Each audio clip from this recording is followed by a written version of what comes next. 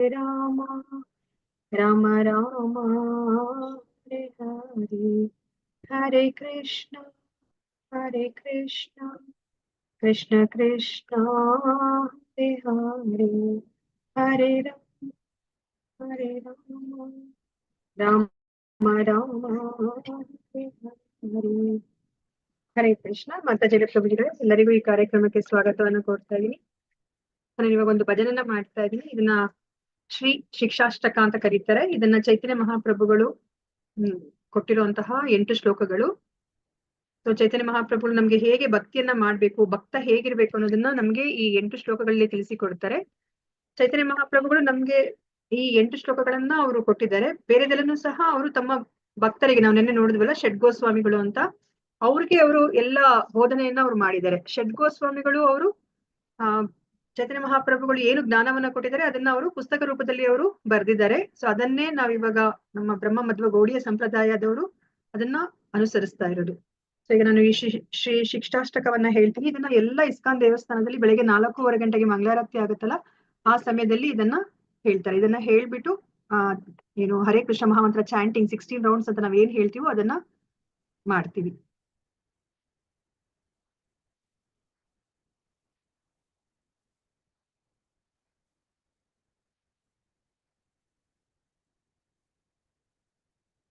चेतोदर्पणमार्जनम् भवमहादावाग्निनिर्वापणम् श्रेयः कैरवचन्द्रिका वितरणम् विद्यावधूजीवनम्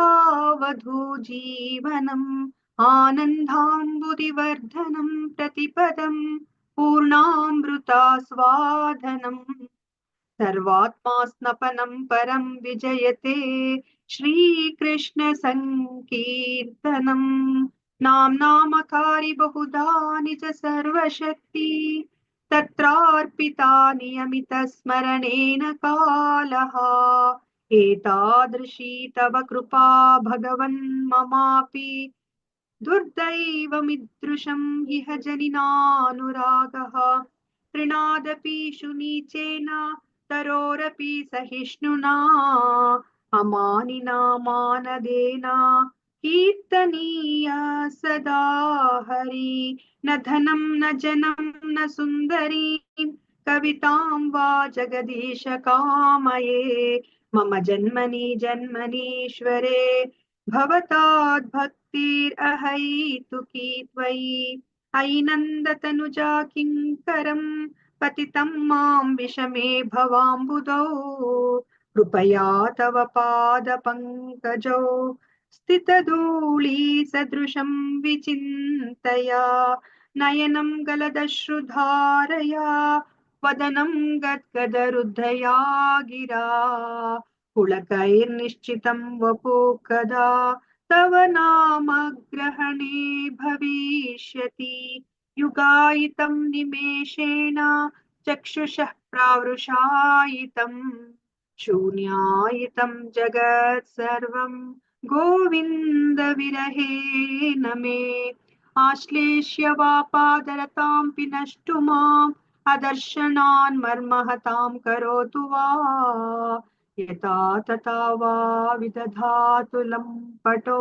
मत्प्राणनाथस्तु स एव नापरः हरे कृष्णा कृष्णा कृष्णा हरे हरे हरे राम राम राम हरे हरे हरे कृष्णा कृष्णा कृष्णा हरे हरे हरे राम राम राम हरे हरे हरे कृष्णा कृष्णा कृष्णा हरे हरे हरे राम राम राम हरे हरे हरे कृष्ण। चैतन्य महाप्रभु की जय।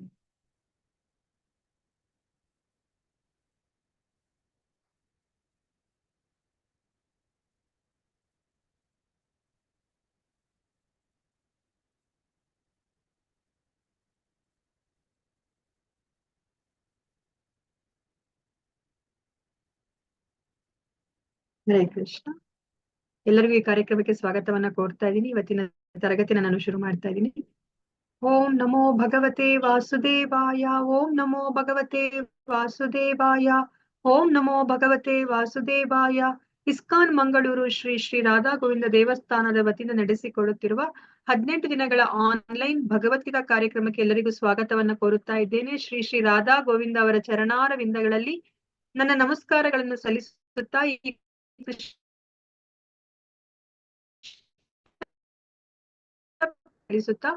ಈ ದೇವಸ್ಥಾನದ ಮುಖ್ಯಸ್ಥರು, ಈ ಕಾರ್ಯಕ್ರಮದ ಕಾರ್ಯಕರ್ತರುಗಳು ಮತ್ತು ನನ್ನ ಗುರುಗಳಾದ ಪೂಜ್ಯ ನಾಮನಿಷ್ಠದಾಸ್ ಪ್ರಭುಜಿಯವರಿಗೂ ನನ್ನ ನಮಸ್ಕಾರಗಳನ್ನು ಸಲ್ಲಿಸುತ್ತಾ ಗುರು ಪ್ರಾರ್ಥನೆಯೊಂದಿಗೆ ನಾನು ಇಂಥ ಕಾರ್ಯಕ್ರಮವನ್ನ ಶುರು ಮಾಡುತ್ತೇನೆ.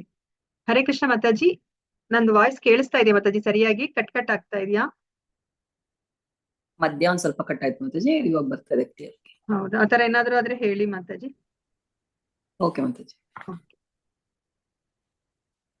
ಓಂ ಅಜ್ಞಾನತಿಮಿರಾಂಧಸ್ಯ ಜ್ಞಾನಾಂಜನಶಲಾಕಯಾ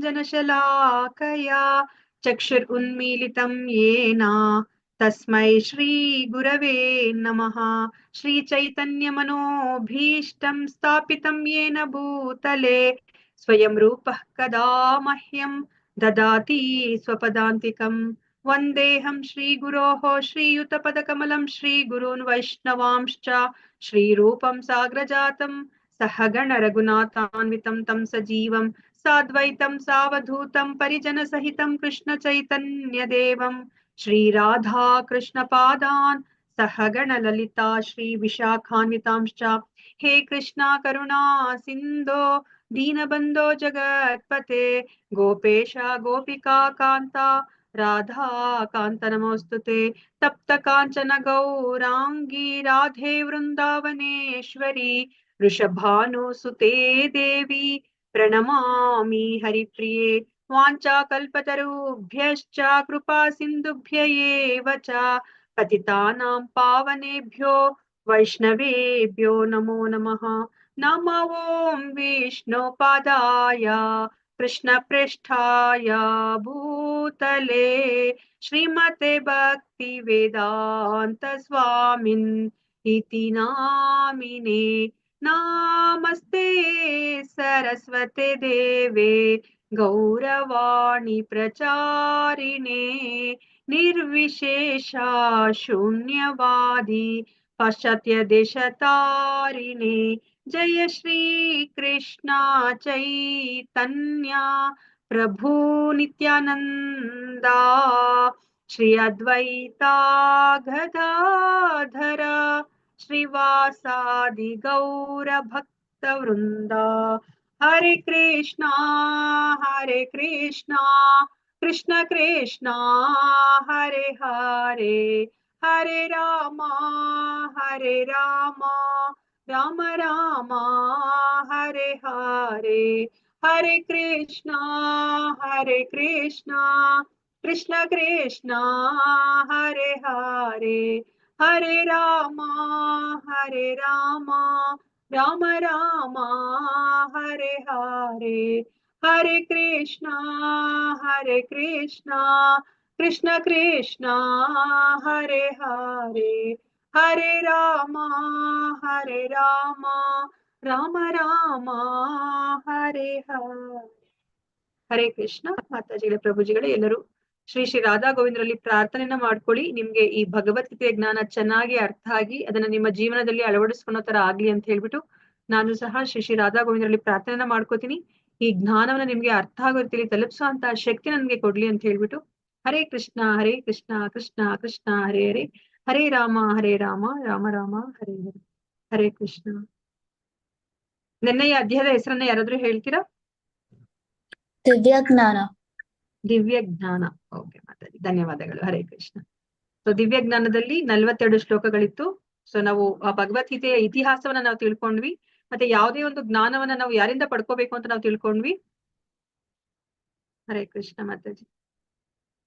ಕೃಷ್ಣನಿಂದ. ಸೊ ಕೃಷ್ಣನಿಂದ ನಮ್ಗೆ ಆ ಜ್ಞಾನ ಬಂದಿರ್ಬೇಕು. ಸೊ ನೇರವಾಗಿ ನಮ್ಗೆ ಕೃಷ್ಣ ಬಂದು ಆ ಜ್ಞಾನವನ್ನ ಕೊಡೋದಿಲ್ಲ.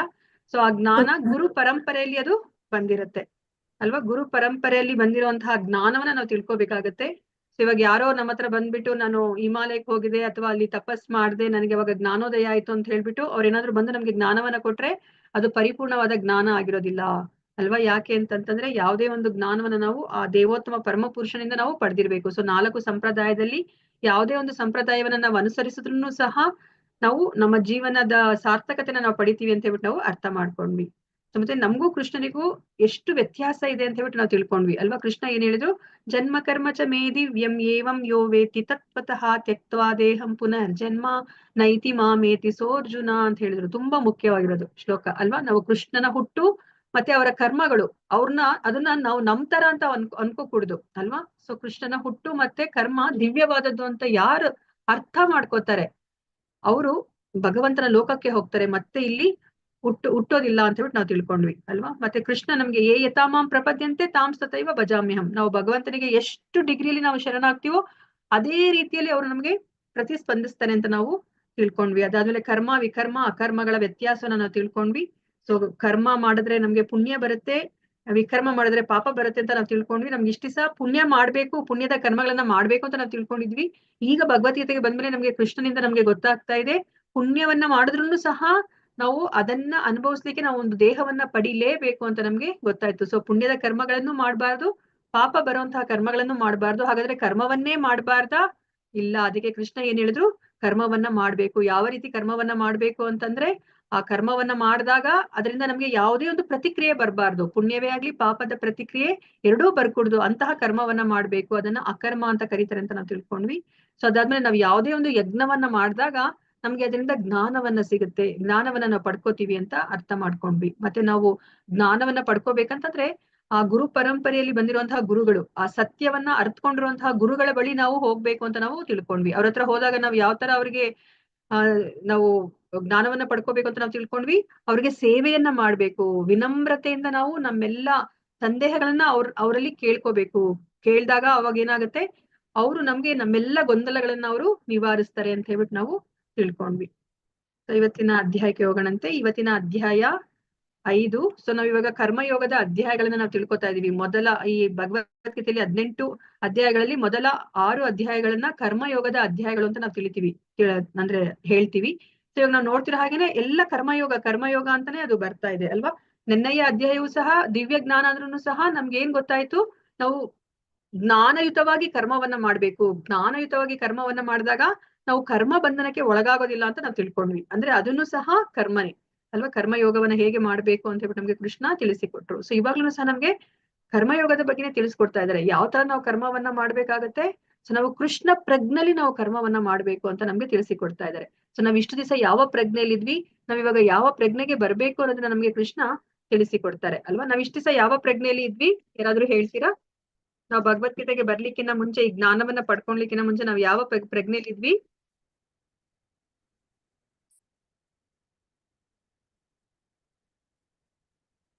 ಹರೇ ಕೃಷ್ಣ. ಇಂದ್ರಿಯಗಳ ತೃಪ್ತಿಗೋಸ್ಕರ ನಾವು ಬದುಕ್ತಾ ಇದ್ವಿ ಮಾತಾಜಿ. ಹಾ. ಸೊ ಅಂದ್ರೆ ನಾವು ನಮ್ಮನ್ನ ಯಾರು ಅಂತ ಗುರುತಿಸ್ಕೊಂಡಿದ್ವಿ. ನಾವು ನಮ್ಮನ್ನ ಇಷ್ಟು ದಿವಸ ನಮ್ಮನ್ನ ನಾವ್ ಯಾರಂತ ತಿಳ್ಕೊಂಡಿದ್ವಿ? ನಮ್ಮದು ದೇಹ. ನಾವು ದೇಹದಿಂದ ನಮ್ಮನ್ನ ಗುರುತಿಸ್ಕೊಂಡ್ವಿ. ಅಲ್ವಾ. ನಾವು ದೇಹ ಅಂತ ಅನ್ಕೊಂಡ್ವಿ. ನಮ್ಗೆ ಆತ್ಮ ಅನ್ನೋ ಒಂದು ಪದ ಗೊತ್ತಿತ್ತು.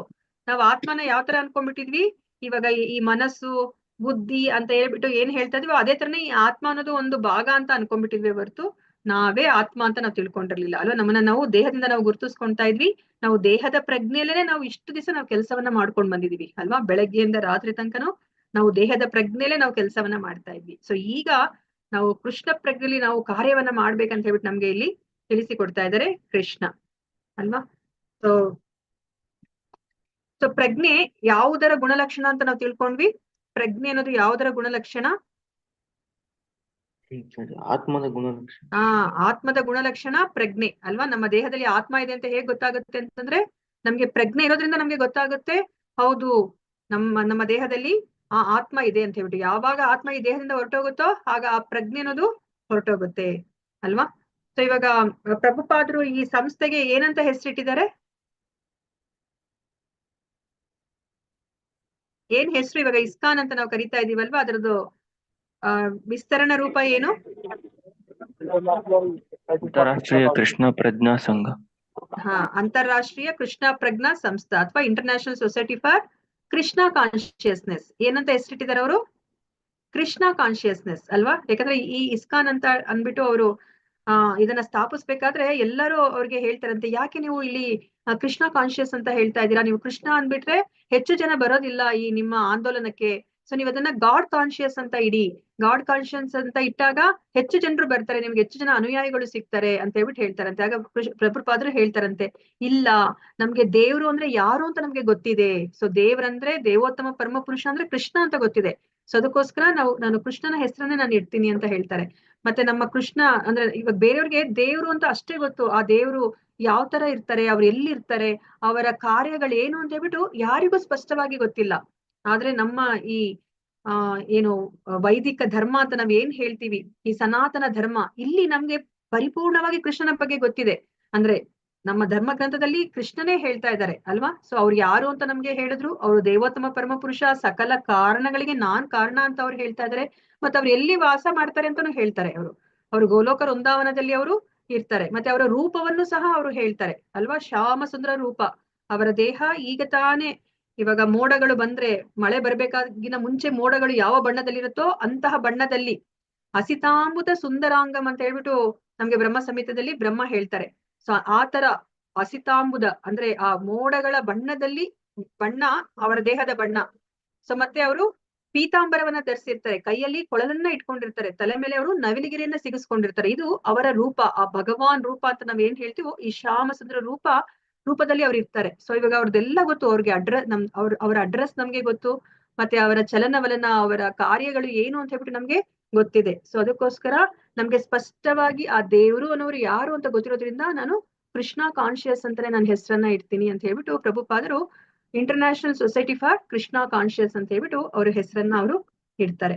ಸೊ ಇವಾಗ ನಾವು ನಮ್ಮ ದೇಹದ ಪ್ರಜ್ಞೆಯಿಂದ ಕೃಷ್ಣ ಪ್ರಜ್ಞೆಗೆ ನಾವು ಬಂದು ನಾವು ಕಾರ್ಯವನ್ನ ಮಾಡ್ಬೇಕಂತ ಹೇಳ್ಬಿಟ್ಟು ನಮ್ಗೆ ಈ ಅಧ್ಯಾಯದಲ್ಲಿ ಕೃಷ್ಣ ತಿಳಿಸಿಕೊಡ್ತಾ ಇದ್ದಾರೆ.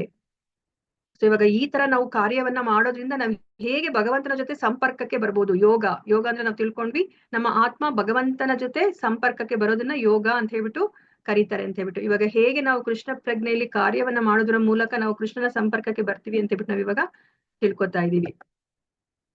ಸೊ ಈ ಅಧ್ಯಾಯದಲ್ಲಿ 29 ಶ್ಲೋಕಗಳಿದೆ. ಸೊ ಇದ್ರಲ್ಲಿ ಮತ್ತೆ ಅರ್ಜುನನಿಗೆ ಗೊಂದಲ ಉಂಟಾಗೋಗ್ಬಿಡುತ್ತೆ. ಅವ್ರಿಗೆ ನೋಡಿ, ಇನ್ನ ಆ ಕರ್ಮ ಅಂದ್ರೆ ನಮಗೋಸ್ಕರನೇ ಅವರು ಈ ಪ್ರಶ್ನೆಗಳನ್ನೆಲ್ಲ ಕೇಳ್ತಾ ಇದ್ದಾರೆ. ಆದ್ರೆ ಇಲ್ಲಿ ಅರ್ಜುನನ ಪ್ರಶ್ನೆಯಿಂದ ಈ ಅಧ್ಯಾಯ ಶುರುವಾಗ್ತಾ ಇದೆ. ಮತ್ತೆ ಅವ್ರಿಗೆ ಗೊಂದಲ ಉಂಟಾಗೋಗುತ್ತಾ ಇದೆ.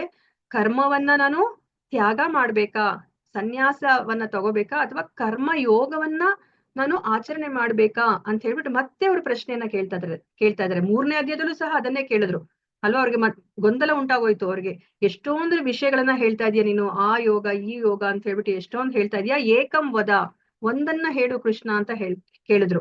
ಈಗ ಮತ್ತೆ ಅವರು ಕೇಳ್ತಾ ಇದಾರೆ, ಕರ್ಮದ ಬಗ್ಗೆನೇ ಅವ್ರು ಕೇಳ್ತಾ ಇದಾರೆ, ಕರ್ಮವನ್ನ ನಾನು ಬಿಡ್ಬೇಕಾ ಅಂತ. ನಮ್ಗೆ ಏನ್ ಹೇಳ್ತಾ ಇದಾರೆ ಕೃಷ್ಣ, ಸೊ ಯಾವುದು ನಾವು ಫಲಾಪೇಕ್ಷಿತವಾಗಿರುವಂತಹ ಕರ್ಮಗಳಿರುತ್ತೋ ಅಂತದನ್ನ ಬಿಡಿ ಅಂತ ಕೃಷ್ಣ ಹೇಳ್ತಿದ್ದಾರೆ. ಆದ್ರೆ ಮತ್ತೆ ಇಲ್ಲಿ ಅರ್ಜುನನಿಗೆ ಗೊಂದಲ ಆಗ್ತಾ ಇದೆ, ಕರ್ಮವನ್ನೇ ತ್ಯಾಗ ಮಾಡ್ಬಿಡ್ಬೇಕಾ ಅಥವಾ ನಾನು ಕರ್ಮವನ್ನ ಮಾಡ್ಬೇಕಾ ಅಂತ ಹೇಳ್ಬಿಟ್ಟು ಇಲ್ಲಿ ಕೇಳ್ತಾ ಇದ್ದಾರೆ. ಮತ್ತೆ ಕರ್ಮ ಯೋಗವನ್ನ ಅಂದ್ರೆ ಭಕ್ತಿಯುತವಾದ ಕರ್ಮವನ್ನ, ಜ್ಞಾನಯುತವಾದ ಕರ್ಮವನ್ನ ನಾನು ಮಾಡ್ಬೇಕಾ ಅಂತ ಹೇಳ್ಬಿಟ್ಟು ಇಲ್ಲಿ ಹೇಳ್ತಾ ಇದ್ದಾರೆ. ಸೊ ಕೃಷ್ಣ ಅದಕ್ಕೆ ಉತ್ತರ ಏನ್ ಕೊಡ್ತಾರೆ, ಕರ್ಮಯೋಗ ಮತ್ತೆ ಸನ್ಯಾಸ ಎರಡರ ಫಲವೂ ಒಂದೇ ಅಂತ ಹೇಳ್ತಾ ಇದ್ದಾರೆ.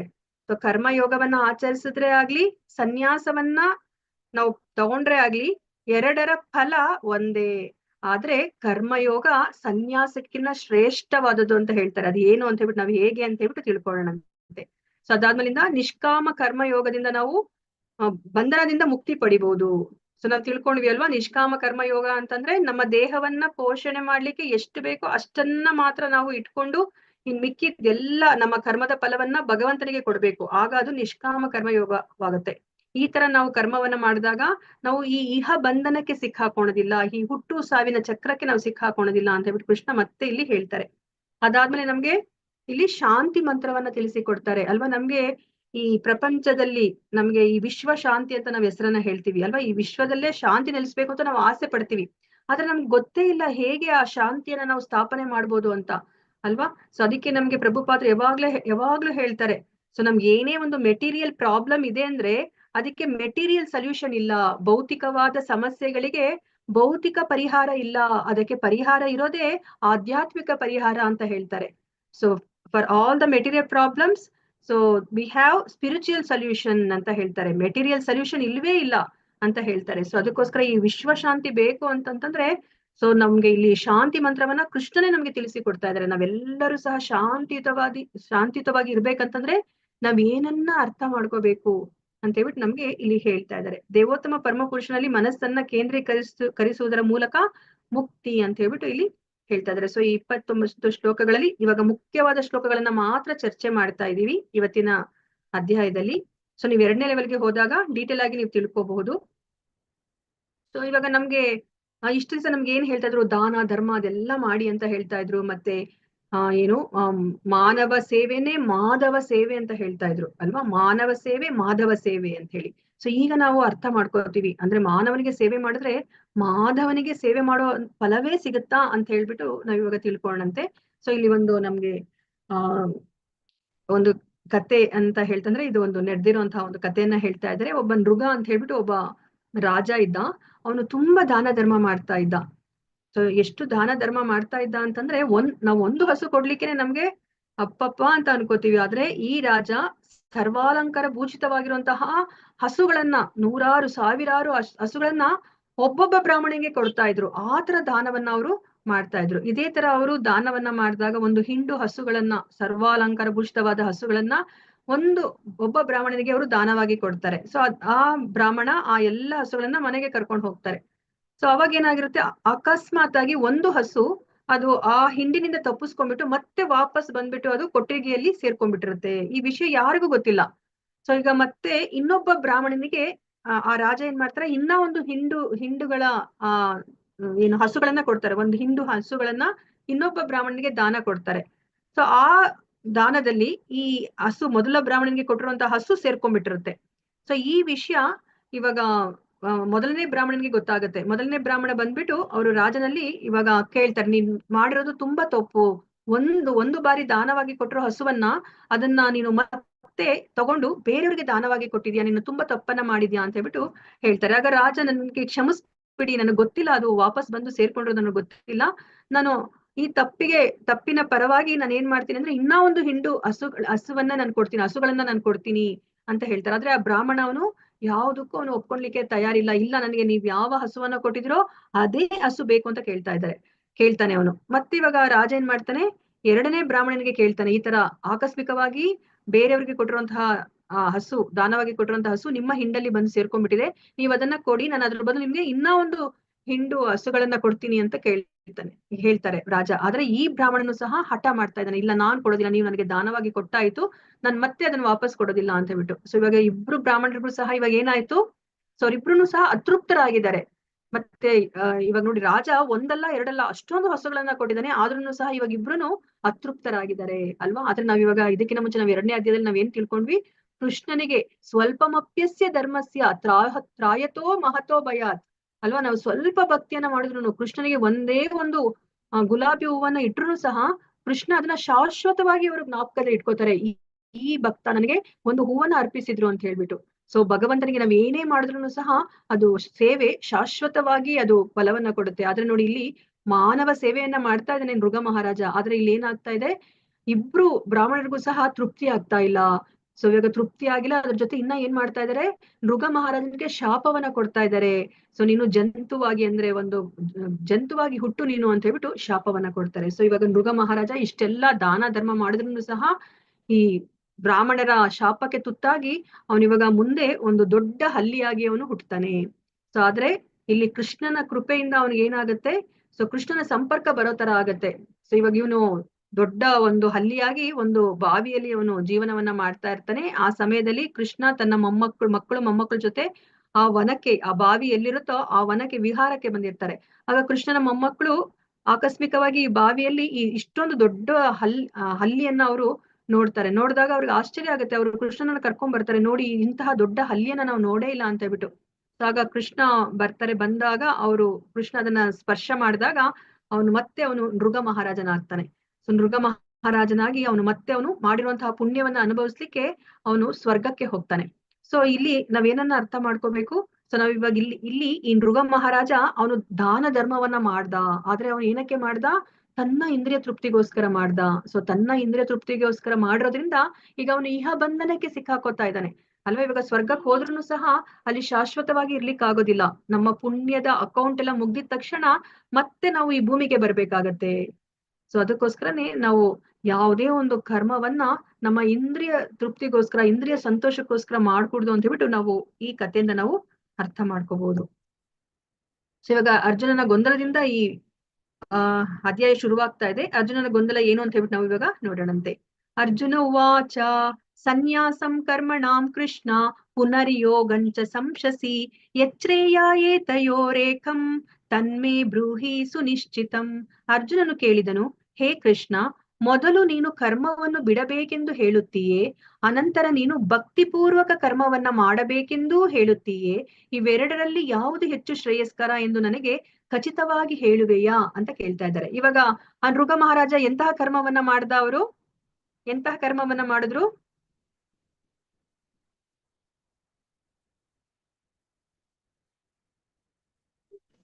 ಇಂದ್ರಿಯ ಸುಖಕ್ಕಾಗಿ. ಇಂದ್ರಿಯ ಸುಖಕ್ಕೋಸ್ಕರ ಮಾಡ್ತಾರೆ ಅಲ್ವಾ. ಅವರು ಕರ್ಮ ಕಾಂಡ ಅಥವಾ ಕರ್ಮವನ್ನ ಅವರು ಮಾಡ್ತಾರೆ. ಅಂದ್ರೆ ಅದು ಒಳ್ಳೆ ಕೆಲಸ. ಅಲ್ಲಿ ಯಾರಿಗೂ ಅವ್ರು ತೊಂದರೆ ಕೊಟ್ಟಿಲ್ಲ. ಅವರು ದಾನ ಧರ್ಮ ಮಾಡ್ತಾ ಇದಾರೆ. ಅವರಲ್ಲಿ ಇರುವಂತದನ್ನ ಅವ್ರೊಬ್ಬರೇ ಅನುಭವಿಸ್ತಲೇ ಬೇರೆಯವರಿಗೆ ಅವರು ದಾನವನ್ನ ಕೊಡ್ತಾ ಇದ್ದಾರೆ. ಅದು ಒಳ್ಳೆಯ ಕಾರ್ಯವೇ ಅಲ್ವಾ. ಕರ್ಮವನ್ನ ಅವರು ಮಾಡ್ತಾ ಇದ್ದಾರೆ. ಸೊ ಕೃಷ್ಣ ಹೇಳ್ತಾ ಇರೋದು ಇಂತಹ ಕರ್ಮವನ್ನ ಬಿಡ್ಬೇಕು ಅಂತ ಹೇಳ್ಬಿಟ್ಟು ಹೇಳ್ತಾ ಇರೋದು. ಸೊ ಇವಾಗಾದ್ರೆ ಎಂತಹ ಕರ್ಮವನ್ನ ಮಾಡ್ಬೇಕು ಅಂತ ಹೇಳ್ತಾ ಇದ್ದಾರೆ ಕೃಷ್ಣ? ಭಕ್ತಿ ಪೂರ್ವಕ ಕರ್ಮವನ್ನ ಮಾಡ್ಬೇಕು ಅಂತ ಹೇಳ್ತಾ ಇದ್ಯಾ? ಸೊ ನೀನು ಕರ್ಮವನ್ನ ಬಿಡ್ಬೇಕು, ಆದ್ರೆ ಭಕ್ತಿಪೂರ್ವಕ ಕರ್ಮವನ್ನ ಮಾಡ್ಬೇಕು ಅಂತ ಹೇಳ್ತಾ ಇದ್ಯಾ. ಇವೆರಡರಲ್ಲಿ ಯಾವುದು ಹೆಚ್ಚು ಶ್ರೇಯಸ್ಕರ ಎಂದು ನನಗೆ ಖಚಿತವಾಗಿ ಹೇಳುವೆಯಾ ಅಂತ ಕೇಳ್ತಾ ಇದ್ದಾರೆ ಅಲ್ವಾ. ನಾವ್ ಇದಕ್ಕಿಂತ ಮುಂಚೆ ನಾವು ಕಲ್ತ್ಕೊಂಡ್ವಿ. ಇದು ಏನು ಶರಣಾಗತ ಮಂತ್ರದಲ್ಲಿ ಈ ಶ್ರೇಯಸ್ಕರ ಅನ್ನೋ ಒಂದು ಪದ ಬರುತ್ತೆ. ಶ್ರೇಯಸ್ಕರ ಮತ್ತೆ ಪ್ರೇಯಸ್ಕರ. ಸೊ ಶ್ರೇಯಸ್ಕರ ಅಂತಂದ್ರೆ ನಮ್ಗೆ ತತ್ಕ್ಷಣಕ್ಕೆ ಒಳ್ಳೇದಾಗದನ್ನ ಪ್ರೇಯಸ್ಕರ ಅಂತ ಕರಿತೀವಿ. ಮುಂದೆನೂ ಸಹ ಅದರಿಂದ ಒಳ್ಳೇದಾಗ್ಬೇಕು, ಅದನ್ನ ಶ್ರೇಯಸ್ಕರ ಅಂತ ಕರೀತಾರೆ ನೋಡಿ. ಅದಕ್ಕೆ ಅರ್ಜುನ ಯಾವಾಗ್ಲೂ ಅವರು ಮುಂದೆದನ್ನ ಯೋಚನೆ ಮಾಡ್ತಾರೆ. ಹೌದು, ಇವಾಗ ನೃಗ ಮಹಾರಾಜನಿಗೆ ಈಗ ತುಂಬಾ ಪುಣ್ಯ ಬಂದು ಅವನು ಸ್ವರ್ಗಕ್ಕೆ ಹೋದ ಅಲ್ವಾ, ಅದು ಪ್ರೇಯಸ್ಕರ. ಆದ್ರೆ ನಾವು ತುಂಬಾ ಅದರ ಮುಂದಿನ ಅಂದ್ರೆ ದೂರಾಲೋಚನೆಯನ್ನ ಮಾಡಿದಾಗ ಏನಾಗತ್ತೆ, ಅವನು ಪರಿಪೂರ್ಣವಾಗಿ ಅಲ್ಲೇ ಸ್ವರ್ಗದಲ್ಲಿ ಶಾಶ್ವತವಾಗಿ ಇರ್ಲಿಕ್ಕೆ ಆಗೋದಿಲ್ಲ. ಅವನು ಪುಣ್ಯದ ಅಕೌಂಟ್ ಎಲ್ಲ ಮುಗ್ದಿದ ತಕ್ಷಣ ಈ ಭೂಮಿಗೆ ಬರ್ಬೇಕಾಗುತ್ತೆ. ಭೂಮಿಗೆ ಬಂದ ತಕ್ಷಣ ಮತ್ತೆ ಅವನು ಈ ಕರ್ಮ ಬಂಧನಕ್ಕೆ ಅವನು ಸಿಕ್ಕಾಕೋತಾನೆ ಅಲ್ವಾ. ಸೊ ಅದಕ್ಕೇನೆ ಇಲ್ಲಿ ಕೇಳ್ತಾ ಇದಾರೆ, ಯಾವ್ದು ಶ್ರೇಯಸ್ಕರ? ಭಕ್ತಿಪೂರ್ವಕ ಕರ್ಮ ಶ್ರೇಯಸ್ಕರನ ಅಥವಾ ಕರ್ಮ ಶ್ರೇಯಸ್ಕರನ ಅಂತ ಹೇಳ್ಬಿಟ್ಟು ನನಗೆ ಖಚಿತವಾಗಿ ಹೇಳ್ತೀಯಾ ಅಂತ ಹೇಳ್ಬಿಟ್ಟು ಇಲ್ಲಿ ಹೇಳ್ತಾ ಇದ್ದಾರೆ. ಸೊ ನಾವಿವಾಗ ಏನನ್ನ ತಿಳ್ಕೊಂಡ್ವಿ? ನಮ್ಗೆ ಕೃಷ್ಣ ಇದಕ್ಕಿಂತ ಮುಂಚೆ ನಮ್ಗೆ 3ನೇ ಅಧ್ಯಾಯದಲ್ಲಿ ಸ್ಪಷ್ಟವಾಗಿ ನಮ್ಗೆ ತಿಳಿಸಿದ್ರು. 2ನೇ ಅಧ್ಯಾಯದಲ್ಲೂ ಸಹ ನಮ್ಗೆ ಹೇಳಿದ್ರು ನಾವು ಕರ್ಮವನ್ನ ಯಾವತ್ತು ಮಾಡ್ಲೇಬೇಕು ಅಂತ ಹೇಳಿದ್ರು. ಇಲ್ಲ ಅಂತಂದ್ರೆ ಇಲ್ಲಿ ಅರ್ಜುನ ಯುದ್ಧ ಮಾಡೋ ಅಗತ್ಯನೇ ಬರ್ತಿರ್ಲಿಲ್ಲ ಅಲ್ವಾ. ನೀನ್ ಕರ್ಮ ಮಾಡ್ಬೇಡ ಅಂತ ಹೇಳ್ಬಿಟ್ಟು ಕೃಷ್ಣ ಏನಾದ್ರು ಅರ್ಜುನನ್ಗೆ ಹೇಳಿದ್ರೆ ಅವನು ಇವಾಗ ಯುದ್ಧವನ್ನ ಮಾಡೋ ಅಗತ್ಯನೇ ಬರ್ತಿರ್ಲಿಲ್ಲ. ಅವನು ಕಾಡಿಗೆ ಹೋಗ್ಬಿಟ್ಟು ಅಲ್ಲಿ ಅವನು ಧ್ಯಾನ ಮಾಡ್ಕೊಂಡು ಕುತ್ಕೋಬೋದಾಗಿತ್ತು ಅಥವಾ ಭಿಕ್ಷೆಯನ್ನ ಬೇಡ್ಬೋದಾಗಿತ್ತು ಅಲ್ವಾ. ಕೃಷ್ಣ ಯಾವಾಗ್ಲೂ ಹೇಳ್ತಾ ಇದಾರೆ ನಾವು ಕರ್ಮವನ್ನ, ಅದು ನಮ್ಮ ನಿಗದಿತ ಕರ್ಮವನ್ನ ನಾವು ಮಾಡ್ಲೇಬೇಕು, ಕರ್ಮದ ಫಲವನ್ನಷ್ಟೇ ನಾವು ತ್ಯಾಗ ಮಾಡ್ಬೇಕು ಅಂತ ಹೇಳ್ಬಿಟ್ಟು ಹೇಳ್ತದೆ. ಇದನ್ನ ನಾವು ಸ್ಪಷ್ಟವಾಗಿ ನಾವು ಅರ್ಥ ಮಾಡ್ಕೋಬೇಕಾಗಿರೋದು. ಸೊ ಇವಾಗ ಇದು ಅರ್ಜುನನ ತಪ್ಪು ಗ್ರಹಿಕೆ ಯಾಕಾಯ್ತು ಅಂತ ಹೇಳ್ಬಿಟ್ಟು ಇಲ್ಲಿ ನಮ್ಗೆ ಹಲವಾರು ಶ್ಲೋಕದಲ್ಲಿ ಏನೆಲ್ಲ ಹೇಳಿದ್ದಾರೆ ಅಂತ ಹೇಳ್ಬಿಟ್ಟು ಇಲ್ಲಿ ಹೇಳ್ತಾ ಇದ್ದಾರೆ. ಇದನ್ನ ನೀವು ಸೆಕೆಂಡ್ ಲೆವೆಲ್ ಅಲ್ಲಿ ನೀವು ತಿಳ್ಕೊಂಡ್ರೆ ನಿಮ್ಗೆ ಇದು ಚೆನ್ನಾಗಿ ಅರ್ಥ ಆಗುತ್ತೆ. ನಾನು ಇದನ್ನ ನಿಮ್ಗೆ ಇವಾಗ ವಿವರಿಸ್ತಾ ಇಲ್ಲ. ಸೊ ಇವಾಗ ಕೃಷ್ಣ ಏನ್ ಉತ್ತರವನ್ನ ಕೊಡ್ತಾರೆ? ಕರ್ಮವನ್ನ ಬಿಡಬೇಕು ಮತ್ತೆ ಭಕ್ತಿಯುತವಾದ ಕರ್ಮವನ್ನ ಮಾಡ್ಬೇಕು ಅಂತ ಹೇಳ್ತಿದಾರಲ್ಲ. ಸೊ ಯಾವ್ದು ಶ್ರೇಯಸ್ಕರ ಅಂತ ಕೇಳಿದ್ರಲ್ಲ ಅರ್ಜುನ, ಅದಕ್ಕೆ ಇವಾಗ ಕೃಷ್ಣ ಏನ್ ಉತ್ತರವನ್ನ ಕೊಡ್ತಾರೆ ಅಂತ ಹೇಳ್ಬಿಟ್ಟು ನಾವು ನೋಡೋಣಂತೆ. ಶ್ರೀ ಭಗವಾನುವಾಚ ಸನ್ಯಾಸ ಕರ್ಮ ಯೋಗಶ್ಚ ನಿಶ್ರೇಯಸಕರ ಉಭೌ ತಯೋಸ್ತು ಕರ್ಮ ಸನ್ಯಾಸಾತ್ ಕರ್ಮ ಯೋಗೋ ವಿಶಿಷ್ಯತೆ. ದೇವೋತ್ತಮ ಪುರುಷನು ಹೀಗೆ ಉತ್ತರಿಸಿದನು, ಕರ್ಮ ಸನ್ಯಾಸ ಮತ್ತು ಭಕ್ತಿ ಸೇವಾ ಕರ್ಮ ಎರಡೂ ಮುಕ್ತಿ ಪಥಕ್ಕೆ ಕೊಂಡೊಯ್ಯುತ್ತದೆ. ನೋಡಿ, ನಾವು ಕರ್ಮವನ್ನ ಮಾಡ್ಬಿಟ್ಟು ಅದರ ಫಲವನ್ನ ನಾವು ತ್ಯಾಗ ಮಾಡಿದಾಗ ಮತ್ತೆ ನಾವು ಭಗವಂತನಿಗೋಸ್ಕರ ನಾವು ಯಾವುದೇ ಒಂದು ಕರ್ಮವನ್ನ ಮಾಡಿದಾಗ ಎರಡೂ ಸಹ ನಮ್ಮನ್ನ ಮುಕ್ತಿ ಪಥಕ್ಕೆ ಕೊಂಡೊಯ್ಯುತ್ತದೆ. ಆದರೆ ಇವೆರಡರಲ್ಲಿ ಭಕ್ತಿ ಸೇವಾ ಕರ್ಮವು ಕರ್ಮ ಸನ್ಯಾಸಕ್ಕಿಂತ ಉತ್ತಮ ಅಂತ ಹೇಳ್ತಾ ಇದ್ದಾರೆ. ಸೊ ಇವಾಗ ಇದನ್ನ ನಾವು ಸ್ವಲ್ಪ ಡೀಟೇಲ್ ಆಗಿ ಅರ್ಥ ಮಾಡ್ಕೊಳ್ಳೋಣಂತೆ. ಸೊ ಇವಾಗ ನಮ್ಗೆ ಭಗವಂತ ಈ ಕೈ, ಕಾಲು, ಕಣ್ಣು, ಕಿವಿ, ಮೂಗು ಎಲ್ಲವನ್ನ ಕೊಟ್ಟಿದ್ದಾನೆ. ಮತ್ತೆ ನಮ್ಮ ಸುತ್ತಮುತ್ತಲ ನಮ್ಮ ಪ್ರಕೃತಿಯನ್ನ ನೋಡಿದ್ರೆ ಎಂತೆಲ್ಲ ಸುಂದರವಾದ ವಸ್ತುಗಳಿದೆ ಅಲ್ವಾ. ಸೊ ಈ ಎಲ್ಲ ಸುಂದರವಾದ ವಸ್ತುಗಳನ್ನ ನಾವು ಉಪಯೋಗಿಸ್ಬೇಕು ಅಂತ ಅನ್ಸುತ್ತಾ ನಿಮ್ಗೆ, ಅಥವಾ ಬೇಡ ಅಂತ ಅನ್ಸುತ್ತಾ? ಅಥವಾ ಈ ಕಣ್ಣು, ಕಿವಿ, ಮೂಗು, ನಮ್ಮ ಅಂಗಾಂಗಗಳನ್ನ, ನಮ್ಮ ದೇಹ, ಮನಸ್ಸು, ಬುದ್ಧಿ ಎಲ್ಲವನ್ನ ನಮ್ಗೆ ಉಪಯೋಗಿಸ್ಬೇಕು ಅಂತ ಅನ್ಸುತ್ತೋ, ಅಥವಾ ಬೇಡಪ್ಪ ಇದನ್ನೆಲ್ಲ ಉಪಯೋಗಿಸಿದ್ರೆ ನಾವು ಕರ್ಮ ಬಂಧನಕ್ಕೆ ಒಳಗಾಗ್ಬಿಡ್ತೀವಿ, ಏನು ಮಾಡದೆ ಬೇಡ, ಒಂದ್ ಕಡೆ ಸುಮ್ನೆ ಕುತ್ಕೊಂಡ್ಬಿಟ್ಟು ಭಗವಂತ ಧ್ಯಾನ ಮಾಡೋಣ ಅಂತ ನಿಮ್ಗೆ ಅನ್ಸುತ್ತಾ? ಉಪಯೋಗಿಸ್ಕೊಬೇಕು ಅನ್ಸುತ್ತೆ. ಉಪಯೋಗಿಸ್ಕೊಂಡ್ರೆ ನಿಮ್ಗೆ ಕರ್ಮ ಬಂಧನಕ್ಕೆ ಒಳಗಾಗ್ಬಿಡ್ತೀರಲ್ವಾ?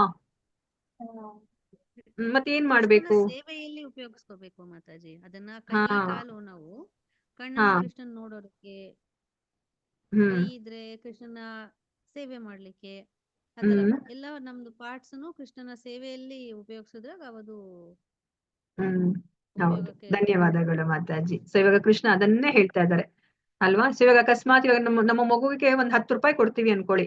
ಸೊ ಇವಾಗ ನಿಮ್ಮ ಮಗು ಆ 10 ರೂಪಾಯಿನ ಹೇಗೆ ಖರ್ಚು ಮಾಡಿದ್ರೆ ನಿಮ್ಗೆ ಖುಷಿ ಆಗತ್ತೆ? ಆ 10 ರೂಪಾಯಿನ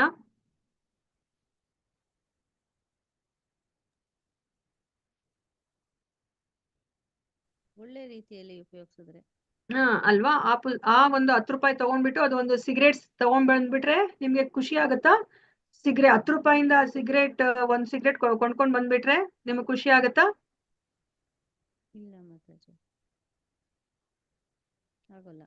ಅಲ್ವಾ? ಎಷ್ಟು ದುಃಖ ಆಗುತ್ತೆ ನಮ್ಗೆ 10 ರೂಪಾಯಿ ಕೊಟ್ಟಾಗ ಅದು ಸಿಗರೇಟ್ ತಗೊಂಡ್ಬಂದ್ರೆ ನಮ್ಗೆ ತುಂಬಾ ದುಃಖ ಆಗುತ್ತೆ. ಅದೇ ತರನೇ ಮತ್ತೆ ಆ ಸಿಗರೇಟ್ ಏನು ಆ 10 ರೂಪಾಯಿಂದ ಒಂದು ಚಾಕ್ಲೇಟ್ ತಗೊಂಡ್ ಬಂದ್ರೆ ಹಲ್ಲು ಆಲ್ರೆಡಿ ಉಳ್ಕಲ್ಲಾಗಿದೆ ಅಲ್ವಾ? ಮತ್ತೆ ಅದು ಚಾಕ್ಲೇಟ್ ತಗೊಂಡ್ ಬಂದ್ರೆ ನಮ್ಗೆ ಮತ್ತೆ ಬೇಜಾರಾಗತ್ತೆ ಅಲ್ವಾ? ಮತ್ತೆ ಆ 10 ರೂಪಾಯಿಲಿ ಯಾವ್ದಾದ್ರು ಒಂದು ಪುಸ್ತಕವನ್ನು ಪೆನ್ಸಿಲ್ ಅನ್ನ ತಗೊಂಡ್ಬಂದ್ರೆ ಏನಾಗತ್ತೆ? ಖುಷಿ ಆಗುತ್ತೆ, ಖುಷಿ ಆಗತ್ತೆ ಅಲ್ವಾ? ಅದನ್ನ ಸದ್ಬಳಕೆ ಅಂತ ಅನ್ಸುತ್ತೆ ಅಲ್ವಾ? ಆ 10 ರೂಪಾಯಿ ನಾವ್ ಏನ್ ಕೊಟ್ಟಿದೀವೋ ಅದನ್ನ ಆ ಮಗು ಸದ್ಬಳಕೆ ಮಾಡ್ತಾ ಇದೆ, ಒಳ್ಳೇದಕ್ಕೆ ಉಪಯೋಗಿಸ್ತಾ ಇದೆ ಅಂತ ಅನ್ಸುತ್ತೆ ಅಲ್ವಾ? ಸೊ ಅದೇ ತರನೇ ಇವಾಗ ಭಗವಂತ ಇದೆಲ್ಲವನ್ನ ನಮ್ಗೆ ಕೊಟ್ಟಿದ್ದಾರೆ ಅಲ್ವಾ? ಸೊ ಎಷ್ಟೊಂದು ಇವಾಗ ಸುಂದರವಾದ ವಸ್ತುಗಳೆಲ್ಲ ಇದೆ ಅಲ್ವಾ? ನಮ್ಮ ದೇಹದಲ್ಲೂ ಸಹ ಈ ಕೈ ಕಾಲುಗಳು, ಈ ಅಂಗಾಂಗಗಳು ಏನೆಲ್ಲ ಇದೆ, ಸೊ ಎಲ್ಲವನ್ನೂ ಸಹ ನಮ್ಗೆ ಕೃಷ್ಣ ಕೊಟ್ಟಿರೋದು ಏನಕ್ಕೆ? ಸೊ ಭಗವಂತನ ಸೇವೆಯನ್ನ ಮಾಡ್ಲಿ ಅಂತ ಹೇಳ್ಬಿಟ್ಟು ಕೃಷ್ಣ ಕೊಟ್ಟಿದ್ದಾರೆ ಅಲ್ವಾ? ಅದನ್ನ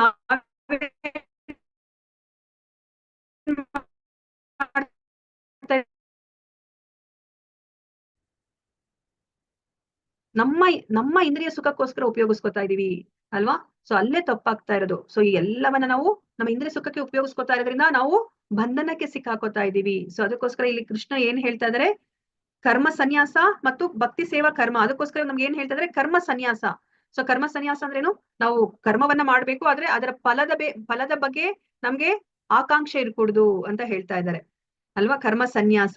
ಸೊ ಮತ್ತೆ ಇಲ್ಲಿ ಭಕ್ತಿ ಸೇವಾ ಕರ್ಮದಲ್ಲಿ ಏನ್ ಮಾಡ್ತಾ ಇದೀವಿ? ನಾವೆಲ್ಲವನ್ನ ಭಗವಂತನಿಗೆ ನಾವು ಉಪಯೋಗಿಸ್ತಾ ಇದೀವಿ. ಸೊ ಮತ್ತೆ ನಮ್ಗೆ ಇನ್ನ ಒಂದು ತರ ಯಾವ್ದು ತರ ಅರ್ಥ ಮಾಡ್ಕೋಬೇಕಂತಂದ್ರೆ, ಇವಾಗ ನಮ್ಗೆ ಈ ಲ್ಯಾಪ್ಟಾಪ್ ನ ನಮ್ಗೆ ಇದು ಭೌತಿಕ ವಸ್ತು, ಬೇಡ ಇದು ಭೌತಿಕ ವಸ್ತು, ಇದನ್ನ ಉಪಯೋಗಿಸೋದ್ ಬೇಡ ಅಂತ ಹೇಳ್ಬಿಟ್ಟು ಇದನ್ನ ಸನ್ಯಾಸ ಅಂದ್ರೆ ಇದನ್ನ ತ್ಯಾಗ ಮಾಡ್ತಾ ಇರೋದು. ಸೊ ತ್ಯಾಗ ಮಾಡಿದಾಗ ಏನಾಯ್ತು? ಹೌದು, ನಮ್ಗೆ ಇವಾಗ ಇದರಿಂದ ನಾವು ಬೇರೆ ಕೆಟ್ಟದೆಲ್ಲ ನಾವು ಬ್ರೌಸ್ ಮಾಡ್ಬೋದು, ನೋಡ್ಬೋದು. ಅದನ್ನೆಲ್ಲಾನು ಸಹ ನಾವಿವಾಗ ಮಾಡ್ದಲ್ಲಿರೋದಕ್ಕೆ ಏನಾಗುತ್ತೆ? ಸೊ ನಮ್ಗೆ ಇವಾಗ ಪಾಪ ಬರ್ತಾ ಇಲ್ಲ ಅಲ್ವಾ? ನಮ್ಮ ಅಕೌಂಟ್ ಅಲ್ಲಿ ಪಾಪ ಬರ್ತಿಲ್ಲ. ಯಾಕಂದ್ರೆ ನಾವೆಲ್ಲವನ್ನ ಈಗ ಇಂತಹ ವಸ್ತುಗಳನ್ನೆಲ್ಲ ನಾವು ತ್ಯಾಗ ಮಾಡ್ತಾ ಇದೀವಿ. ಯಾವ್ದ್ರಿಂದ ನಮ್ಗೆಲ್ಲಾ ಇಂದ್ರಿಯ ಸುಖ ಸಿಗ್ಬಹುದು ಅಂತದನ್ನೆಲ್ಲ ನಾವು ತ್ಯಾಗ ಮಾಡ್ತಾ ಇದೀವಿ. ಅವಾಗ ಏನಾಗುತ್ತೆ? ಸೊ ನಮ್ಮ ಅಕೌಂಟ್ ಅಲ್ಲಿ ಈಗ ಪಾಪ ಪುಣ್ಯ ಯಾವ್ದು ಬರ್ತಾ ಇಲ್ಲ. ಸೊ ಅವಾಗ ಏನಾಗುತ್ತೆ? ನಾವು ಮುಕ್ತಿಯನ್ನ ಪಡ್ಕೊಳ್ಲಿಕ್ಕೆ ನಾವು ಅರ್ಹತೆಯನ್ನ ನಾವು ಪಡಿತೀವಿ. ಆದ್ರೆ ಇದು ತುಂಬಾ ಕಷ್ಟ ನೋಡಿ. ಇದನ್ನ ಲ್ಯಾಪ್ಟಾಪ್ ಮುಟ್ಕೂಡ್ದು, ಮತ್ತೆ ಮೊಬೈಲ್ ಮುಟ್ಕೂಡ್ದು, ಯಾವ್ದನ್ನು ನಾವು ಇವಾಗ ಮುಟ್ಕೂಡ್ದು ಅಂದಾಗ ತುಂಬಾ ಕಷ್ಟ. ಇದನ್ನೆಲ್ಲ ನಾವು ತ್ಯಾಗ ಮಾಡ್ತಾ ಹೋದಾಗ ನಮ್ಗೆ ತುಂಬಾ ಕಷ್ಟಕರವಾಗತ್ತೆ. ಆದ್ರೆ ನೋಡಿ, ಇವಾಗ ನಾವು ಪ್ರಭುಪಾದ್ರನ್ನ ನೋಡಿದ್ವಿ. ಪ್ರಭುಪಾದ್ರ ಏನ್ ಮಾಡಿದ್ರು? ಅವ್ರೆಲ್ಲಾ ಎಲೆಕ್ಟ್ರಾನಿಕ್ ಗ್ಯಾಜೆಟ್ಸ್ ಎಲ್ಲವನ್ನ ಆ ಸಮಯದಲ್ಲಿ ಏನೆಲ್ಲ ಇತ್ತೋ ಎಲ್ಲವನ್ನ ಅವರು ಕೃಷ್ಣನ ಸೇವೆಗೆ ಉಪಯೋಗಿಸಿದ್ರು. ಮತ್ತೆ ಎಷ್ಟೊಂದ್ ಜನ ಹೇಳಿದ್ರು, ಅಂದ್ರೆ ಇವಾಗ ಒಬ್ಬ ಸನ್ಯಾಸಿ ಆದವರು ಅವರು ಸಮುದ್ರವನ್ನ ದಾಟಬಾರ್ದು ಅಂತ ಹೇಳಿದ್ರು. ಮತ್ತೆ ಈ ವಿಮಾನದಲ್ಲಿ ಅವರು ಪ್ರಯಾಣ ಮಾಡ್ಕೂಡ್ದು ಅಂತ ಹೇಳಿದ್ರು. ಆದ್ರೆ ಪ್ರಭುಪಾದ್ರ ಅದನ್ನೆಲ್ಲಾ ಮಾಡಿದ್ರು. ಅದನ್ನೆಲ್ಲ ಅವ್ರು ಮಾಡಿದ್ದು ನಾನ್ ಫಾರಿನ್ ಹೋಗ್ಬಿಟ್ಟು ಎಂಜಾಯ್ ಮಾಡ್ಬೇಕು, ಅಥವಾ ಅಲ್ಲಿ ಯಾವ್ದೋ ಒಂದು ಏನು ಏನ್ ಹೇಳ್ತಾರೆ, ನನ್ನ ಫಾರಿನ್ ಕಂಟ್ರಿಗಳೆಲ್ಲ ಹೋದಾಗ ಏನೆಲ್ಲ ನೋಡ್ಕೊಂಡ್ ಬರ್ತೀವಿ, ಅದೆಲ್ಲ ನೋಡ್ಕೊಂಡು ನಾನು ಎಂಜಾಯ್ ಮಾಡ್ಕೊಂಡ್ ಬರ್ಬೇಕು ಅಂತ ಪ್ರಭುಪಾದ್ರು ಹೋಗ್ಲಿಲ್ಲ. ಅವ್ರು ಹೋಗಿದ್ದಾದ್ರೂ ಏನಕ್ಕೆ? ಅವರು ಈ ಕೃಷ್ಣ ಪ್ರಜ್ಞೆಯನ್ನ ಪ್ರತಿಯೊಬ್ಬರಿಗೂ ಸಹ ಅದನ್ನ ಪ್ರಚಾರ ಮಾಡ್ಲಿಕ್ಕೆ ಹೋಗ್ತಾರೆ. ಅವರ ಗುರುವಿನ ಆಜ್ಞೆಯನ್ನ ಪಾಲಿಸ್ಲಿಕ್ಕೆ ಹೋಗ್ತಾರೆ ಅಲ್ವಾ? ಅದನ್ನ ಪಾಲಿಸ್ಲಿಕ್ಕೋಸ್ಕರ ಅವ್ರು ಇದನ್ನೆಲ್ಲವನ್ನ ಉಪಯೋಗಿಸ್ಕೋತಾರೆ. ಆ ಸಮಯದಲ್ಲಿ ಏನೆಲ್ಲ ಎಲೆಕ್ಟ್ರಾನಿಕ್ ಗ್ಯಾಜೆಟ್ಸ್ ಇತ್ತು, ಮತ್ತೆ ಡಿಕ್ಟಾಫೋನ್ ಅಂತ.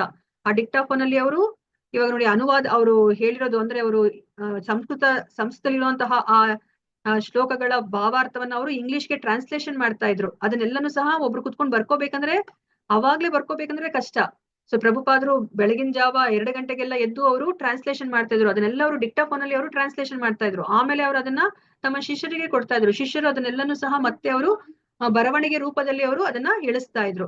ಸೊ ಈ ತರ ಮಾಡ್ತಾ ಇದ್ರು ನೋಡಿ. ಎಲ್ಲಾ ಎಲೆಕ್ಟ್ರಾನಿಕ್ ಗ್ಯಾಜೆಟ್ಸ್ ಎಲ್ಲವನ್ನೂ ಸಹ ಅವರು ಕೃಷ್ಣನ ಸೇವೆಗೆ ಅವರು ಉಪಯೋಗಿಸ್ಕೊತಾ ಇದ್ರು. ಅದು ನಿಜವಾದ ಏನು ಬಳಕೆ, ಸದ್ಬಳಕೆ ಅಲ್ವಾ? ನಾವೆಲ್ಲವನ್ನ ತ್ಯಾಗ ಮಾಡ್ದಾಗ್ಲೂ ನಮ್ಗೆ ಏನಾಗುತ್ತೆ, ಗುರಿ ಏನು, ಮುಕ್ತಿಗೆ ಹೋಗ್ತೀವಿ, ಮುಕ್ತಿಯನ್ನ ನಾವು ಪಡ್ಕೋತೀವಿ. ಆದ್ರೆ ಅದು ತುಂಬಾ ಕಷ್ಟಕರವಾದದ್ದು. ಸೊ ಅದ್ರ ಬದಲು ಇವಾಗ ನಾವೆಲ್ಲವನ್ನ ನಾವು ನಮ್ಮ ಇಂದ್ರಿಯ ಸುಖಕ್ಕೋಸ್ಕರ ಬಳಸೋ ಬದಲು ನಾವು ಕೃಷ್ಣನ ಸಂತೋಷಕ್ಕೋಸ್ಕರ ಬಳಸಿದಾಗ ಏನಾಗತ್ತೆ, ಸೊ ಅದು ಸದ್ಬಳಕೆ. ಅದನ್ನ ನಾವು ಮುಂದೆ ತಿಳ್ಕೊತೀವಿ. ಯುಕ್ತ ವೈರಾಗ್ಯ ಅಂತ ಕರೀತಾರೆ ಅದನ್ನ. ಯಾವ ತರ ಏನಂತ ಕರೀತಾರೆ? ಅದನ್ನು ವೈರಾಗ್ಯನೇ. ನಮಗೋಸ್ಕರ, ನಮ್ಮ ಇಂದ್ರಿಯ ಸುಖಕ್ಕೋಸ್ಕರ ಬಳಸ್ಕೊಂಡಲೇ ಬೇರೆಯವ್ರಿಗೋಸ್ಕರ ಬಳಸಿದ ತಕ್ಷಣ ಅದನ್ನ ವೈರಾಗ್ಯ ಅಂತ ಕರಿತೀವಿ. ಯುಕ್ತ ವೈರಾಗ್ಯ ಅಂದ್ರೆ ಭಗವಂತನ ಸಂತೋಷಕ್ಕೋಸ್ಕರ ಪ್ರತಿಯೊಂದು ಈ ಸೃಷ್ಟಿಯಲ್ಲಿ ಇರೋದನ್ನ ಎಲ್ಲವನ್ನ ನಾವು ಬಳಸಿದಾಗ ಅದನ್ನ ಯುಕ್ತ ವೈರಾಗ್ಯ ಅಂತ ಕರಿತೀವಿ. ಸೊ ಅದಕ್ಕೆ ಇಲ್ಲಿ ಏನ್ ಹೇಳ್ತಾ ಇದಾರೆ, ಜಡ ವಸ್ತುವಿನಲ್ಲಿ ನಿರಾಸಕ್ತಿ ಮತ್ತೆ ಕೃಷ್ಣನಲ್ಲಿ ಆಸಕ್ತಿ ಎರಡೂ ಒಂದೇ ಅಂತ ಹೇಳ್ತಾ ಇದಾರೆ. ನಾವ್ ಇವ್ ಯಾವ್ದೆಲ್ಲ ನಮ್ಮ ಇಂದ್ರಿಯ ಸುಖಕ್ಕೆ ಬಳಸ್ಕೋಬೇಕಾಗಿರುವಂತಹ ಎಲ್ಲ ವಸ್ತುಗಳನ್ನ ನಿರಾಸಕ್ತಿ, ಬೇಡಪ್ಪ ಅಂತ ಅನ್ಕೊಂಡಾಗ ಏನಾಗತ್ತೆ, ನಮ್ಗೆ ಪಾಪ ಪುಣ್ಯ ಎರಡೂ ಬರೋದಿಲ್ಲ.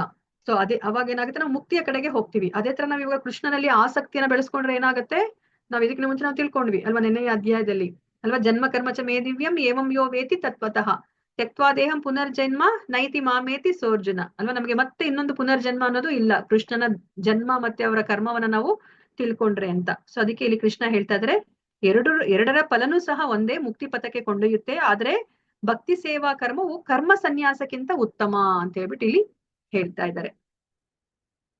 ಸೊ ಇವಾಗ ನಾವ್ಯಾರು, ನಾವೆಲ್ಲಿಂದ ಬಂದಿದೀವಿ, ನಮ್ಮ ಗುಣಲಕ್ಷಣಗಳೇನು ಅಂತ ಹೇಳ್ಬಿಟ್ಟು ನಾವು ತಿಳ್ಕೊಳ್ಳೋಣಂತೆ. ಮತ್ತೆ ಯಾಕೆ ಇಲ್ಲಿ ಕೃಷ್ಣ ಮೂರೊತ್ತು ನನಗೆ ಸೇವೆ ಮಾಡಿ, ನಿಮ್ಮ ಇಂದ್ರಿಯ ಸುಖಕ್ಕೋಸ್ಕರ ನೀವು ಯಾವ್ದೇ ಒಂದು ಕರ್ಮವನ್ನ ಮಾಡ್ಬೇಡಿ ಅಂತ ಹೇಳ್ತಾ ಇದ್ದಾರೆ.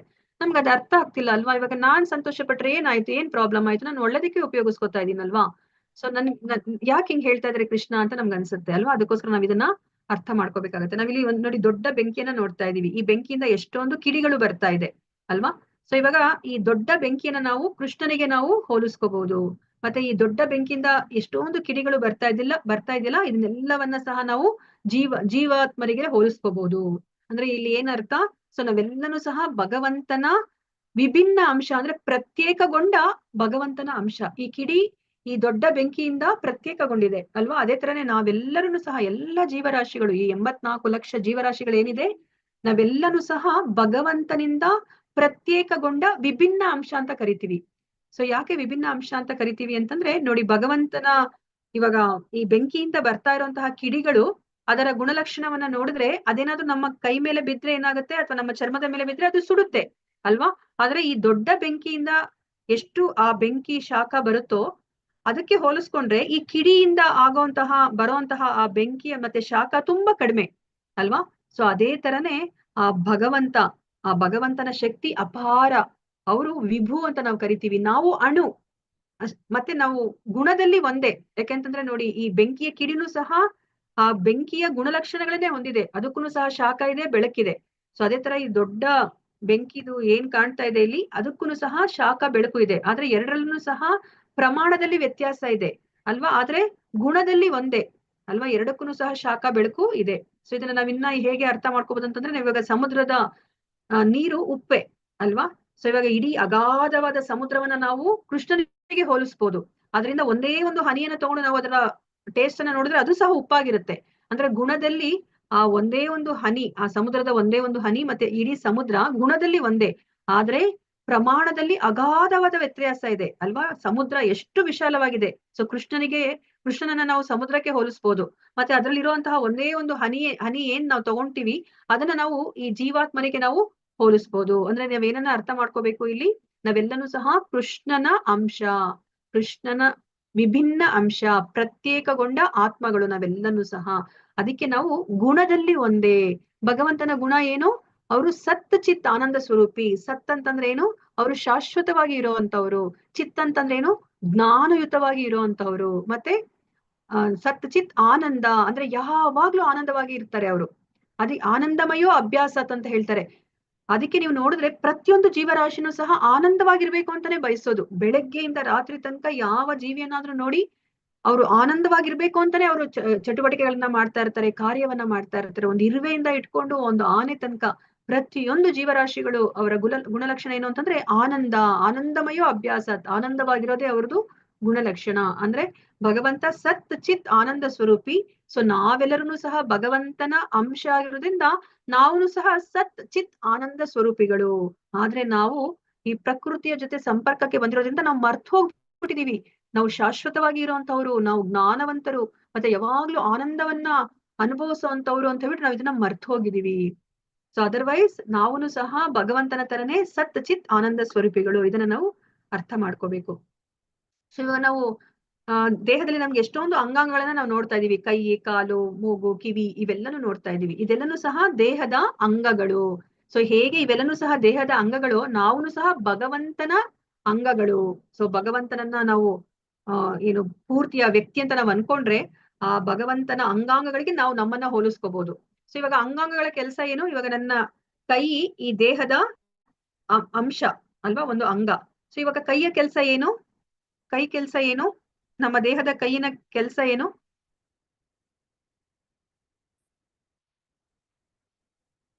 ಏನ್ ಮಾಡ್ಬೇಕು ಕೈ? ಈ ದೇಹಕ್ಕಾಗಿ ಸೇವೆ ಮಾಡ್ಬೇಕು. ಹಾ, ದೇಹವನ್ನ ನೋಡ್ಕೋಬೇಕು, ದೇಹವನ್ನ ಪೋಷಣೆ ಮಾಡ್ಬೇಕು ಅಲ್ವಾ. ಸೊ ಅಕಸ್ಮಾತ್ ಇವಾಗ ಕೈಗೆ ಅನ್ಸ್ಬಿಡುತ್ತೆ ಅನ್ಕೊಳ್ಳಿ, ಇದೇನಿದು ನಾನು ಎಲ್ಲ ಕೆಸರಲ್ಲೆಲ್ಲ ಕೈ ಹಾಕಿ ನಾನು ಎಷ್ಟು ಕಷ್ಟ ಪಡ್ತೀನಿ, ಮತ್ತೆ ಆಹಾರವನ್ನ ಕಷ್ಟಪಟ್ಟು ಅಲ್ಲಿ ಅಡಿಗೆ ಮನೇಲಿ ತಯಾರು ಮಾಡ್ತೀನಿ, ನೋಡಿದ್ರೆ ಇದನ್ನ ಅನುಭವಿಸ್ತಾ ಇರೋದು ನಾಲಿಗೆ ಮತ್ತೆ ಹೊಟ್ಟೆ ಅಂತ ಅನ್ಕೊಂಡು ಇದಕ್ಕೆ ಹೊಟ್ಟೆ ಕಿಚ್ಚು ಬಂದು ಇದೇನಾದ್ರೂ ದೇಹದಿಂದ ಅದು ಪ್ರತ್ಯೇಕಗೊಂಡು ಆ ಕಡೆ ಹೋಗಿ ಬಿದ್ಬಿಟ್ರೆ ಈ ಕೈಗೆ ಏನಾದ್ರೂ ಒಂದು ಅರ್ಥ ಅಂತ ಇದೆಯಾ? ನೋಟಿಗೆ ಕೈ ತರನೇ ಕಾಣುತ್ತೆ. ಸೊ ಅದಕ್ಕೆ ಏನಾದ್ರೂ ಒಂದು ಬೆಲೆ ಅನ್ನೋದು ಇದೆಯಾ? ನಮ್ಮ ದೇಹದಿಂದ ಪ್ರತ್ಯೇಕಗೊಂಡ ಕೈಗೆ ಏನಾದ್ರೂ ಒಂದು ಬೆಲೆ ಇದೆಯಾ?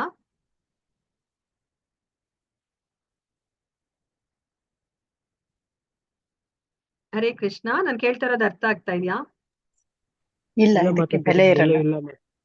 ಹಾ, ಬೆಲೆ ಇರೋದಿಲ್ಲ ಅಲ್ವಾ. ಅದು ದೇಹದಿಂದ ಪ್ರತ್ಯೇಕಗೊಂಡು ಅದು ದೂರ ಹೋಗಿ ಬಿದ್ಬಿಟ್ರೆ ನೋಟಿಗೆ ಕೈ ತರನೇ ಕಾಣಿಸ್ತಾ ಇದೆ, ಆದ್ರೆ ಅದಕ್ಕೆ ಯಾವುದೇ ಒಂದು ಬೆಲೆ ಇಲ್ಲ. ಸೊ ಇವಾಗ ಅದೇ ತರನೇ ಇವಾಗ ನಮ್ಮ ಸ್ಥಿತಿ ಆಗಿದೆ. ನಾವ್ ಇವಾಗ ಭಗವಂತನ ಲೋಕದಲ್ಲಿ ಇರ್ಬೇಕಾದವರು, ಭಗವಂತನ ಜೊತೆ ಗೋಲೋಕ ವೃಂದಾವನದಲ್ಲಿ ಸತ್ ಚಿತ್ ಆನಂದ ಮಯವಾಗಿ ಇರ್ಬೇಕಾದವರು. ನಾವಿವಾಗ ಏನ್ ಮಾಡಿದೀವಿ? ಭಗವಂತನಿಂದ ಪ್ರತ್ಯೇಕಗೊಂಡು ನಾವಿವಾಗ ಈ ಭೌತಿಕ ಜಗತ್ತಿಗೆ ನಾವು ಬಂದ್ಬಿಟ್ಟಿದೀವಿ. ನಾವ್ ಯಾವಾಗ್ಲೂ ಪ್ರತ್ಯೇಕವಾಗೇ ಇರ್ತೀವಿ, ನಾವು ಅಲ್ಲೂ ಸಹ ಪ್ರತ್ಯೇಕವಾಗೇ ಇದ್ದಿದ್ದು. ಆದ್ರೆ ನಾವಲ್ಲಿ ಭಗವಂತನ ಸೇವೆ ಮಾಡ್ಕೊಂಡು ನಾವು ಗೋಲೋಕ ವೃಂದಾವನದಲ್ಲಿ ಇದ್ವಿ. ಆದ್ರೆ ನಾವ್ ಇವಾಗ ಏನ್ ಮಾಡಿದೀವಿ? ನಾವು ಭಗವಂತನಿಂದ ಪ್ರತ್ಯೇಕಗೊಂಡು ಈ ಭೌತಿಕ ಪ್ರಪಂಚಕ್ಕೆ ಬಂದಿದೀವಿ. ಇವಾಗ ಹೇಗೆ ಆ ಕೈ ದೇಹದಿಂದ ಪ್ರತ್ಯೇಕಗೊಂಡು ಅದು ದೂರ ಇದ್ರೆ ಆ ಕೈ ಸಂತೋಷವಾಗಿರ್ಲಿಕ್ಕೆ ಆಗೋದಿಲ್ಲ, ಅದರ ಅಸ್ತಿತ್ವವನ್ನೇ ಕಳ್ಕೊಂಡ್ಬಿಡುತ್ತೆ. ಅದೇ ತರನೇ ಇವಾಗ ನಮ್ಮ ಸ್ಥಿತಿನೂ ಆಗಿದೆ. ಅದಕ್ಕೆ ನಾವ್ ಏನೇ ಮಾಡಿದ್ರು ಸಹ ನಾವು ಸಂತೋಷವಾಗಿರ್ಲಿಕ್ಕೆ ಸಾಧ್ಯ ಇಲ್ಲ. ಸೊ ನಾವ್ ಏನನ್ನೇ ಮಾಡಿದ್ರು ನಾವು ಕೃಷ್ಣನಿಗೋಸ್ಕರ ಮಾಡಿದಾಗ ಅಷ್ಟೇ ಇರ್ಲಿಕ್ಕೆ ಸಾಧ್ಯ ಅಲ್ವಾ. ಇವಾಗ ಕೈ ಈ ದೇಹವನ್ನ ಪೋಷಣೆ ಮಾಡಿದಾಗ ಅಷ್ಟೇನೆ ಏನಾಗತ್ತೆ, ಆ ಕೈಯಿನೂ ಸಹ ಸಂತೋಷವಾಗಿರ್ಲಿಕ್ಕೆ ಸಾಧ್ಯ ಅಲ್ವಾ. ಇವಾಗ ಆಹಾರವನ್ನ ಅದು ಬಾಯಿಗೆ ಕೊಟ್ಟಾಗ ಅದು ಏನು ನಮ್ಮ ಹೊಟ್ಟೆ ಅದನ್ನೆಲ್ಲ ಜೀರ್ಣ ಮಾಡಿದಾಗ ಏನಾಗುತ್ತೆ, ಅದರ ಪೋಷಕಾಂಶಗಳೆಲ್ಲೂ ಸಹ ಕೈಗೂ ಸಿಗುತ್ತೆ ಅಲ್ವಾ.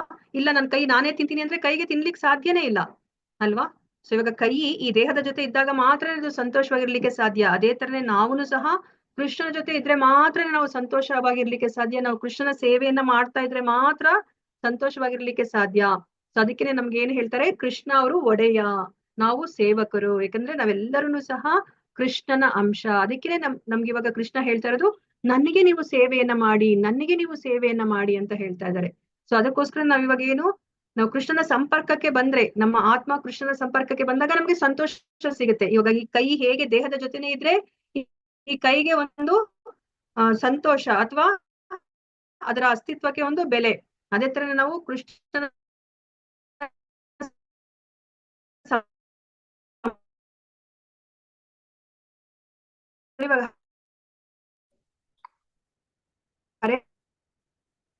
ಅನುಭವಿಸ್ಬೇಕು. ಇವಾಗ ನನ್ನ ಅನುಭವವನ್ನ ಹೇಳಿದ್ರೆ ನಿಮ್ಗೆ ಯಾರಿಗೂ ಗೊತ್ತಾಗೋದಿಲ್ಲ. ಸೊ ಅದಕ್ಕೆ ಎಲ್ಲರೂ ಹರೇ ಕೃಷ್ಣ ಮಹಾಮಂತ್ರವನ್ನ ಹೇಳ್ಕೊಂಡು ನೀವು ಅದನ್ನ ನೀವೇ ಎಕ್ಸ್ಪೀರಿಯನ್ಸ್ ಮಾಡ್ಬೇಕಾಗತ್ತೆ ಅಲ್ವಾ. ನೀವ್ ಇವಾಗ ಟಿವಿಯಲ್ಲಿ ಎಷ್ಟೊಂದು ಅಡ್ವರ್ಟೈಸ್ಮೆಂಟ್ ನೋಡಿದಾಗ ಏನ್ ಅನ್ಕೋತೀರಾ, ಇದನ್ನ ಒಂದ್ಸತಿ ನಾನು ಏನು ಟ್ರೈ ಮಾಡಿ ನೋಡೋಣ ಅಂತ ಅನ್ಸುತ್ತೆ ಅಲ್ವಾ. ಸೊ ಅದೇ ತರನೇ ಇಲ್ಲಿ ಹರೇ ಕೃಷ್ಣ ಮಹಾಮಂತ್ರ ಏನು ಸೈಡ್ ಎಫೆಕ್ಟ್ ಇಲ್ಲ. ಹರೇ ಕೃಷ್ಣ ಮಹಾಮಂತ್ರವನ್ನ ನೀವು ಹೇಳ್ಕೊಳ್ಳಿ, ಅವಾಗ ನಿಮ್ಗೆ ಗೊತ್ತಾಗುತ್ತೆ ಅದೆಷ್ಟು ಆ ದಿವ್ಯ ಆನಂದವನ್ನ ಕೊಡುತ್ತೆ ಅಂತ ಹೇಳ್ಬಿಟ್ಟು. ನಾವ್ ಯಾವ್ದೋ ಒಂದು ವಸ್ತುವನ್ನ ಕೊಂಡ್ಕೊಂಡಾಗ ಆ ಸಂತೋಷ ಒಂದು ಕ್ಷಣಿಕ ಅಷ್ಟೇ. ಇನ್ನೊಬ್ರು ಏನಾದ್ರೂ ಅಯ್ಯೋ ನಾನು ಇನ್ನ ಕಡಿಮೆ ರೇಟಿಗೆ ತಗೊಂಡ್ ಬಂದೆ ಅಂದ ತಕ್ಷಣ ಆ ಸಂತೋಷ ಹೊರಟೋಗ್ಬಿಡುತ್ತೆ ಅಲ್ವಾ. ಅಥವಾ ಅದೇನಾದ್ರೂ ಔಟ್ಡೇಟೆಡ್ ಅಥವಾ ಇನ್ನ ಯಾವ್ದೋ ಒಂದು ಅದಕ್ಕಿನ್ನ ಒಂದು ನೆಕ್ಸ್ಟ್ ಮಾಡೆಲ್ ಬಂದಿದೆ ಅಂತ ನಮ್ಗೆ ಗೊತ್ತಾದ್ರೆ ಏನಾಗುತ್ತೆ, ನಮ್ಗೆ ಅದ್ರ ಸಂತೋಷ ಹೊರಟೋಗುತ್ತೆ. ಆದ್ರೆ ಈ ಸಂತೋಷ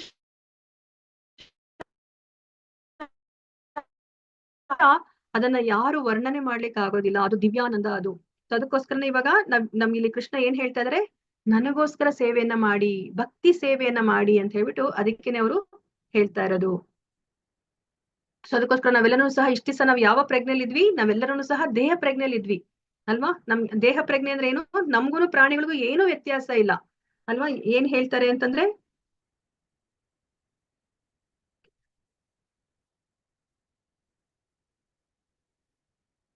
ಸೊ ನಮಗೂ ಪ್ರಾಣಿಗಳು ಆಹಾರ, ನಿದ್ರಾ, ಭಯ, ಮೈಥುನ, ನಾವು ಇದ್ 4 ಮಾಡ್ತೀವಿ, ಪ್ರಾಣಿಗಳು ಸಹ ಈ 4 ಮಾಡ್ತಾರೆ. ಹಾಗಾದ್ರೆ ನಮಗೂ ಪ್ರಾಣಿಗಳು ಎಲ್ಲಿ ವ್ಯತ್ಯಾಸ?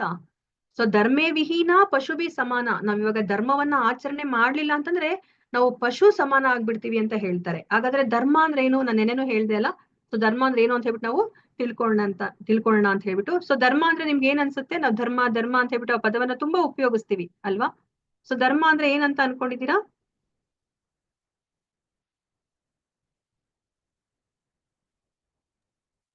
ನ್ಯಾಯವಾಗಿ ಬದುಕೋದು. ನ್ಯಾಯವಾಗಿ ಬದುಕೋದು. ಓಕೆ, ಧನ್ಯವಾದಗಳು ಮಾತಾಜಿ. ಮತ್ತೆ ಯಾರಾದ್ರೂ ಹೇಳ್ತೀರಾ ಧರ್ಮ ಅಂದ್ರೆ ನೀವೇನ್ ಅನ್ಕೊಂಡಿದ್ದೀರಾ? ನಮ್ಮ ಜೀವನದ ಗುರಿ ಮಾತಾಜಿ. ಅದು ಹೇಗೆ ಅಂದ್ರೆ ಇವಾಗ ಮೆಣಸಿನ್ಕಾಯಿಗೆ ಹೆಂಗೆ ಖಾರವಾಗಿರೋದು ಅದ್ರ ಧರ್ಮನ, ಹಂಗೆ ಮಾನವನಿಗೆ ಭಗವಂತನ ಅರ್ಥ ಮಾಡಿಕೊಳ್ಳೋದಾಗ ಅವನಿಗೆ ಖುಷಿಯಾಗಿಡೋದಕ್ಕೆ ಆದಷ್ಟು ಸೇವೆ ಮಾಡೋದು ನಮ್ಮ ಮಾನವರ ಧರ್ಮ. ಓಕೆ, ಧನ್ಯವಾದಗಳು ಪ್ರಭುಜಿ. ಹರೇ ಕೃಷ್ಣ. ಮತ್ತೆ ಯಾರಾದ್ರೂ ಹೇಳ್ತೀರಾ ಧರ್ಮ ಅಂದ್ರೆ ಏನ್ ಅರ್ಥ ಮಾಡ್ಕೊಂಡಿದ್ದೀರಾ ಅಂತ? ಹರೇ ಕೃಷ್ಣ ಮಾತಾಜಿ. ಇಷ್ಟು ಹರೇ ದಿನ ಕೃಷ್ಣ ಅಂದ್ರೆ ಪ್ರಭುಜಿ. ಇಷ್ಟು ದಿನ ಇನ್ನೊಬ್ಬರಿಗೆ ಒಳ್ಳೆ ಕಾರ್ಯ ಮಾಡೋದನ್ನ ಧರ್ಮ ಅನ್ಕೊಳ್ಳೋದು, ಆದ್ರೆ ಭಗವದ್ಗೀತೆ ಹೋದ್ಮೇಲೆ ಭಗವಂತನ ಸೇವೆ ಮಾಡೋದೇ ನಿಜವಾದ ಧರ್ಮ ಅಂತ ತಿಳ್ಕೊ. ಓಕೆ, ಹರಿ ಬೋಲ್ ಪ್ರಭುಜಿ ಅಲ್ವಾ. ಸೊ ಇವಾಗ ಧರ್ಮ ಅಂತಂತಂದ್ರೆ ಏನು? ಸೊ ಧರ್ಮ ಅಂತಂದ್ರೆ ನಾವು ಕೆಲಸ ಮಾಡೋದು. ಎಂತಹ ಕೆಲಸವನ್ನ ಮಾಡ್ಬೇಕು? ಭಗವಂತನ ಸಂತೋಷ ಪಡಿಸುವಂತಹ ಕೆಲಸವನ್ನ ಮಾಡ್ಬೇಕು ಅಲ್ವಾ. ಇವಾಗ ನಮ್ಮೆಲ್ಲರ ಧರ್ಮ ಏನು ಅಂತ ನಾವು ಇವಾಗ ತಿಳ್ಕೊಂಡ್ವಿ. ನಾವು ಭಗವಂತನ ವಿಭಿನ್ನ ಅಂಶವಾಗಿ ನಾವು ಭಗವಂತನ ಸೇವೆಯನ್ನ ಮಾಡೋದು ಅಲ್ವಾ. ಸೊ ನಾವೆಲ್ಲರೂ ಸಹ ಭಗವಂತನ ಶಾಶ್ವತ ಸೇವಕರು ಅಲ್ವಾ. ಆದ್ರೆ ನಾವಿವಾಗ ನಮ್ಮ ಮನಸ್ಥಿತಿ ಯಾವ ತರ ಇದೆ? ನಮ್ಗೆ ಯಾರಿಗಾದ್ರೂ ಸೇವೆ ಮಾಡೋದು ಅಂದ್ರೆ ಇಷ್ಟ ಆಗತ್ತಾ? ಸೇವಕರು ಅಂತ ಅನ್ನಿಸ್ಕೊಳಕ್ ಇಷ್ಟ ಆಗತ್ತಾ? ನಮ್ಗೆ ಸರ್ವೆಂಟ್ ಅಂತ ಅನ್ನಿಸ್ಕೊಳಕ್ ಇಷ್ಟ ಆಗತ್ತಾ? ದೇವರ ಸೇವಕರು ಅನ್ಕೊಳಕ್ಕೆ ತುಂಬಾ ಇಷ್ಟ ಆಗುತ್ತೆ. ದೇವರ ಸೇವಕರು ಅನ್ಕೊಳಕ್ಕೆ ಇಷ್ಟ ಆಗತ್ತೆ. ಆದ್ರೆ ನಮ್ಗಿವಾಗ ನಾವಿವಾಗ ಇಲ್ಲಿ ಎಂಜಾಯ್ ಮಾಡ್ಲಿಕ್ಕೆ ಬಂದಿದೀವಿ ಅಲ್ವಾ. ನಾನು ಒಡೆಯನಾಗ್ಬೇಕು, ಎಲ್ಲವನ್ನ ನಾನು ಅನುಭವಿಸ್ಬೇಕು ಅನ್ನೋ ಒಂದು ಮನಸ್ಥಿತಿಲಿ ನಾವ್ ಇದ್ದೀವಿ ಅಲ್ವಾ. ಸೊ ಅದಕ್ಕೋಸ್ಕರ ಇವಾಗ ಧರ್ಮ ಅಂತಂದ್ರೆ ಅದನ್ನ ನಮ್ಮಿಂದ ಅದನ್ನ ಬದಲಾಯಿಸ್ಲಿಕ್ಕೆ ಸಾಧ್ಯ ಇಲ್ಲ. ಇವಾಗ ಪ್ರಭುಜಿ ಹೇಳಿದ್ರಲ್ಲ, ಮೆಣಸಿನ್ಕಾಯಿ ಅಂತ ನಾವ್ ಯಾವಾಗ ಕರಿತೀವಿ ಅಂತಂದ್ರೆ ಅದ್ರಲ್ಲಿ ಆ ಖಾರ ಅನ್ನೋದು ಇರ್ಬೇಕು. ಆ ಖಾರದ ಅಂಶವನ್ನೇ ತೆಗೆದ್ಬಿಟ್ರೆ ನಾವ್ ಅದನ್ನ ಮೆಣಸಿನ್ಕಾಯಿ ಅಂತ ಕರೆಯೋದಿಲ್ಲ. ಸಕ್ಕರೆಯಲ್ಲಿ ಆ ಸಿಹಿಯನ್ನ ತೆಗೆದ್ಬಿಟ್ರೆ ಅದನ್ನ ನಾವು ಸಕ್ಕರೆ ಅಂತ ಕರೆಯೋದಿಲ್ಲ ಅಲ್ವಾ. ಯಾಕಂದ್ರೆ ಆ ಸಕ್ಕರೆಯ ಗುಣ ಅಂತ ಅಥವಾ ಅದರ ಧರ್ಮ ಏನು ಅಂದ್ರೆ ಸಿಹಿಯಾಗಿರೋದು. ಅದೇ ತರ ನಮ್ಮೆಲ್ಲಾ ಜೀವರಾಶಿಗಳ ಧರ್ಮ ಏನು ಅಂತಂದ್ರೆ ಭಗವಂತನಿಗೆ ಸೇವೆಯನ್ನ ಮಾಡೋದು. ಇವಾಗ ನಾವೇನಾದ್ರೂ ಆ ಸೇವೆಯನ್ನ ಮಾಡೋದಿಲ್ಲ ಅಂತ ನಾವೇನಾದ್ರೂ ಹೇಳಿದ್ರೆ ನಾವು ಧರ್ಮವನ್ನ ಪಾಲನೆ ಮಾಡ್ತಾ ಇಲ್ಲ ಅಂತ ಅರ್ಥ ಅಲ್ವಾ. ಸೊ ಈ ಧರ್ಮ ಅನ್ನೋದನ್ನ ಯಾರ್ ಬೇಕಾದ್ರೂ ಇದನ್ನ ಮಾಡ್ಬೋದಾ, ಸೃಷ್ಟಿ ಮಾಡ್ಬೋದಾ ಅಂತಂದ್ರೆ ಸಾಧ್ಯ ಇಲ್ಲ. ಧರ್ಮಂತು ಸಾಕ್ಷಾತ್ ಭಗವತ್ ಪ್ರಣೀತಂ. ಅದನ್ನ ಭಗವಂತನೇ ಮಾಡ್ಬೇಕು ಅಲ್ವಾ. ಇವಾಗ ನೋಡಿ, ನಮ್ಗೆ ಕರೋನಾ ಟೈಮಲ್ಲಿ ಏನ್ ಮಾಡಿದ್ರು? ನಮ್ಗೆ ಗೌರ್ಮೆಂಟ್ ರೂಲ್ಸ್ ಮಾಡ್ತು ಅಲ್ವಾ. ಏನು, ನೀವ್ ಯಾವಾಗ್ಲೂ ಡಿಸ್ಟೆನ್ಸ್ ಅನ್ನ ಮೇಂಟೈನ್ ಮಾಡ್ಬೇಕು, ಯಾವಾಗ್ಲೂ ಮಾಸ್ಕ್ ಹಾಕೋಬೇಕು, ಮತ್ತೆ ನೀವು ಅಂದ್ರೆ ಒಂದೊಂದು ಅರ್ಧ ಗಂಟೆಗೂ ನೀವು ಕೈಯನ್ನ ನೀವು ಆ ಸ್ಯಾನಿಟೈಸರ್ ಅಲ್ಲಿ ವಾಶ್ ಮಾಡ್ಕೋತಾನೆ ಇರ್ಬೇಕು ಅಂತ ಹೇಳಿದ್ರು. ಇವಾಗ ಅದನ್ನ ಗೌರ್ಮೆಂಟ್ ಹೇಳಿದಕ್ಕೆ ಏನ್ ಮಾಡಿದ್ವಿ? ನಾವು ಪಾಲನೆ ಮಾಡಿದ್ವಿ ಅಲ್ವಾ. ಸೊ ಅಂದ್ರೆ ಒಂದು ಸ್ಥಾನದಲ್ಲಿ ಇರೋರು ಅಷ್ಟೇ ಹೇಳಿದ್ರೆ ಅದನ್ನ ನಾವು ಆ ರೂಲ್ಸ್ ಅಂಡ್ ರೆಗ್ಯುಲೇಷನ್ ಅಂತ ಏನ್ ಕೊಡ್ತಾರೆ ಅದನ್ನ ನಾವು ಪಾಲನೆ ಮಾಡ್ತೀವಿ ಅಲ್ವಾ. ಅದೇ ತರನೇ ಈ ರೂಲ್ಸ್ ಅಂಡ್ ರೆಗ್ಯುಲೇಷನ್ ಅನ್ನ ಆ ಭಗವಂತ ಕೊಡ್ತಾರೆ. ಆ ಭಗವಂತ ಕೊಟ್ಟಿರುವಂತಹ ರೂಲ್ಸ್ ಅಂಡ್ ರೆಗ್ಯುಲೇಷನ್ ಅನ್ನ ನಾವು ಫಾಲೋ ಮಾಡಿದಾಗ ನಾವ್ ಇವಾಗ ಧರ್ಮಯುತವಾಗಿ ಇದೀವಿ ಅಂತ ಅರ್ಥ. ನಾವೇ ಒಂದು ಮಾನವ ನಿರ್ಮಿತವಾಗಿರುವಂತಹ ಯಾವ್ದೋ ಒಂದು ರೂಲ್ಸ್ ಅಂಡ್ ರೆಗ್ಯುಲೇಷನ್ ಅನ್ನ ಹಾಕೊಂಡ್ರೆ ನಾವು ಅಲ್ಲಿ ಧರ್ಮವನ್ನ ಪಾಲನೆ ಮಾಡ್ತಾ ಇದೀವಿ ಅಂತ ಹೇಳ್ಬಿಟ್ಟು ನಾವು ಅದನ್ನ ಪರಿಗಣಿಸ್ಲಿಕ್ಕೆ ಆಗೋದಿಲ್ಲ ಅಲ್ವಾ. ಸೊ ಇವಾಗ ನೋಡಿ, ಫಾರ್ ಎಕ್ಸಾಂಪಲ್ ಇವಾಗ ಯಾರಾದ್ರೂ ಇವಾಗ ಕೊಲೆ ಮಾಡಿದ್ರೆ ಇವಾಗ ಏನ್ ಹೇಳ್ತಾ ಇದ್ರು ಅಂತಂದ್ರೆ ಅವ್ರಿಗೆ ಗಲ್ಲು ಶಿಕ್ಷೆ ಕೊಡ್ಬೇಕು ಅಂತ ಹೇಳ್ತಾ ಇದ್ರು. ಅದು ನಮ್ಮ ಧರ್ಮದಲ್ಲಿ ಹೇಳಿರೋದು, ಭಗವಂತನೇ ಹೇಳಿರೋದು. ಯಾಕೆ ಅವ್ರಿಗೆ ಗಲ್ಲು ಶಿಕ್ಷೆ ಕೊಡ್ಬೇಕು ಅಂತ ಹೇಳಿದ್ದಾರೆ ಅಂತಂದ್ರೆ ಆ ವ್ಯಕ್ತಿ ಮಾಡಿರೋ ತಪ್ಪಿಗೆ ಇದೇ ಜನ್ಮದಲ್ಲಿ ಅವನು ಅದರ ಒಂದು ಪ್ರಕ್ರಿಯೆಯನ್ನ ಅನುಭವಿಸ್ಬಿಡ್ತಾನೆ. ಸೊ ಅವಾಗ ಮುಂದಿನ ಜನ್ಮ ತನಕ ಅದನ್ನ ತಗೊಂಡು ಹೋಗೋದಿಲ್ಲ ಅವನು. ಇಲ್ಲ ಅಂತಂದ್ರೆ ಅದಕ್ಕೆ ಘನಘೋರವಾದ ಒಂದು ಕರ್ಮವನ್ನ ಅವನು ಅನುಭವಿಸ್ಬೇಕಾಗತ್ತೆ.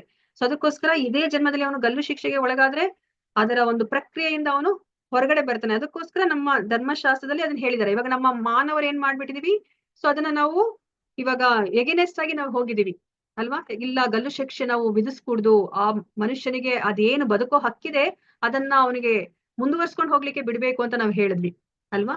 ಸೊ ಆದ್ರೆ ಇವಾಗ ನಾವು ಹೌದು, ಇಲ್ಲಿ ಅವನಿಗೆ ಯಾವುದೇ ಒಂದು ಶಿಕ್ಷೆ ಇಲ್ದಲೇ ಇರ್ಬೋದು, ಆದ್ರೆ ಭಗವಂತನ ಕಣ್ಣಿನಲ್ಲಿ ಅವನಿಗೆ ಶಿಕ್ಷೆ ಇದ್ದೇ ಇರುತ್ತೆ. ಇವತ್ತಲ್ಲ ನಾಳೆ ಅವನು ಆ ಶಿಕ್ಷೆಯನ್ನ ಅನುಭವಿಸ್ಲೇಬೇಕು. ಸೊ ಅದಕ್ಕೋಸ್ಕರ ಸೊ ಇವಾಗ ಧರ್ಮಂತು ಸಾಕ್ಷಾತ್ ಭಗವತ್ ಪ್ರಣೀತಂ ಅಂದ್ರೆ ಈ ಧರ್ಮವನ್ನ ಭಗವಂತನೇ ಮಾಡಿರೋದು, ಅವನೇ ನಮ್ಮ ಸೃಷ್ಟಿಕರ್ತ ಅಲ್ವಾ. ಆ ಧರ್ಮವನ್ನ ನಾವು ಪಾಲನೆ ಮಾಡ್ಬೇಕಾಗತ್ತೆ. ಸೊ ನಮ್ಮ ಧರ್ಮ ಏನು, ನಾವು ಶಾಶ್ವತವಾದ ಸೇವಕರು, ಅದನ್ನ ನಾವಿಲ್ಲಿ ಅರ್ಥ ಮಾಡ್ಕೋಬೇಕು. ಇವಾಗ ನಾವೆಲ್ಲನೂ ಸಹ ದೇಹ ಪ್ರಜ್ಞೆಯಲ್ಲಿ ನಾವಿದ್ವಿ ಇಷ್ಟ ದಿವಸ. ಸ್ವಲ್ಪ ಅಂತಂದ್ರೆ ಮುಂದುವರೆದಿರೋದು ಅಂತಂತಂದ್ರೆ ನಾವು ಒಂದು ಪ್ರಾಣಮಯ ಹಂತಕ್ಕೆ ಬಂದಿದ್ವಿ. ಅಂದ್ರೆ ನಮ್ಗೆ ಏನು ನಮ್ಮ ಜೀವನವನ್ನ ಅಂದ್ರೆ ಸುಸೂತ್ರವಾಗಿ ನಡೆಸ್ಲಿಕ್ಕೆ ಏನೆಲ್ಲ ಬೇಕು, ಒಂದು ಮನೆ ಬೇಕು, ಒಂದ್ ಸ್ವಲ್ಪ ಬ್ಯಾಂಕ್ ಅಲ್ಲಿ ಅಕೌಂಟ್ ಬೇಕು, ಒಂದ್ ವೆಹಿಕಲ್ ಬೇಕು, ಇದನ್ನೆಲ್ಲ ನಾವು ಮಾಡ್ಕೊಂಡ್ವಿ.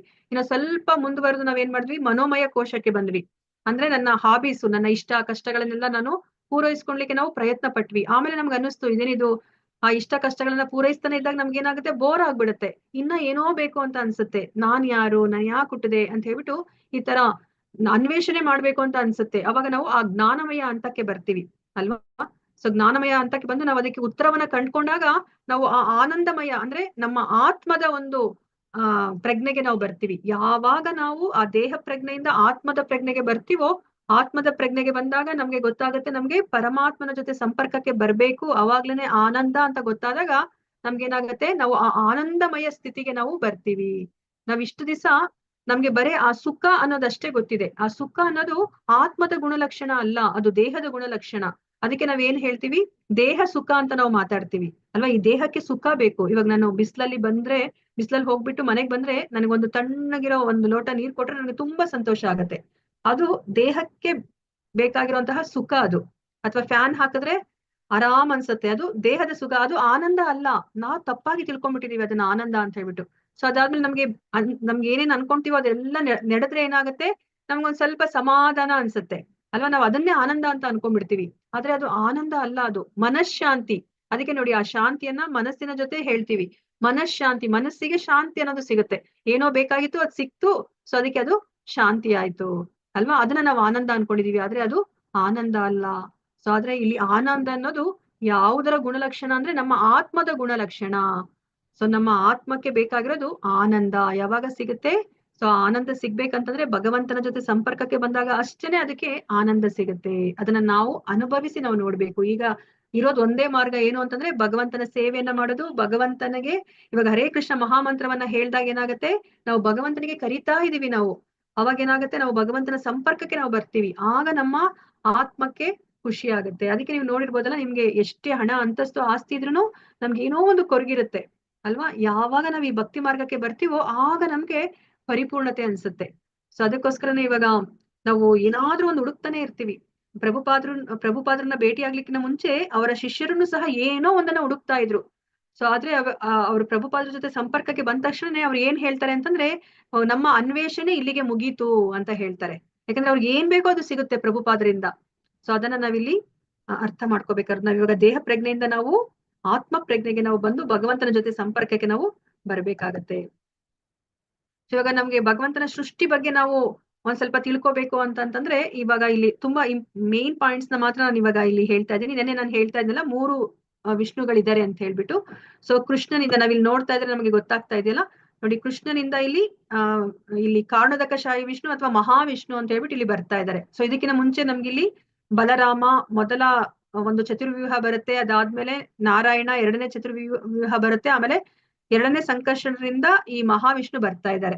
ಓಕೆ, ಈಗ ನೋಡಿ, ಮಹಾವಿಷ್ಣು ಯಾವಾಗ ಉಸಿರಾಡಿದಾಗ ಅವರ ದೇಹದಿಂದ ಎಷ್ಟೊಂದು ಬ್ರಹ್ಮಾಂಡಗಳು ಬರುತ್ತೆ ನೋಡಿ. ಒಂದಲ್ಲ ಎರಡಲ್ಲ, ಅವರ ದೇಹದಿಂದ ಕೋಟ್ಯಾಂತರ ಬ್ರಹ್ಮಾಂಡಗಳು ಬರುತ್ತೆ.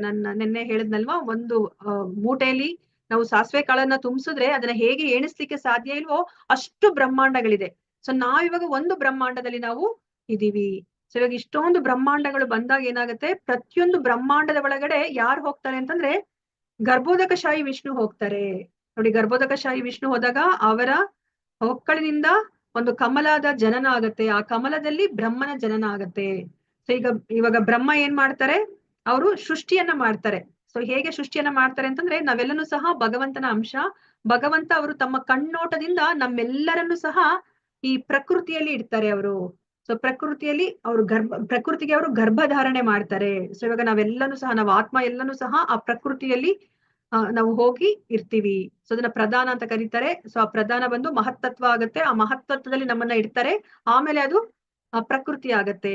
ಸೊ ಇವಾಗ ಇಲ್ಲಿ 14 ಲೋಕಗಳು ಸೃಷ್ಟಿ ಆಗತ್ತೆ. ಆ 14 ಲೋಕದಲ್ಲಿ ಎಲ್ಲ ಜೀವರಾಶಿಗಳನ್ನ ಅವ್ರು ಸೃಷ್ಟಿ ಮಾಡ್ತಾರೆ ಬ್ರಹ್ಮ. ಸೊ ಜೀವರಾಶಿಗಳನ್ನ ಸೃಷ್ಟಿ ಮಾಡೋದು ಅಂದ್ರೆ ಏನ್ ಅರ್ಥ ಅಲ್ಲಿ? ನಮ್ಗೆ ಬರೇ ದೇಹವನ್ನ ಮಾತ್ರ ಬ್ರಹ್ಮ ಕೊಡ್ತಾರೆ. ಯಾಕಂದ್ರೆ ನಾವು ಆತ್ಮ.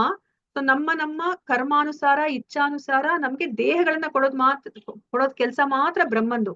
ಸೊ ಅವರು ಬ್ರಹ್ಮ ಆತ್ಮವನ್ನ ಅವರು ಸೃಷ್ಟಿ ಮಾಡೋದಿಲ್ಲ. ನಾವೆಲ್ಲನೂ ಸಹ ಭಗವಂತನಿಂದ ಬಂದವರು, ಶಾಶ್ವತವಾಗಿ ಇದ್ದವರು. ನಾವು ನಮ್ಮ ಆತ್ಮಕ್ಕೆ ಅವರು ದೇಹವನ್ನ ಮಾತ್ರ ಬ್ರಹ್ಮ ಕೊಡ್ತಾರೆ. ಅದಕ್ಕೆ ಅವ್ರನ್ನ 2ನೇ ಸೃಷ್ಟಿಕರ್ತ ಅಂತ ಹೇಳ್ಬಿಟ್ಟು ಹೇಳ್ತಾರೆ.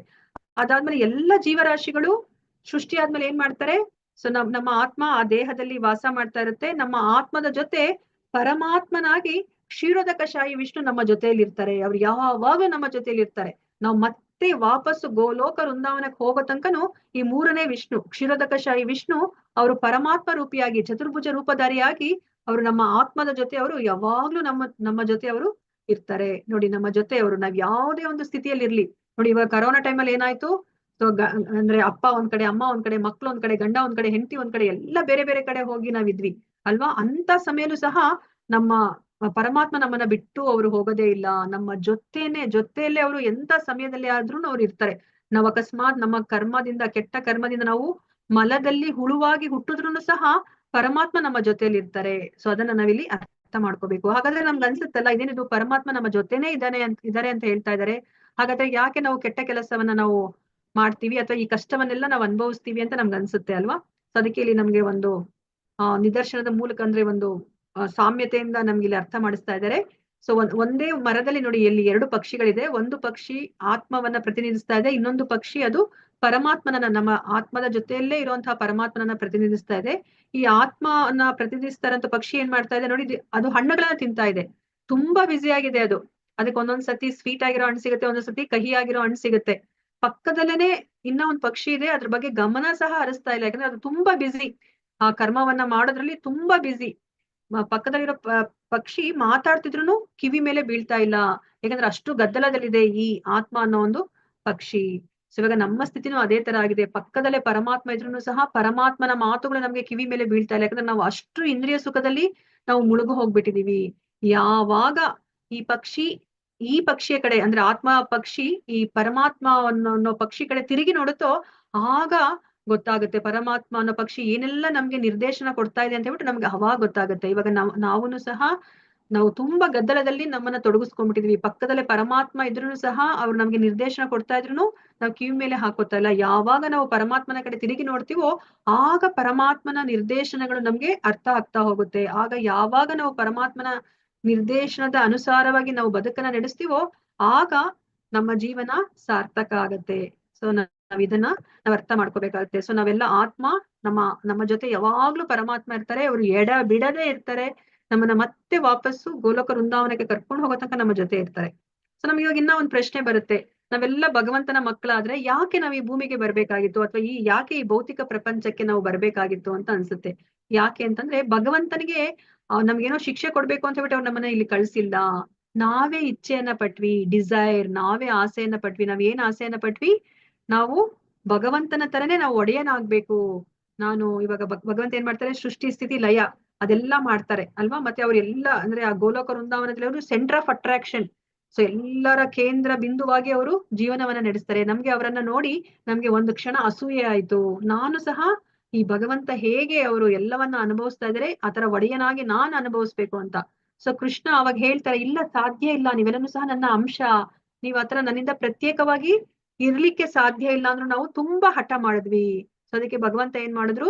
ಅವರು ನಮ್ಗೆ ಈ ಭೌತಿಕ ಪ್ರಪಂಚವನ್ನ ಸೃಷ್ಟಿ ಮಾಡಿ ಕೊಟ್ರು. ಸರಿ ಆಯ್ತು, ನಿಮ್ಗೆ ಒಡೆತನವನ್ನ ಅನುಭವಿಸ್ಬೇಕಂತ ಇಚ್ಛೆ ಇದೆಯಲ್ಲ, ಸೊ ನೀವೆಲ್ಲನೂ ಸಹ ಹೋಗಿ ಅಲ್ಲಿ ನಿಮ್ಮ ಒಡೆತನವನ್ನ ಅನುಭವಿಸಿ ಅಂತ ಹೇಳಿ ನಮ್ಗೆ ಇದನ್ನೆಲ್ಲ ನೋಡಿ ಅರೇಂಜ್ ಮಾಡಿ ಕೊಟ್ಟಿದ್ದಾರೆ. ಇವಾಗ ನೋಡಿ, ನಮ್ಮ ಮಗು ಏನಾದ್ರು ಅಡಿಗೆ ಮನೇಲಿ ನಾವೇನಾದ್ರೂ ಕೆಲಸ ಮಾಡ್ತಿರ್ಬೇಕಾದ್ರೆ ನಾನು ಅಡಿಗೆ ಮಾಡ್ತೀನಿ ಅಂತ ಹಠ ಮಾಡಿದ್ರೆ ನಾವೇನ್ ಮಾಡ್ತೀವಿ? ಬೇಡ ಪುಟ್ಟ, ನಿನ್ಗೆ ಆಗೋದಿಲ್ಲ ಮಾಡ್ಲಿಕ್ಕೆ, ಇಲ್ಲಿ ಬೆಂಕಿ ಎಲ್ಲ ಇರುತ್ತೆ, ನಿನಗೆ ಆಗೋದಿಲ್ಲ ಅಂತ ಹೇಳಿದ್ರು ನಾವು ಹಠ ಮಾಡಿದ್ರೆ ನಾವೇನ್ ಮಾಡ್ತೀವಿ? ಸರಿ, ಮಗುಗೆ ಸಂತೋಷ ಮಾಡಿಸ್ಲಿಕ್ಕೆ ನಾವೇನ್ ಮಾಡ್ತೀವಿ?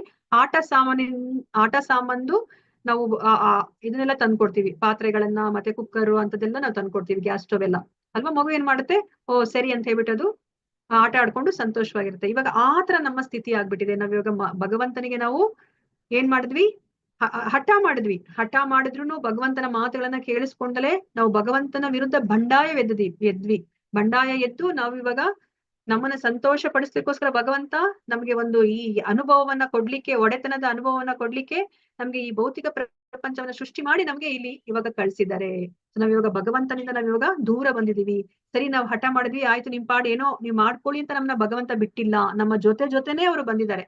ನಮ್ಮ ಜೊತೆ ಅವರು ಬಂದಿದ್ದಾರೆ. ಇವಾಗ ನಮ್ಮ ಮಗು ಏನಾದ್ರು ಹಠ ಮಾಡಿದ್ರೆ ಎದುರುಗಡೆ ರೋಡಲ್ಲಿರೋ ಅಂಗಡಿಗೆ ನಾನೇ ಹೋಗಿ ಏನೋ ಒಂದು ತರ್ತೀನಿ, ಚಾಕ್ಲೇಟ್ ತರ್ತೀನಿ ಅಂದಾಗ ನಾವೇನ್ ಮಾಡ್ತೀವಿ? ಬೇಡ ಅಂತ ಹೇಳ್ತೀವಿ. ಆದ್ರೂ ಹಠ ಮಾಡಿದ್ರೆ ಸರಿ ಆಯ್ತು ಅಂತ ನಾವು ದುಡ್ಡು ಕೊಟ್ಟು ಕಳಿಸ್ತೀವಿ. ನಾವು ಹಾಗೆ ಹೋಗು ನೀನು ಅಂತ ನಾವು ಕಳ್ಸೋದಿಲ್ಲ. ಹಿಂದೆನೇ ಹೋಗ್ತೀವಿ. ಯಾಕಂದ್ರೆ ನಮ್ಗೆ ಮಗುವಿನ ಸುರಕ್ಷತೆ ನಮ್ಗೆ ತುಂಬಾ ಮುಖ್ಯ. ಹಿಂದೆನೆ ಮಗುಗೆ ಏನು ತೊಂದರೆ ಆಗ್ಬಾರ್ದು ಅಂತ ಹೇಳ್ಬಿಟ್ಟು ನಾವು ಮಗು ಹಿಂದೆನೆ ಹೋಗ್ತೀವಿ. ಅದೇ ತರನೇ ಭಗವಂತ ಇವಾಗ ನಮ್ಮ ಹಿಂದೆ ಅವರು ಬಂದಿದ್ದಾರೆ.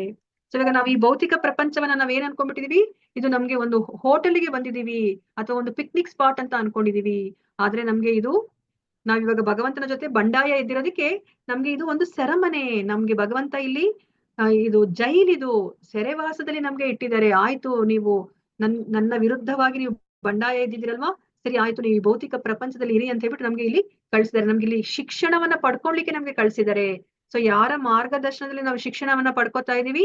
ಸೊ ನಾವು ದುರ್ಗಾದೇವಿಯ ಮಾರ್ಗದರ್ಶನದಲ್ಲಿ ನಾವಿಲ್ಲಿ ಶಿಕ್ಷಣವನ್ನ ನಾವು ಪಡ್ಕೋತಾ ಇದೀವಿ. ನಮ್ಗೆ ಅರ್ಥ ಮಾಡಿಸ್ತಾ ಇದ್ದಾಳೆ ದುರ್ಗಾದೇವಿ. ಸೊ ನೀವು ಇಲ್ಲಿ ಇದು ನಿಮ್ಮ ಜಾಗ ಅಲ್ಲ, ನೀವು ಭಗವಂತನ ಲೋಕದಲ್ಲಿ ಇರ್ಬೇಕಾದವರು ಅಂತ ಹೇಳ್ಬಿಟ್ಟು ನಮ್ಗೆ ಅವರು ಆದಿದೈವಿಕ ಆಧ್ಯಾತ್ಮಿಕ ಆದಿಭೌತಿಕ ಕ್ಲೇಶಗಳನ್ನ ನಮ್ಗೆ ಕೊಡ್ತಾ ಅವ್ರು ನಮ್ಗೆ ಏನ್ ಮಾಡ್ತಾ ಇದಾರೆ? ಅರ್ಥ ಮಾಡಿಸ್ತಾ ಇದಾರೆ. ನೀವು ಭಗವಂತನಿಂದ ನೀವು ದೂರ ಇದ್ದೀರಾ, ನೀವು ಇವಾಗ ಭಗವಂತನ ಬಳಿಗೆ ಆದಷ್ಟು ಬೇಗ ನೀವು ಹೋಗ್ಬೇಕು ಅಂತ ಹೇಳ್ಬಿಟ್ಟು. ಸೊ ಇವಾಗ ನಾವಿಲ್ಲಿ ಏನ್ ಪ್ರಯತ್ನವನ್ನ ಮಾಡ್ತಾ ಇದೀವಿ ಅಂತಂದ್ರೆ, ನಾವಿವಾಗ ಅಕಸ್ಮಾತ್ C ಕ್ಲಾಸ್ ಜೈಲಲ್ಲಿದ್ರೆ ನಾವು B ಕ್ಲಾಸ್ ಜೈಲ್ಗೋ A ಕ್ಲಾಸ್ ಜೈಲ್ಗೋ ಬರ್ಲಿಕ್ಕೆ ನಾವು ಇವಾಗ ಪ್ರಯತ್ನವನ್ನ ಪಡ್ತಾ ಇದೀವಿ. ಅಂದ್ರೆ ನಾವಿವಾಗ ಭೂಮಿ ಮೇಲೆ ಇದ್ರೆ ನಾವಿವಾಗ ಹೆಚ್ಚು ಪುಣ್ಯದ ಕೆಲಸಗಳನ್ನ ಮಾಡಿ ನಾವು ಸ್ವರ್ಗಕ್ಕೆ ಹೋಗ್ಬೇಕು ಅಂತ ನಾವು ಇಚ್ಛೆ ಪಡ್ತಾ ಇದೀವಿ ಹೊರತು ನಾವ್ ಈ ಜೈಲಿನಿಂದ ಪಾರಾಗ್ಬೇಕು ಅಂತ ನಾವು ಯೋಚನೆ ಮಾಡ್ತಾ ಇಲ್ಲ ಅಲ್ವಾ? ಬುದ್ಧಿವಂತರಾದವರು ಜೈಲಲ್ಲಿ ಅಕಸ್ಮಾತ್ ಇದೀವಿ ಅಂತ ಗೊತ್ತಾದ್ರೆ ಅವ್ರು ಏನ್ ಮಾಡ್ಬೇಕು? ನಾನು ಇವಾಗ A ಕ್ಲಾಸ್ ಜೈಲ್ಗೆ ಹೋಗ್ಬೇಕು ಅಂತ ಹೇಳ್ಬಿಟ್ಟು ಅವರು ಪ್ರಯತ್ನವನ್ನ ಪಡಬಾರ್ದು. ಅವ್ರನ್ನ ಬುದ್ಧಿವಂತರು ಅಂತ ಹೇಳೋದಿಲ್ಲ ಅಲ್ವಾ? ಅವ್ರಿಗೆ ಇವಾಗ ಜೈಲಲ್ಲಿ ಇದಾರೆ ಅಂತ ಹೇಳ್ಬಿಟ್ಟು ಅವ್ರಿಗೆ ಜ್ಞಾನ ಬಂದಾಗ ಅವ್ರು ಏನ್ ಮಾಡ್ಬೇಕು? ಈ ಜೈಲಿನಿಂದ ಹೇಗಪ್ಪ ತಪ್ಪಿಸ್ಕೊಂಡು ಹೋಗ್ಬೇಕು ಅಂತ ಯೋಚನೆ ಮಾಡ್ಬೇಕೇ ಹೊರತು ಈ ಜೈಲಲ್ಲೇ ನಾನು ಇನ್ನೊಂದ್ ಸ್ವಲ್ಪ ಚೆನ್ನಾಗಿರೋ ರೂಮ್ಗೆ ಹೋಗೋಣಂತೆ, ಅಲ್ಲೊಂದ್ ಸ್ವಲ್ಪ ಟಿವಿ ಎಲ್ಲ ಇದೆಯಂತೆ, ಅಟ್ಯಾಚ್ಡ್ ಬಾತ್ರೂಮ್ ಇದೆಯಂತೆ ಅಂತ ಒಂದು ಜೈಲಿಗೆ ಹೋಗೋಣ ಅಂತ ಯೋಚನೆ ಮಾಡಬಾರ್ದು ಅಲ್ವಾ? ಇವಾಗ ನಾವೇನಾದ್ರೂ ಸ್ವರ್ಗಕ್ಕೆ ಹೋಗ್ಬೇಕು ಅಥವಾ ಇನ್ಯಾವ್ದಾದ್ರು ಉನ್ನತ ಲೋಕಕ್ಕೆ ಹೋಗ್ಬೇಕಂತ ಯೋಚನೆ ಮಾಡಿದ್ರೆ ನಾವು ಅದೇ ತರ ಯೋಚನೆ ಮಾಡ್ದಂಗ ಆಗುತ್ತೆ. ಅಂದ್ರೆ ನಾವು ಇನ್ನೊಂದ್ ಸ್ವಲ್ಪ ಅಂದ್ರೆ ಚೆನ್ನಾಗಿರೋ ಜೈಲಿಗೆ ಹೋಗ್ಬೇಕು ಅಂತ ಯೋಚನೆ ಮಾಡೋ ತರ ಆಗತ್ತೆ. ಯಾಕಂದ್ರೆ ಈ 14 ಲೋಕಗಳು ಸಹ ಈ ಭೌತಿಕ ಪ್ರಪಂಚದಲ್ಲೇನೆ ಇರೋದು. ಅದನ್ನ ನಾವಿಲ್ಲಿ ಅರ್ಥ ಮಾಡ್ಕೋಬೇಕು. ಈ ಜೈಲಿನಿಂದ ಹೇಗಪ್ಪ ಹೊರಗಡೆ ಬರ್ಬೇಕು ಅಂತ ನಾವು ಯೋಚನೆ ಮಾಡ್ಬೇಕು. ಅದಕ್ಕೆ ಈ ಮನುಷ್ಯ ಜನ್ಮದಲ್ಲಿ ಮಾತ್ರನೇ ಅದು ಸಾಧ್ಯ ಇರೋದು. ಸೊ ಮನುಷ್ಯ ಜನ್ಮದಲ್ಲಿ ನಾವು ಅರ್ಥ ಮಾಡ್ಕೊಂಡು ನಾವು ಭಗವಂತನ ಭಕ್ತಿಯನ್ನ ಮಾಡಿ ನಾವು ಭಗವಂತನ ಲೋಕಕ್ಕೆ ಹೋಗ್ಬೇಕು. ಅದೇ ಪ್ರಾಣಿ ಜನ್ಮದಲ್ಲಿ ಇದು ಸಾಧ್ಯ ಇಲ್ಲ. ಸೊ ಅದಕ್ಕೋಸ್ಕರ ಇದನ್ನ ಹೇಗೆ ಅರ್ಥ ಮಾಡಿಸ್ತಾರೆ ಅಂದ್ರೆ, ಇವಾಗ ನಾವು ತಿರುಪತಿಗೆ ಹೋದಾಗ ತಿರುಪತಿ ದರ್ಶನ, ತಿಮ್ಮಪ್ಪನ ದರ್ಶನ ಮಾಡ್ಬೇಕಂದ್ರೆ ಎಂತ ಕ್ಯೂ ಅಲ್ವಾ? ದಿನಗಟ್ಲೆ ನಾವು ಕಾಯ್ಬೇಕಾಗತ್ತೆ. ಸೊ ಇನ್ನೇನು ನಾವು ತಿರುಪತಿ ತಿಮ್ಮಪ್ಪನ ಮುಂದೆ ಬಂದು ನಿಂತ್ಕೊಂಡ್ವಿ ಅಂತ ಅನ್ಕೊಳ್ಳಿ. ಆ ಸಮಯದಲ್ಲಿ ನಾವೇನಾದ್ರೂ ನಮ್ಮ ಮನಸ್ಸು ಏನನ್ನೋ ಯೋಚನೆ ಮಾಡ್ತಾ ಯಾರನ್ನೋ ನೋಡಿದ್ರೆ, ಪಕ್ಕದಲ್ಲಿರೋರ್ನೋ ಅಥವಾ ಇನ್ನೇನೋ ಯೋಚನೆ ಮಾಡಿದ್ರೆ ನಮ್ಮನ್ನ ತಳ್ಳೇ ಬಿಡ್ತಾರೆ. ನಾವಲ್ಲಿ ಅಷ್ಟು ಹತ್ರ ಹೋದ್ರುನು ಸಹ, ಭಗವಂತನ ಬಳಿಗೆ ಹೋದ್ರುನು ಸಹ ನಾವು ಭಗವಂತನ ದರ್ಶನ ಮಾಡ್ಲಿಕ್ಕೆ ಆಗೋದಿಲ್ಲ ಅಲ್ವಾ? ಮತ್ತೆ ನಾನು ಕ್ಯೂ ಅಲ್ಲಿ ಜಾಯಿನ್ ಆಗ್ಲಿಕ್ಕೆ ಆಗೋದಿಲ್ಲ. ಅವ್ರು ನಮ್ಮನ್ನ ತಳ್ಳಿಬಿಟ್ಟು ನಮ್ಮನ್ನ ಹೊರಗಡೆ ಕಳಿಸ್ಬಿಡ್ತಾರೆ. ಅಂದ್ರೆ ನಾವು ಮತ್ತೆ ಇನ್ನೊಂದ್ಸತಿ ಕ್ಯೂ ಅಲ್ಲಿ ನಿಂತ್ಕೊಂಡೆ ಮತ್ತೆ ಭಗವಂತನ ದರ್ಶನವನ್ನ ಪಡಿಬೇಕು ಅಲ್ವಾ? ಅದೇ ತರ ಆಗ್ತಾ ಇದೆ. ನಾವ್ ಇವಾಗ 84 ಲಕ್ಷ ಜೀವರಾಶಿಗಳನ್ನ ದಾಟ್ಕೊಂಡು ಮನುಷ್ಯ ಜನ್ಮ ಬಂದಾಗ, ಮನುಷ್ಯ ಜನ್ಮದಲ್ಲಿ ನಾವು ಭಕ್ತಿಯನ್ನ ಮಾಡಿ ಭಗವಂತನ ಲೋಕಕ್ಕೆ ಹೋಗ್ಬೇಕು. ಅಕಸ್ಮಾತ್ ನಾವೇನಾದ್ರೂ ಇಲ್ಲಿ ಮನುಷ್ಯ ಜನ್ಮದಲ್ಲಿ ನಾವ್ ಇಂದ್ರಿಯ ಸುಖವನ್ನ ಏನಾದ್ರೂ ಪಡೆಯೋದ್ರಲ್ಲೇ ನಾವು ಇದ್ರಲ್ಲೇ ಮಗ್ನರಾಗ್ಬಿಟ್ರೆ ಏನಾಗುತ್ತೆ? ಈ ಮನುಷ್ಯ ಜನ್ಮ ವ್ಯರ್ಥವಾಗಿ ಹೋಗ್ಬಿಡುತ್ತೆ. ಮತ್ತೆ ನಾವು ಈ 84 ಲಕ್ಷ ಜೀವರಾಶಿಗಳನ್ನ ದಾಟ್ಕೊಂಡು ಮತ್ತೆ ನಾವು ಮನುಷ್ಯ ಜನ್ಮ ಸಿಗೋ ತನಕ ನಾವು ಕಾಯ್ಬೇಕಾಗತ್ತೆ. ಸೊ ಅದಕ್ಕೋಸ್ಕರನೇ ಮನುಷ್ಯ ಜನ್ಮ ತುಂಬಾ ಅಮೂಲ್ಯವಾದದ್ದು. ಹುಚ್ಚಪ್ಪಗಳಿರ ಅದನ್ನ ವ್ಯರ್ಥ ಮಾಡ್ಬೇಡಿ ಅಂತ ಹೇಳ್ಬಿಟ್ಟು ನಮ್ಮ ದಾಸರು, ಶರಣರು ಅವರೆಲ್ಲ ಅದಕ್ಕೇನೆ ಅವರು ಆ ಹಾಡುಗಳಲ್ಲಿ ಅವರು ಹೇಳಿರೋದು. ಸೊ ಅದಕ್ಕೋಸ್ಕರ ನಾವು ಈ ಮಾನವ ಜನ್ಮವನ್ನ ನಾವು ಉಪಯೋಗಿಸ್ಕೋಬೇಕು. ಅದಕ್ಕೇನೆ ಪ್ರಭುಪಾದರು ಇಷ್ಟು ಕಷ್ಟಪಟ್ಟಿದ್ದು. ಅಯ್ಯೋ, ಅದು ಕಲಿಯುಗದ ಜನಗಳಿಗೆ ಇನ್ನ ತುಂಬಾ ಸುಲಭವಾದ ಮಾರ್ಗ ಇದೆಯಲ್ಲ, ಈ ಹರಿನಾಮದಲ್ಲೇನೆ ಭಗವಂತ ತನ್ನೆಲ್ಲ ಶಕ್ತಿಯನ್ನ ಕೊಟ್ಟಿದ್ದಾನೆ. ಮತ್ತೆ ಯಾವುದೇ ಒಂದು ನಿಯಮ ನಿಬಂಧನೆಗಳನ್ನ ಇಟ್ಟಿಲ್ಲ ಅವರು ಈ ಹರಿನಾಮವನ್ನ ಹೇಳ್ಕೊಳ್ಲಿಕ್ಕೆ. ಇಂಥದನ್ನ ಉಪಯೋಗಿಸ್ಕೊಂಡು ಇವರು ಈ ಮನುಷ್ಯ ಜನ್ಮವನ್ನ ಸಾರ್ಥಕ ಮಾಡ್ಕೋತಿಲ್ವಲ್ಲ ಅಂತ ಹೇಳ್ಬಿಟ್ಟು ಪ್ರಭುಪಾದರು 70 ವರ್ಷ ಆದ್ರೂ ಸಹ ಅವರು ಪ್ರಯತ್ನ ಪಟ್ಟು ಅವರು ಈ ಕೃಷ್ಣ ಪ್ರಜ್ಞೆನ ಎಲ್ಲರೂ ಸಿಗೋ ತರ ಆಗ್ಲಿ, ಎಲ್ಲರೂ ಇದನ್ನ ಉಪಯೋಗಿಸ್ಕೊಂಡು ಭಗವಂತನ ಲೋಕಕ್ಕೆ ಹೋಗೋ ತರ ಆಗ್ಲಿ ಅಂತ ಹೇಳ್ಬಿಟ್ಟು ಅವರು ಪ್ರಯತ್ನವನ್ನ ಪಟ್ಟಿದ್ದು. ಮತ್ತೆ ನೋಡಿ ನಮ್ಗೆ ನಾವು ಇದಕ್ಕಿಂತ ಮುಂಚೆ ನಾವು ತಿಳ್ಕೊಂಡ್ರ ಹಾಗೇನೆ ನಮ್ಮ ಜ್ಞಾನದಲ್ಲೇ ಆಗ್ಲಿ, ನಮ್ಮ ಈ ಬಾಡಿ ಲ್ಯಾಂಗ್ವೇಜ್ ಅಲ್ಲೇ ಆಗ್ಲಿ ನಮ್ಗೆ ಎಲ್ಲದರ ಅರಿವು ಸರಿಯಾಗಿದೆ ಅಲ್ವಾ. ನೋಡಿ ನಾವ್ ಇವಾಗ ಏನಾದ್ರೂ ಪ್ರಯಾಣ ಮಾಡ್ಬೇಕಾದ್ರೆ ನಮ್ಗೆ ಯಾವಾಗ್ಲೂ ಆ ಕಿಟಕಿ ಪಕ್ಕನೆ ಕುತ್ಕೋಬೇಕು ಅಂತ ಇಚ್ಛೆ ಅಲ್ವಾ, ತುಂಬಾ ಇಷ್ಟ. ನಮ್ ಪಕ್ಕದಲ್ಲಿ ಪ್ರೀತಿ ಪಾತ್ರರಾದವ್ರು ಕುತ್ಕೊಂಡಿದ್ರು ಸಹ ನಮ್ಗೆ ಕಿಟಕಿ ಬೇಕು. ಕಿಟಕಿಯಿಂದ ನಾವು ಹೊರಗಡೆ ನೋಡ್ತಾ ಇರ್ತೀವಿ, ಏನನ್ನ ನೋಡ್ತೀವೋ ಗೊತ್ತಿಲ್ಲ, ಸ್ವಲ್ಪ ಹೊತ್ತು ನಾವೇನೋ ಸೀನರಿ ನೋಡ್ಬೋದು, ಆಮೇಲೆ ಸುಮ್ನೆ ನೋಡ್ತಾನೆ ಇರ್ತೀವಿ ನಾವು. ಮತ್ತೆ ಆ ಬಸ್ ಒಳಗಡೆ ಅಥವಾ ಯಾವ್ದಾದ್ರು ವೆಹಿಕಲ್ ಒಳಗಡೆ ಯಾರಾದ್ರೂ ಎಂಟಾದ್ರೂ ಸಹ ನಾವು ನೋಡ್ತಾನೆ ಇರ್ತೀವಿ. ಯಾಕಂದ್ರೆ ನಮಗ್ ಗೊತ್ತಿರೋರು ಯಾರು ಬರಲ್ಲ ಅಂತಾನೂ ಗೊತ್ತು, ಆದ್ರೂ ನಾವು ಯಾರಪ್ಪ ಬಂದ್ರು ಅಂತ ನಾವು ನೋಡ್ತೀವಿ ಅಲ್ವಾ. ಹೊರಗಡೆಯಿಂದನೂ ಸಹ ನಾವ್ ಏನನ್ನೋ ನೋಡ್ತಾ ಇರ್ತೀವಿ. ಸೊ ಅದಕ್ಕೆ ನಮ್ಗೆ ಆಚಾರ್ಯರು ಅರ್ಥ ಮಾಡಿಸ್ತಾ ಇದಾರೆ, ನಮಗ್ ಗೊತ್ತಿಲ್ಲದೆ ನಾವು ಹುಡುಕ್ತಾ ಇರೋದೇ ಕೃಷ್ಣನನ್ನ. ಯಾಕಂದ್ರೆ ನಾವ್ ಇವಾಗ ಕೃಷ್ಣನನ್ನ ಬಿಟ್ಟು ಬಂದಿದೀವಿ. ಇವಾಗ ಹೇಗೆ ಒಂದು ಮೀನು ನೀರಿನಿಂದ ಹೊರಗಡೆ ಬಂದ್ಬಿಟ್ರೆ ಅದು ವಿಲ ಅಂತ ಒದ್ದಾಡ್ತಿರುತ್ತೆ, ಮತ್ತೆ ಅದು ನೀರಿಗೆ ಹೋಗೋ ತನಕ ಅದು ಸಂತೋಷ ಪಡ್ಲಿಕ್ಕೆ ಸಾಧ್ಯ ಇಲ್ಲ. ಅದೇ ತರನೇ ನಮ್ಮ ಸ್ಥಿತಿ. ನಾವ್ ಇವಾಗ ಎಲ್ಲರಲ್ಲೂ ಕೃಷ್ಣನನ್ನೇ ನಾವು ಹುಡುಕ್ತಾ ಇದೀವಿ. ಅದಕ್ಕೆ ನೋಡಿ ನಮ್ಗೆ ಯಾರನ್ನ ನೋಡಿದ್ರು ನಾವು ತಪ್ಪನ್ನ ಕಂಡಿಡಿತೀವಿ. ಯಾಕಂದ್ರೆ ನಾವ್ ಇವಾಗ ಪರ್ಫೆಕ್ಟ್ ಪರ್ಸನ್ ಅನ್ನ ನಾವು ನೋಡ್ಬಿಟ್ಟಿದೀವಿ. Krishna perfect person, 100% perfect person, ಅವ್ರನ್ನ ನಾವು ನೋಡ್ಬಿಟ್ಟಿದೀವಿ. ಅದಕ್ಕೆ ನಾವ್ ಯಾರನ್ನೇ ನಾವು ಭೇಟಿ ಆಗ್ಲಿ ನಾವು ತಪ್ಪನ್ನ ಹುಡುಕ್ತಾ ಇರ್ತೀವಿ. ಯಾಕಂದ್ರೆ ನಾವು 100% ಪರ್ಫೆಕ್ಟ್ ಪರ್ಸನ್ ಅನ್ನ ನಾವು ನೋಡಿದೀವಿ.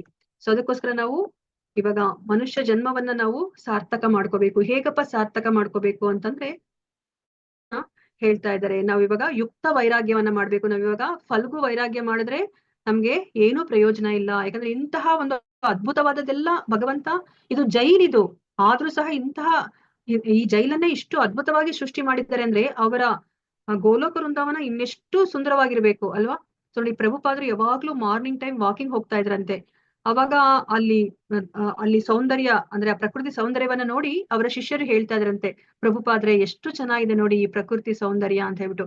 ಆಗ ಪ್ರಭುಪಾದ್ರು ಹೇಳ್ತಾ ಇದ್ರಂತೆ, ನೋಡಿ ಈ ಪ್ರಕೃತಿ ಸೌಂದರ್ಯವನ್ನ ನೋಡಿ ನೀವು ಮಾರು ಹೋಗ್ತಾ ಇದ್ದೀರಾ ಅದರ ಸೌಂದರ್ಯಕ್ಕೆ, ಇದನ್ನ ಸೃಷ್ಟಿ ಮಾಡಿರುವಂತ ಸೃಷ್ಟಿಕರ್ತ ಇನ್ನೆಷ್ಟು ಸುಂದರವಾಗಿರ್ಬೇಕು ನೀವು ಯೋಚನೆ ಮಾಡಿ ಅಂತ ಹೇಳ್ಬಿಟ್ಟು ಹೇಳ್ತಾ ಇದ್ರಂತೆ. ಪ್ರತಿಯೊಂದಕ್ಕೂ ಸಹ ಪ್ರಭುಪಾದ್ರು ಕೃಷ್ಣನ ಜೊತೆನೆ ಅವರು ಹೋಲಿಸಿ ಅವರು ನೋಡ್ತಾ ಇದ್ರಂತೆ. ನೋಡಿ ಇಲ್ಲಿ ಇವಾಗ ಸರಿಯಾದ ತಿಳುವಳಿಕೆನ ನಮ್ಗೆ ಇಲ್ಲಿ ಕೊಡ್ತಾ ಇದ್ದಾರೆ. ಪ್ರಾಪಂಚಿಕತೆಯ ಬುದ್ಧಿಯ ಹರಿ ಸಂಬಂಧಿ ವಸ್ತುನಃ ಮುಮುಕ್ಷುಭಿಃ ಪರಿತ್ಯಾಗೋ ವೈರಾಗ್ಯಂ ಪಲ್ಗು ಕಥ್ಯತೆ. ನೋಡಿ ಇಲ್ಲಿ ಏನ್ ಹೇಳ್ತಾ ಇದ್ದಾರೆ, ಈ ಭೌತಿಕ ಪ್ರಪಂಚದಲ್ಲಿರುವ ವಸ್ತುಗಳನ್ನೆಲ್ಲ ಅಯ್ಯೋ ಇವೆಲ್ಲನೂ ಸಹ ಮಾಯೆ, ಇದನ್ನೆಲ್ಲ ನಾನು ಉಪಯೋಗಿಸ್ಕೂಡುದು, ಇದನ್ನ ಉಪಯೋಗಿಸಿದ್ರೆ ನಾನು ಬಂಧನಕ್ಕೆ ಸಿಕ್ಕಾಕೊಂಡ್ಬಿಡ್ತೀನಿ ಅಂತ ಹೇಳ್ಬಿಟ್ಟು ಇದನ್ನೆಲ್ಲ ನಾವು ತ್ಯಜಿಸಿದ್ರೆ ಏನಾಗತ್ತೆ, ಅದು ನಿಜವಾದ ವೈರಾಗ್ಯ ಅಲ್ಲ, ಅದನ್ನ ಫಲ್ಗು ವೈರಾಗ್ಯ ಅಂತ ಕರೀತಾರೆ. ಫಲ್ಗು ಅಂತ ಹೇಳ್ಬಿಟ್ಟು ಒಂದು ನದಿ ಇದೆ ಅಲ್ವಾ, ಅಲ್ಲಿ ಗಯಾ ಅಂತ ನಾವ್ ಏನ್ ಹೇಳ್ತೀವೋ ಅಲ್ಲಿ ಆ ಫಲ್ಗು ನದಿ ಇದೆ. ನೋಡ್ಲಿಕ್ಕೆ ನೀರ್ ತುಂಬಾ ಇದೇನೋ ಆಳವಾಗಿದೇನೋ ಅಂತ ಅನ್ಸುತ್ತೆ, ಆದ್ರೆ ಕಾಲನ್ನ ಇಟ್ರೆ ಅದು ಇಷ್ಟುದ್ದ ಅಷ್ಟೇ ಆಳ ಇರೋದು ಅದ್ರದ್ದು. ಸೊ ಆತರ ಇಂತಹ ವೈರಾಗ್ಯ ಇದು ನಿಜವಾದ ವೈರಾಗ್ಯ ಅಲ್ಲ. ಯಾಕಂದ್ರೆ ಭಗವಂತ ಇದನ್ನೆಲ್ಲ ಸೃಷ್ಟಿ ಮಾಡಿರೋದೇ ನಾವು ಭಗವಂತನಿಗೆ ಅದನ್ನೆಲ್ಲ ಉಪಯೋಗಿಸ್ಬಿಟ್ಟು ಮತ್ತೆ ನಾವು ಉಪಯೋಗಿಸೋದಿಕ್ಕೆ ಭಗವಂತ ಅದನ್ನೆಲ್ಲ ಸೃಷ್ಟಿ ಮಾಡಿದ್ದಾರೆ. ಯಾಕಂದ್ರೆ ನಮ್ಮ ಆಸೆ ಏನು, ನಾವು ಒಡೆತನವನ್ನ ಅನುಭವಿಸ್ಬೇಕು ಅಂತ ಆಸೆ ಇದೆ, ಎಲ್ಲ ಇಂದ್ರಿಯ ಸುಖವನ್ನ ಪಡ್ಬೇಕು ಅಂತ ಆಸೆ ಇದೆ. ಅದಕ್ಕೋಸ್ಕರ ನಾವು ಯಾವ ತರ ಪಡ್ಬೇಕು, ಎಲ್ಲವನ್ನ ಭಗವಂತನಿಗೆ ಅರ್ಪಿಸಿ ಅವರ ಪ್ರಸಾದವನ್ನ ನಾವು ಅದನ್ನ ಪ್ರಸಾದವಾಗಿ ನಾವು ಅದನ್ನ ಸ್ವೀಕರಿಸ್ಬೇಕು. ಸೊ ಅದಕ್ಕೋಸ್ಕರ ಇಲ್ಲಿ ಏನ್ ಹೇಳ್ತಾ ಇದ್ರೆ, ಮುಕ್ತಿಯನ್ನು ಸಾಧಿಸಲು ಕಾತರರಾಗಿರುವ ವ್ಯಕ್ತಿಗಳು ದೇವೋತ್ತಮ ಪರಮ ಪುರುಷನಿಗೆ ಸಂಬಂಧಿಸಿದ ವಿಷಯಗಳನ್ನ ಐಹಿಕವೆಂದು ಭಾವಿಸಿ ತ್ಯಜಿಸಿದರೆ ಅವರ ತ್ಯಾಗವನ್ನ ಅಪೂರ್ಣ ಎಂದು ಹೇಳಲಾಗುತ್ತದೆ ಅಂತ ಹೇಳ್ತಾ ಇದ್ದಾರೆ ಅಲ್ವಾ.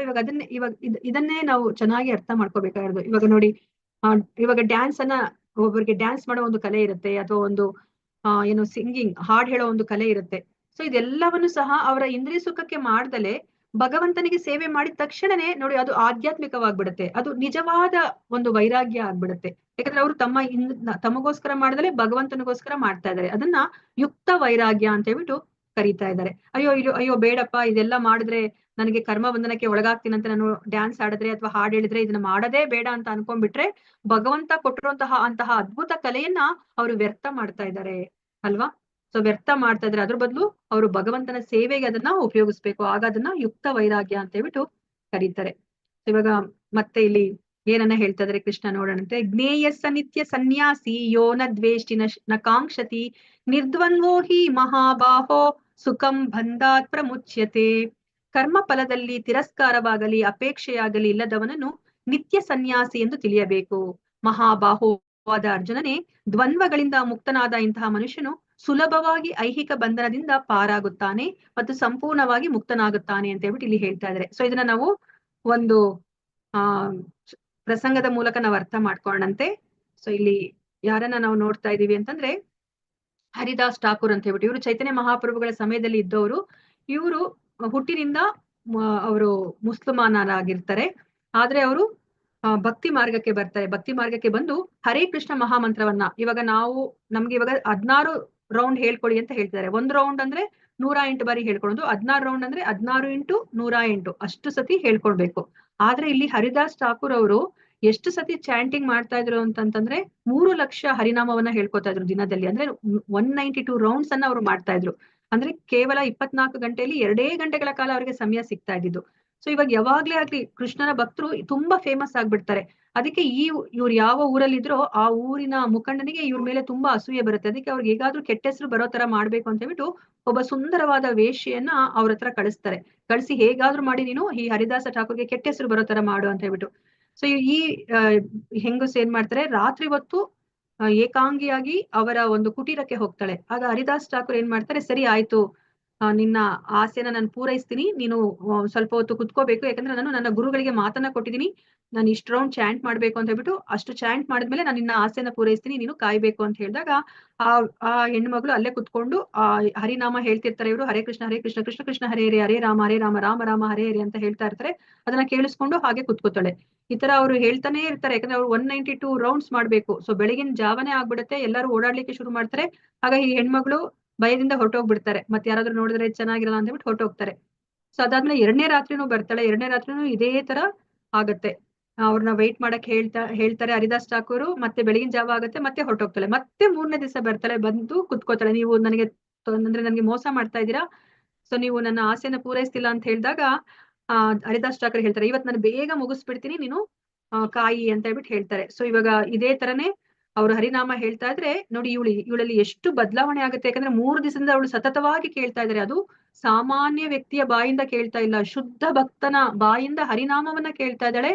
ಆ ವೇಶ್ಯೆಯ ಮನಸ್ಸು ಎಷ್ಟು ಪರಿವರ್ತನೆ ಆಗ್ಬಿಡುತ್ತೆ ಅಂತಂದ್ರೆ ಅವಳಿಗೆ ಪಶ್ಚಾತ್ತಾಪ ಆಗ್ಬಿಡುತ್ತೆ. ಎಂತಹ ತಪ್ಪನ್ನ ಮಾಡ್ಲಿಕ್ಕೆ ಬಂದೆ ನಾನು ಅಂತ ಹೇಳ್ಬಿಟ್ಟು ಅವ್ರ ಕಾಲಿಗೆ ಬೀಳ್ತಾಳೆ. ಬಿದ್ಬಿಟ್ಟು ನನ್ನ ತಪ್ಪನ್ನ ನೀವು ಕ್ಷಮಿಸಿ, ನಾನು ಈ ತರ ನಿಮ್ಗೆ ಕೆಟ್ಟ ಹೆಸರನ್ನ ತಗೊಂಡ್ಬರ್ಲಿಕ್ಕೆ ಬಂದೆ ಅಂತ ಹೇಳಿದಾಗ ಆಗ ಹರಿದಾಸ್ ಠಾಕೂರ್ ಹೇಳ್ತಾರೆ, ನನಗೆ ಗೊತ್ತಿತ್ತು ನಿನ್ನ ಮನಸ್ಥಿತಿ ಏನು ಅಂತ, ಆದ್ರೆ ನಾನು ಇಲ್ಲಿಂದ ಹೊರಟೋಗ್ಬೋದಾಗಿತ್ತು, ಆದ್ರೆ ನಾನು ನಿನ್ನನ್ನ ಸರಿಯಾದ ದಾರಿಗೆ ತರಬೇಕಾಗಿತ್ತು, ಅದಕ್ಕೋಸ್ಕರ ನಾನು ಇದ್ದೆ ಅಂತ ಹೇಳ್ಬಿಟ್ಟು ಹೇಳ್ತಾರೆ ಅವರು. ಆಮೇಲೆ ನನ್ನನ್ನ ಹೇಗಾದ್ರೂ ನಿಮ್ಮ ಶಿಷ್ಯಳನ್ನಾಗಿ ಸ್ವೀಕರಿಸಿ ಅಂತ ಹೇಳಿದಾಗ, ಸರಿ ನೀನು ಒಂದ್ ಕೆಲ್ಸ ಮಾಡು, ನೀನು ಈ ಒಂದು ವೃತ್ತಿಯಿಂದ ಏನೆಲ್ಲ ನೀನು ಧನವನ್ನ ಸಂಪಾದನೆ ಮಾಡಿದ್ಯಾ ಅದನ್ನೆಲ್ಲ ನೀನು ಭಗವಂತನ ಕಾರ್ಯಕ್ಕೆ ನೀನು ಉಪಯೋಗಿಸ್ಬಿಡು. ಮತ್ತೆ ಭಗವಂತನ ಕಾರ್ಯದಲ್ಲಿ ಯಾರೆಲ್ಲ ನಿರತರಾಗಿದ್ದಾರೆ ಅವ್ರಿಗೆಲ್ಲ ನೀನು ಅದನ್ನ ದಾನ ಮಾಡ್ಬಿಟ್ಟು ಬಾ ಅಂತ ಹೇಳ್ತಾರೆ. ಅವಳು ಎಲ್ಲವನ್ನ ತ್ಯಜಿಸಿ ಅವಳು ಹರಿದಾಸ್ ಠಾಕೂರ್ ಹತ್ರ ಬಂದು ಅವಳು ಶರಣಾಗ್ತಾಳೆ. ಶರಣಾದ್ಮೇಲೆ ಅವಳಿಗೆ ದೀಕ್ಷೆಯನ್ನ ಕೊಟ್ಟು, ಹರಿನಾಮ ದೀಕ್ಷೆಯನ್ನ ಕೊಟ್ಬಿಟ್ಟು, ನೀನ್ ಇಲ್ಲೇನೆ ಹರಿನಾಮವನ್ನ ಹೇಳ್ಕೊ ಅಂತ ಹೇಳ್ಬಿಟ್ಟು ಅವರು ಆ ಕುಟೀರವನ್ನ ಬಿಟ್ಟು ಹೊರಟೋಗ್ತಾರೆ. ಸೊ ಇಲ್ಲಿ ನಾವೇನನ್ನ ಅರ್ಥ ಮಾಡ್ಕೋಬೇಕಂತಂದ್ರೆ ನೋಡಿ, ಆ ವೇಶ್ಯೆ ಅಂದ ತಕ್ಷಣ ನಮ್ಗೆ ತಿರಸ್ಕಾರ ಭಾವ ಬರುತ್ತೆ. ಇದೇನಿದು ವೇಶ್ಯನ ಇಲ್ಲಿ ಇಷ್ಟು ಹತ್ರ ನಮ್ಮ ಹತ್ರ ಬರೋದಾ ಅಂತ ಹೇಳ್ಬಿಟ್ಟು. ಆದ್ರೆ ಇಲ್ಲಿ ಹರಿದಾಸ್ ಠಾಕೂರ್ಗೆ ಆ ವೇಶ್ಯೆಯ ಮೇಲೆ ತಿರಸ್ಕಾರವೂ ಇಲ್ಲ, ಅಪೇಕ್ಷೆನೂ ಇಲ್ಲ. ಇಂತಹ ಮನಸ್ಥಿತಿಯಲ್ಲಿ ಯಾರಿರ್ತಾರೋ ಅವರು ಭಗವಂತನ ಬಳಿಗೆ ಹೋಗೋ ಅರ್ಹತೆಯನ್ನ ಪಡ್ಕೋತಾರೆ, ಆ ಮುಕ್ತಿಯನ್ನ ಪಡೆಯುವಂತಹ ಅರ್ಹತೆಯನ್ನ ಪಡ್ಕೋತಾರೆ ಅಂತ ಹೇಳ್ಬಿಟ್ಟು ನಮ್ಗೆ ಈ ಶ್ಲೋಕದಲ್ಲಿ ಕೃಷ್ಣ ಹೇಳ್ತಾ ಇದ್ದಾರೆ. ಸೊ ಇದನ್ನ ಏನಂತ ನೋಡೋಣ. ಈಗ ಗೊತ್ತಾಗುತ್ತೆ ನೋಡಿ, ಕರ್ಮ ಫಲದಲ್ಲಿ ತಿರಸ್ಕಾರವಾಗಲಿ ಅಪೇಕ್ಷೆಯಾಗಲಿ ಇಲ್ಲದವನನ್ನ ನಿತ್ಯ ಸನ್ಯಾಸಿ ಎಂದು ತಿಳಿಯಬೇಕು. ನೋಡಿ, ಆ ದ್ವಂದ್ವತೆ ಅನ್ನೋದು ಇರ್ಕೂಡ್ದು.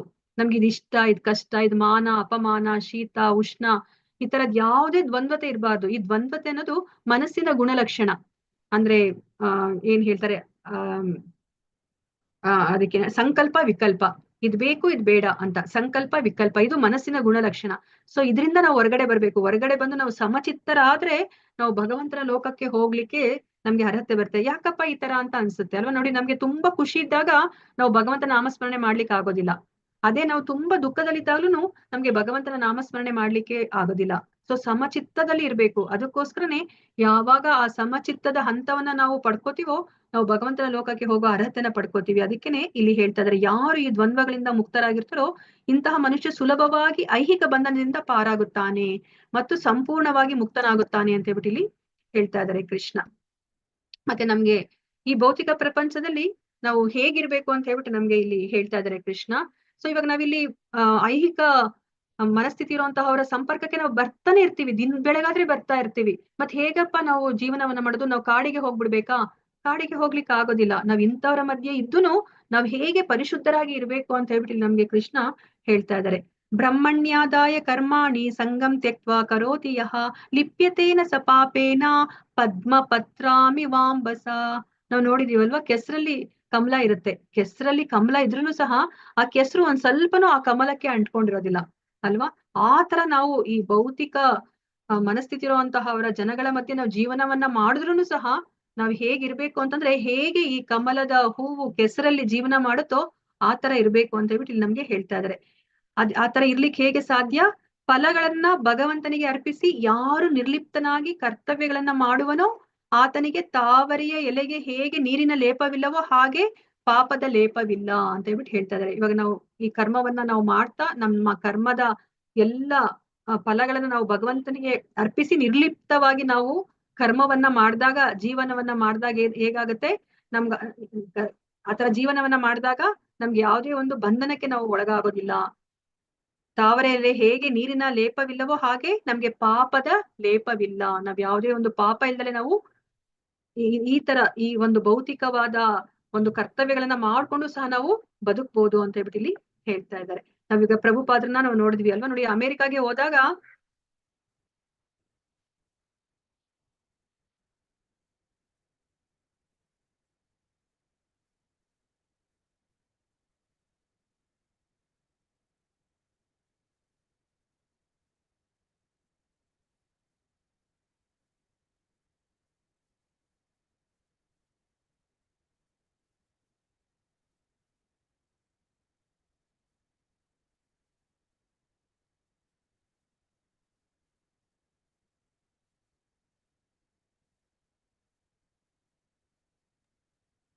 ಮಾತಾಜಿ ವಾಯ್ಸ್ ಬರ್ತಾ ಇಲ್ಲ, ಮ್ಯೂಟ್ ಆಗಿ.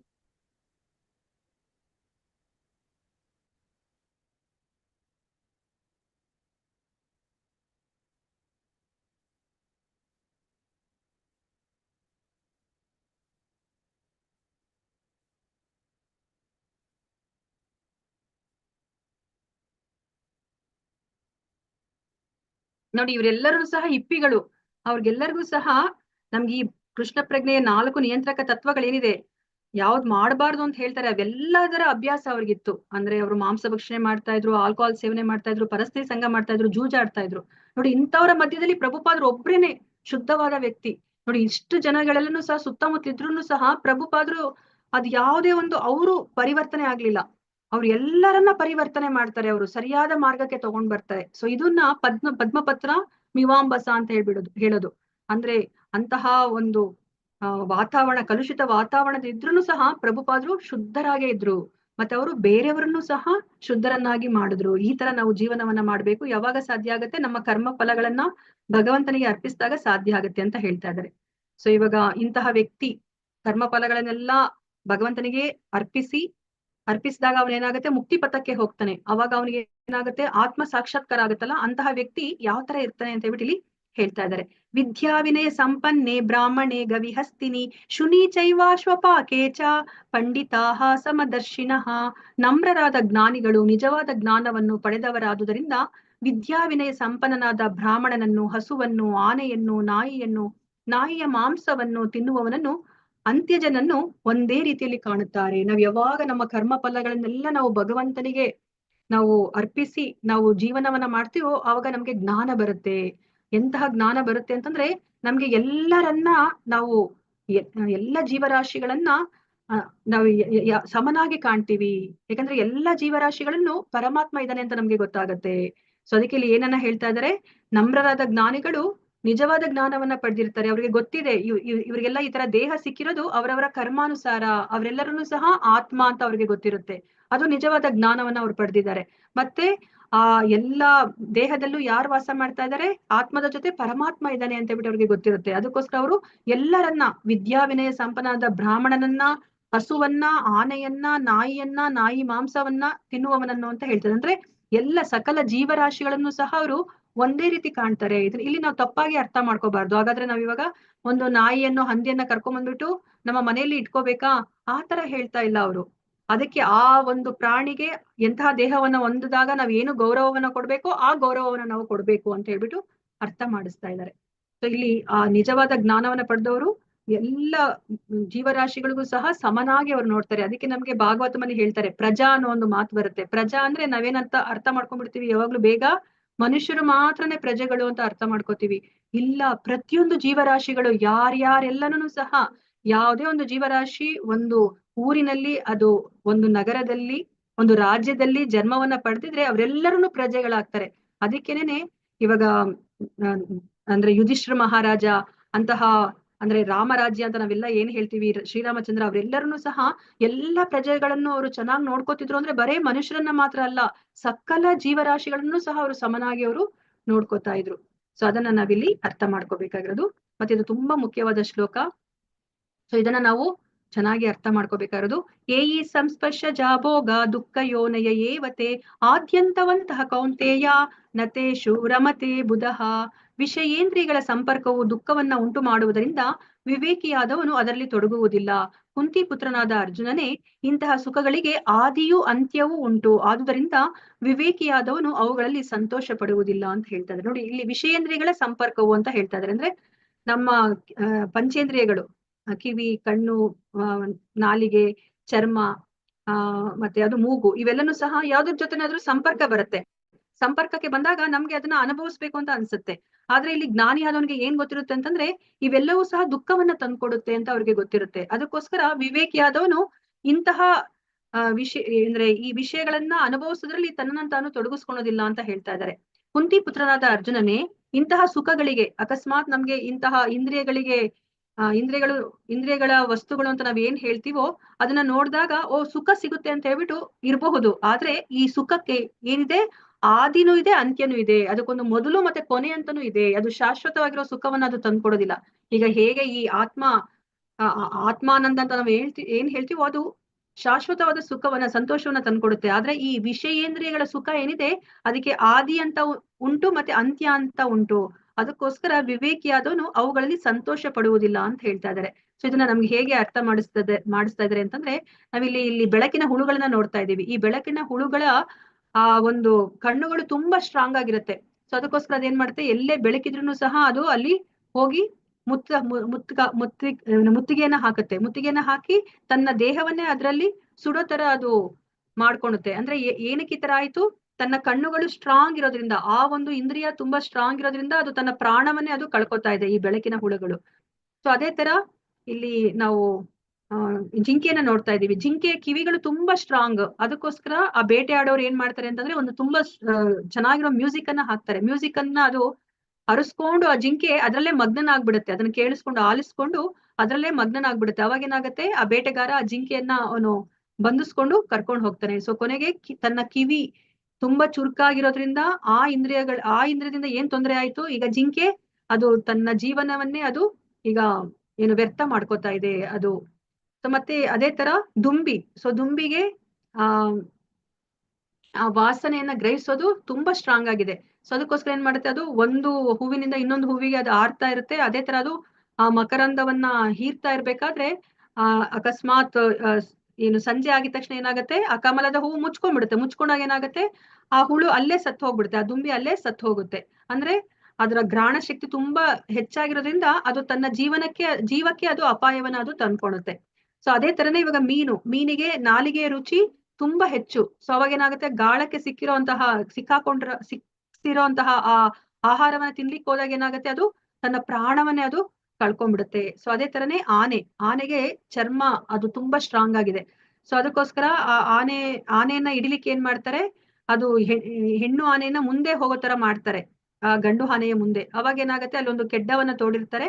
ಅದು ಆ ಹೆಣ್ಣು ಆನೆಯನ್ನ ಹಿಂಬಾಲಿಸ್ಕೊಂಡು ಹೋದಾಗ ಏನಾಗುತ್ತೆ, ಆ ಕೆಡ್ಡದಲ್ಲಿ ಬೀಳುತ್ತೆ ಆ ಗಂಡು ಆನೆ. ಅವಾಗ ಆ ಗಂಡು ಆನೆಯನ್ನ ಅವರು ಇಟ್ಕೊಂಡು ಹೋಗ್ಬಿಟ್ಟು ಇಡೀ ಜೀವನ ಪೂರ್ತಿ ಸೆರೆಯಾಳಾಗೋ ತರ ಅದು ಮಾಡ್ಕೋತಾರೆ. ಅಂದ್ರೆ ಇಲ್ಲಿ ಏನ್ ಅರ್ಥ, ಈ ಎಲ್ಲಾ ಪ್ರಾಣಿಗಳಿಗೆ ಒಂದೊಂದು ಇಂದ್ರಿಯಗಳು ಮಾತ್ರನೇ ಸ್ಟ್ರಾಂಗ್ ಆಗಿದೆ. ಸೊ ಇವಾಗ ಈ ಬೆಳಕಿನ ಹುಳುಗೆ ಕಣ್ಣು ಸ್ಟ್ರಾಂಗ್ ಆಗಿದೆ, ಜಿಂಕೆಗೆ ಕಿವಿ ಸ್ಟ್ರಾಂಗ್ ಆಗಿದೆ, ದುಂಬಿಗೆ ಗ್ರಹಣ ಶಕ್ತಿ ಜಾಸ್ತಿ ಇದೆ, ಮೀನಿಗೆ ನಾಲಿಗೆಯ ರುಚಿ ಶಕ್ತಿ ಜಾಸ್ತಿ ಇದೆ, ಆನೆಗೆ ಚರ್ಮದ ಸ್ಪರ್ಶ ಶಕ್ತಿ ಜಾಸ್ತಿ ಇದೆ. ಒಂದೊಂದು ಇಂದ್ರಿಯವೇ ಸ್ಟ್ರಾಂಗ್ ಆಗಿದ್ದಾಗ, ತನ್ನ ಪ್ರಾಣವನ್ನೇ ಅಪಾಯಕ್ಕೆ ಒಡ್ಕೊಂಡಾಗ ಮನುಷ್ಯನ ಗತಿಯನ್ನ ಯೋಚನೆ ಮಾಡಿ. ಮನುಷ್ಯನಿಗೆ ಪ್ರತಿಯೊಂದು ಇಂದ್ರಿಯವು ಸ್ಟ್ರಾಂಗ್ ಆಗಿದೆ. ಅಂದ್ರೆ ಅವನು ತನ್ನ ಇಂದ್ರಿಯ ಸುಖದಿಂದ ಅವನು ಎಷ್ಟು ತೊಂದರೆಗೆ ಒಳಗಾಗಬಹುದು ಅಂತ ಹೇಳ್ಬಿಟ್ಟು ನಮ್ಗೆ ಇಲ್ಲಿ ಕೃಷ್ಣ ಅರ್ಥ ಮಾಡಿಸ್ತಾ ಇದ್ದಾರೆ. ಅದಕ್ಕೆ ವಿವೇಕಿಯಾದವರು ಈ ಇಂದ್ರಿಯಗಳ ಸುಖವನ್ನ ಅನುಭವಿಸ್ಲಿಕ್ಕೆ ಅವ್ರ ಇಚ್ಛೆಯನ್ನ ಪಡೋದಿಲ್ಲ. ಯಾಕಂದ್ರೆ ಅದಕ್ಕೆ ಆದಿ ಅಂತ್ಯ ಅಂತ ಇದೆ, ಮತ್ತೆ ದುಃಖವನ್ನು ಸಹ ಅದು ತಂದು ಕೊಡುತ್ತೆ ಅಂತ ಹೇಳ್ಬಿಟ್ಟು ಇಲ್ಲಿ ಹೇಳ್ತಾ ಇದ್ದಾರೆ. ಇವಾಗ ಕೊನೆಯ ಶ್ಲೋಕ ಇದು 29ನೇ ಶ್ಲೋಕ, ತುಂಬಾ ಮುಖ್ಯವಾದ ಶ್ಲೋಕ. ಈ ಅಧ್ಯಾಯದ ಶಾಂತಿ ಸೂತ್ರ ಅಂತ ನಾವ್ ಏನ್ ಹೇಳ್ತೀವೋ ಅದನ್ನ ನಾವ್ ಇವಾಗ ತಿಳ್ಕೊತಾ ಇದೀವಿ. ಸೊ ಇವಾಗ ನನಗೆ ಇವಾಗ ಆಫೀಸಲ್ಲಿ ಕೆಲಸ ಮಾಡ್ತಿರ್ತೀನಿ ಅನ್ಕೊಳ್ಳಿ, ನನ್ಗೆ ಬಾಸ್ ರೂಮ್ ಅಲ್ಲಿ ಆ ಬಾಸ್ ಚೇರ್ ಅಲ್ಲಿ ಕುತ್ಕೋಬೇಕು ಅಂತ ಹೇಳ್ಬಿಟ್ಟು ನಂಗೆ ತುಂಬಾ ಆಸೆ. ಸೊ ಅದಕ್ಕೋಸ್ಕರ ಒಂದ್ ದಿವಸ ನಾನು ಇನ್ನ ಬಾಸ್ ಬಂದಿರೋದಿಲ್ಲ, ನಾನ್ ಬೇಗ ಹೋಗಿರ್ತೀನಿ ಆಫೀಸ್ಗೆ, ಅವಾಗ ಬಾಸ್ ಚೇರ್ ಮೇಲೆ ನಾನು ಕುತ್ಕೋತೀನಿ. ಸೊ ನಾನು ಇವಾಗ ಬಾಸ್ ಚೇರ್ ಮೇಲೆ ಹೋಗಿ ಕುತ್ಕೊಂಡಾಗ ನಾನು ಆರಾಮಾಗಿ ಸಂತೋಷವಾಗಿ ಕುತ್ಕೊಳ್ಲಿಕ್ಕೆ ಸಾಧ್ಯನಾ? ಇಲ್ಲ. ನಾನು ಏನ್ ಮಾಡಿರ್ತೀನಿ, ತುದಿಗಾಲಲ್ಲಿ ಕುತ್ಕೊಂಡಿರ್ತೀನಿ ಅಲ್ವಾ. ಅಕಸ್ಮಾತ್ ಯಾರಾದ್ರೂ ಬಂದ್ಬಿಟ್ರೆ, ನಾನ್ ಸಿಕ್ಕಾಕೊಂಡ್ಬಿಟ್ರೆ ಅಂತ ಹೇಳ್ಬಿಟ್ಟು ನಾನು ತುದಿ ಕಾಲಲ್ಲಿ ಕುತ್ಕೊಂಡಿರ್ತೀನಿ. ಅಂದ್ರೆ ಆತಂಕದಲ್ಲಿ ಇರ್ತೀನಿ. ಆ ಬಾಸ್ ಚೇರ್ ಮೇಲೆ ಕುತ್ಕೊಂಡಾಗ ಆತಂಕದಲ್ಲಿ ನಾನು ಇರ್ತೀನಿ ಅಲ್ವಾ. ಇವಾಗ ನಮ್ಮೆಲ್ಲರ ಮನಸ್ಥಿತಿನೂ ಅದೇ ತರನೇ ಇದೆ. ನಾವೆಲ್ಲರನ್ನೂ ಸಹ ನಮ್ಮ ನಿಜವಾದ ಸ್ಥಾನ ನಾವು ಸೇವಕರು, ಆದ್ರೆ ಇವಾಗ ನಾವಿಲ್ಲಿ ಒಡೆಯರಾಗ್ಲಿಕ್ಕೆ ಬಂದ್ಬಿಟ್ಟಿದೀವಿ ನಾವಿಲ್ಲಿ ಭೌತಿಕ ಪ್ರಪಂಚಕ್ಕೆ. ಅದಕ್ಕೆ ನಾವೆಲ್ಲರನ್ನೂ ಸಹ ಆತಂಕದಲ್ಲಿರೋದು ಅದಕ್ಕೋಸ್ಕರನೇ. ಸೊ ಕೃಷ್ಣ ಇವಾಗ ಅದನ್ನ ತಿಳಿಸ್ತಾ ಇದ್ದಾರೆ. ಸೊ ಇವಾಗ ನಾವ್ ಏನನ್ನ ಮಾಡ್ಬೇಕು, ಏನನ್ನ ಅರ್ಥ ಮಾಡ್ಕೊಂಡ್ರೆ ನಾವು ಈ ಆತಂಕದಿಂದ ಹೊರಗಡೆ ಬಂದು ನಾವು ಶಾಂತಿಯುತವಾಗಿ ಜೀವನವನ್ನ ಮಾಡ್ಬೋದು ಅಂತ ಹೇಳ್ಬಿಟ್ಟು ನಮ್ಗೆ ಇಲ್ಲಿ ತಿಳಿಸಿಕೊಡ್ತಾ ಇದ್ದಾರೆ.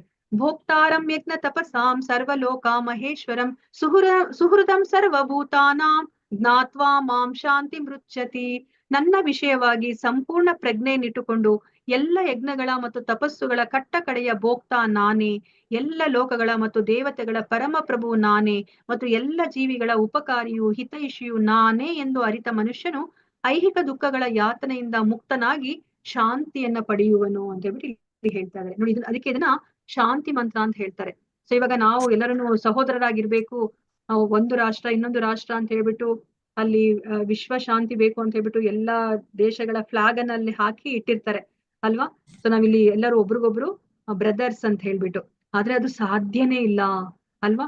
ಇವಾಗ ನಾವ್ ಯಾವಾಗ ಒಬ್ರಿಗೊಬ್ರು ಬ್ರದರ್ಸ್ ಆಗ್ಲಿಕ್ಕೆ ಸಾಧ್ಯ ಅಂತಂದ್ರೆ ನಾವು ಕೃಷ್ಣನನ್ನ ನಮ್ಮ ಕೇಂದ್ರದಲ್ಲಿ ಇಟ್ಕೊಂಡು ಅವ್ರ ನಮ್ಮ ತಂದೆ, ಇಡೀ ಎಲ್ಲ ಜೀವರಾಶಿಗಳು ಕೃಷ್ಣನ ಮಕ್ಕಳು ಅಂದ್ರೆ ನಾವೆಲ್ಲ ಒಬ್ರಿಗೊಬ್ರು ಅಣ್ಣ ತಮ್ಮಂದ್ರಾಗ್ತೀವಿ ಅಲ್ವಾ. ಅವಾಗಷ್ಟೇನೆ ಅಲ್ಲಿ ಭ್ರಾತೃತ್ವ ಅಂತ ಬರ್ಲಿಕ್ಕೆ ಸಾಧ್ಯನೇ ಹೊರ್ತು ನಾವು ಏನೇ ಬಾಯಿ ಮಾತಲ್ಲಿ ಹೇಳಿದ್ರೆ ಅಲ್ಲಿ ವಿಶ್ವಶಾಂತಿ ಬರ್ಲಿಕ್ಕೆ ಸಾಧ್ಯನೇ ಇಲ್ಲ. ಅದಕ್ಕೆ ಕೃಷ್ಣ ಹೇಳ್ತಾ ಇದ್ರೆ ಈ 3 ಅಂಶಗಳನ್ನ ನೀವು ಜ್ಞಾಪಕದಲ್ಲಿ ಇಟ್ಕೊಳ್ಳಿ, ಅರ್ಥ ಮಾಡ್ಕೊಳ್ಳಿ, ಆಗ ನೀವು ಶಾಂತಿಯುತವಾಗಿ ಜೀವನವನ್ನ ಮಾಡ್ಬೋದು. ಯಾವುದು ಮೊದಲನೇ ಪಾಯಿಂಟ್ ಏನು ಅಂತಂದ್ರೆ ಭಗವಂತನೇ ಒಡೆಯ, ಸರ್ವಲೋಕ ಮಹೇಶ್ವರ. ಅವರು ಬರೇ ಈ ಭೌತಿಕ ಪ್ರಪಂಚ ಒಂದೇ ಅಲ್ಲ, ಆಧ್ಯಾತ್ಮಿಕ ಪ್ರಪಂಚ ಮತ್ತೆ ದೇವತೆಗಳು ಅಂತ ನಾವ್ ಏನ್ ಹೇಳ್ತೀವೋ ಎಲ್ಲರ ಒಡೆಯ ಅವನು, ಸರ್ವಲೋಕ ಮಹೇಶ್ವರ. ಇದನ್ನ ಅರ್ಥ ಮಾಡ್ಕೊಂಡ್ರೆ ನಮಗ್ ಗೊತ್ತಾಗತ್ತೆ ನಾವು ಒಡೆಯರಲ್ಲ, ಭಗವಂತ ಒಡೆಯ ಅಂತ ಅಲ್ವಾ. ಇವಾಗ ನಾವು ಒಡೆತನವನ್ನ ಅನುಭವಿಸ್ಲಿಕ್ಕೆ ಹೋಗ್ತಾ ಇದೀವಿ. ನಮ್ಗೆ ಒಂದು ಮನೆ ಇದ್ರೆ ಸಾಲದು, ಇನ್ನೊಂದ್ ಮನೆ ಬೇಕು, ಮತ್ತೆ ಅಷ್ಟಿದ್ರೂ ಸಾಲದು ನಮ್ಗೆ, ಇನ್ನ ನಮ್ಮ ಮೊಮ್ಮಕ್ಳಿಗೂ ಬೇಕು. ಅಷ್ಟನ್ನ ನಾವು ಆಸ್ತಿ ಪಾಸ್ತಿ ಮಾಡ್ಲಿಕ್ಕೆ ನಾವು ಹೋಗ್ತೀವಿ. ಅದಕ್ಕೆ ನಾವು ಕಷ್ಟವನ್ನ ಪಡ್ತಾ ಇದೀವಿ. ಅದಕ್ಕೆ ನಮ್ಗೆ ಭಗವಂತ ಏನ್ ಹೇಳಿದ್ರು, ನಿಷ್ಕಾಮ ಕರ್ಮ, ನಿಮ್ಮ ದೇಹವನ್ನ ಪೋಷಣೆ ಮಾಡ್ಲಿಕ್ಕೆ ಎಷ್ಟು ಬೇಕೋ ಅಷ್ಟೇ ಕರ್ಮವನ್ನ ಮಾಡಿ ಅಂತ ಹೇಳ್ತಾರೆ. ಯಾಕಂದ್ರೆ ಮನುಷ್ಯ ಜನ್ಮದಲ್ಲಿ ಎಲ್ಲ ಹೆಚ್ಚು ಸಮಯವನ್ನ ನಾವು ಭಗವಂತನ ಭಕ್ತಿ ಮಾಡ್ಲಿಕ್ಕೆ ಉಪಯೋಗಿಸ್ಬೇಕು.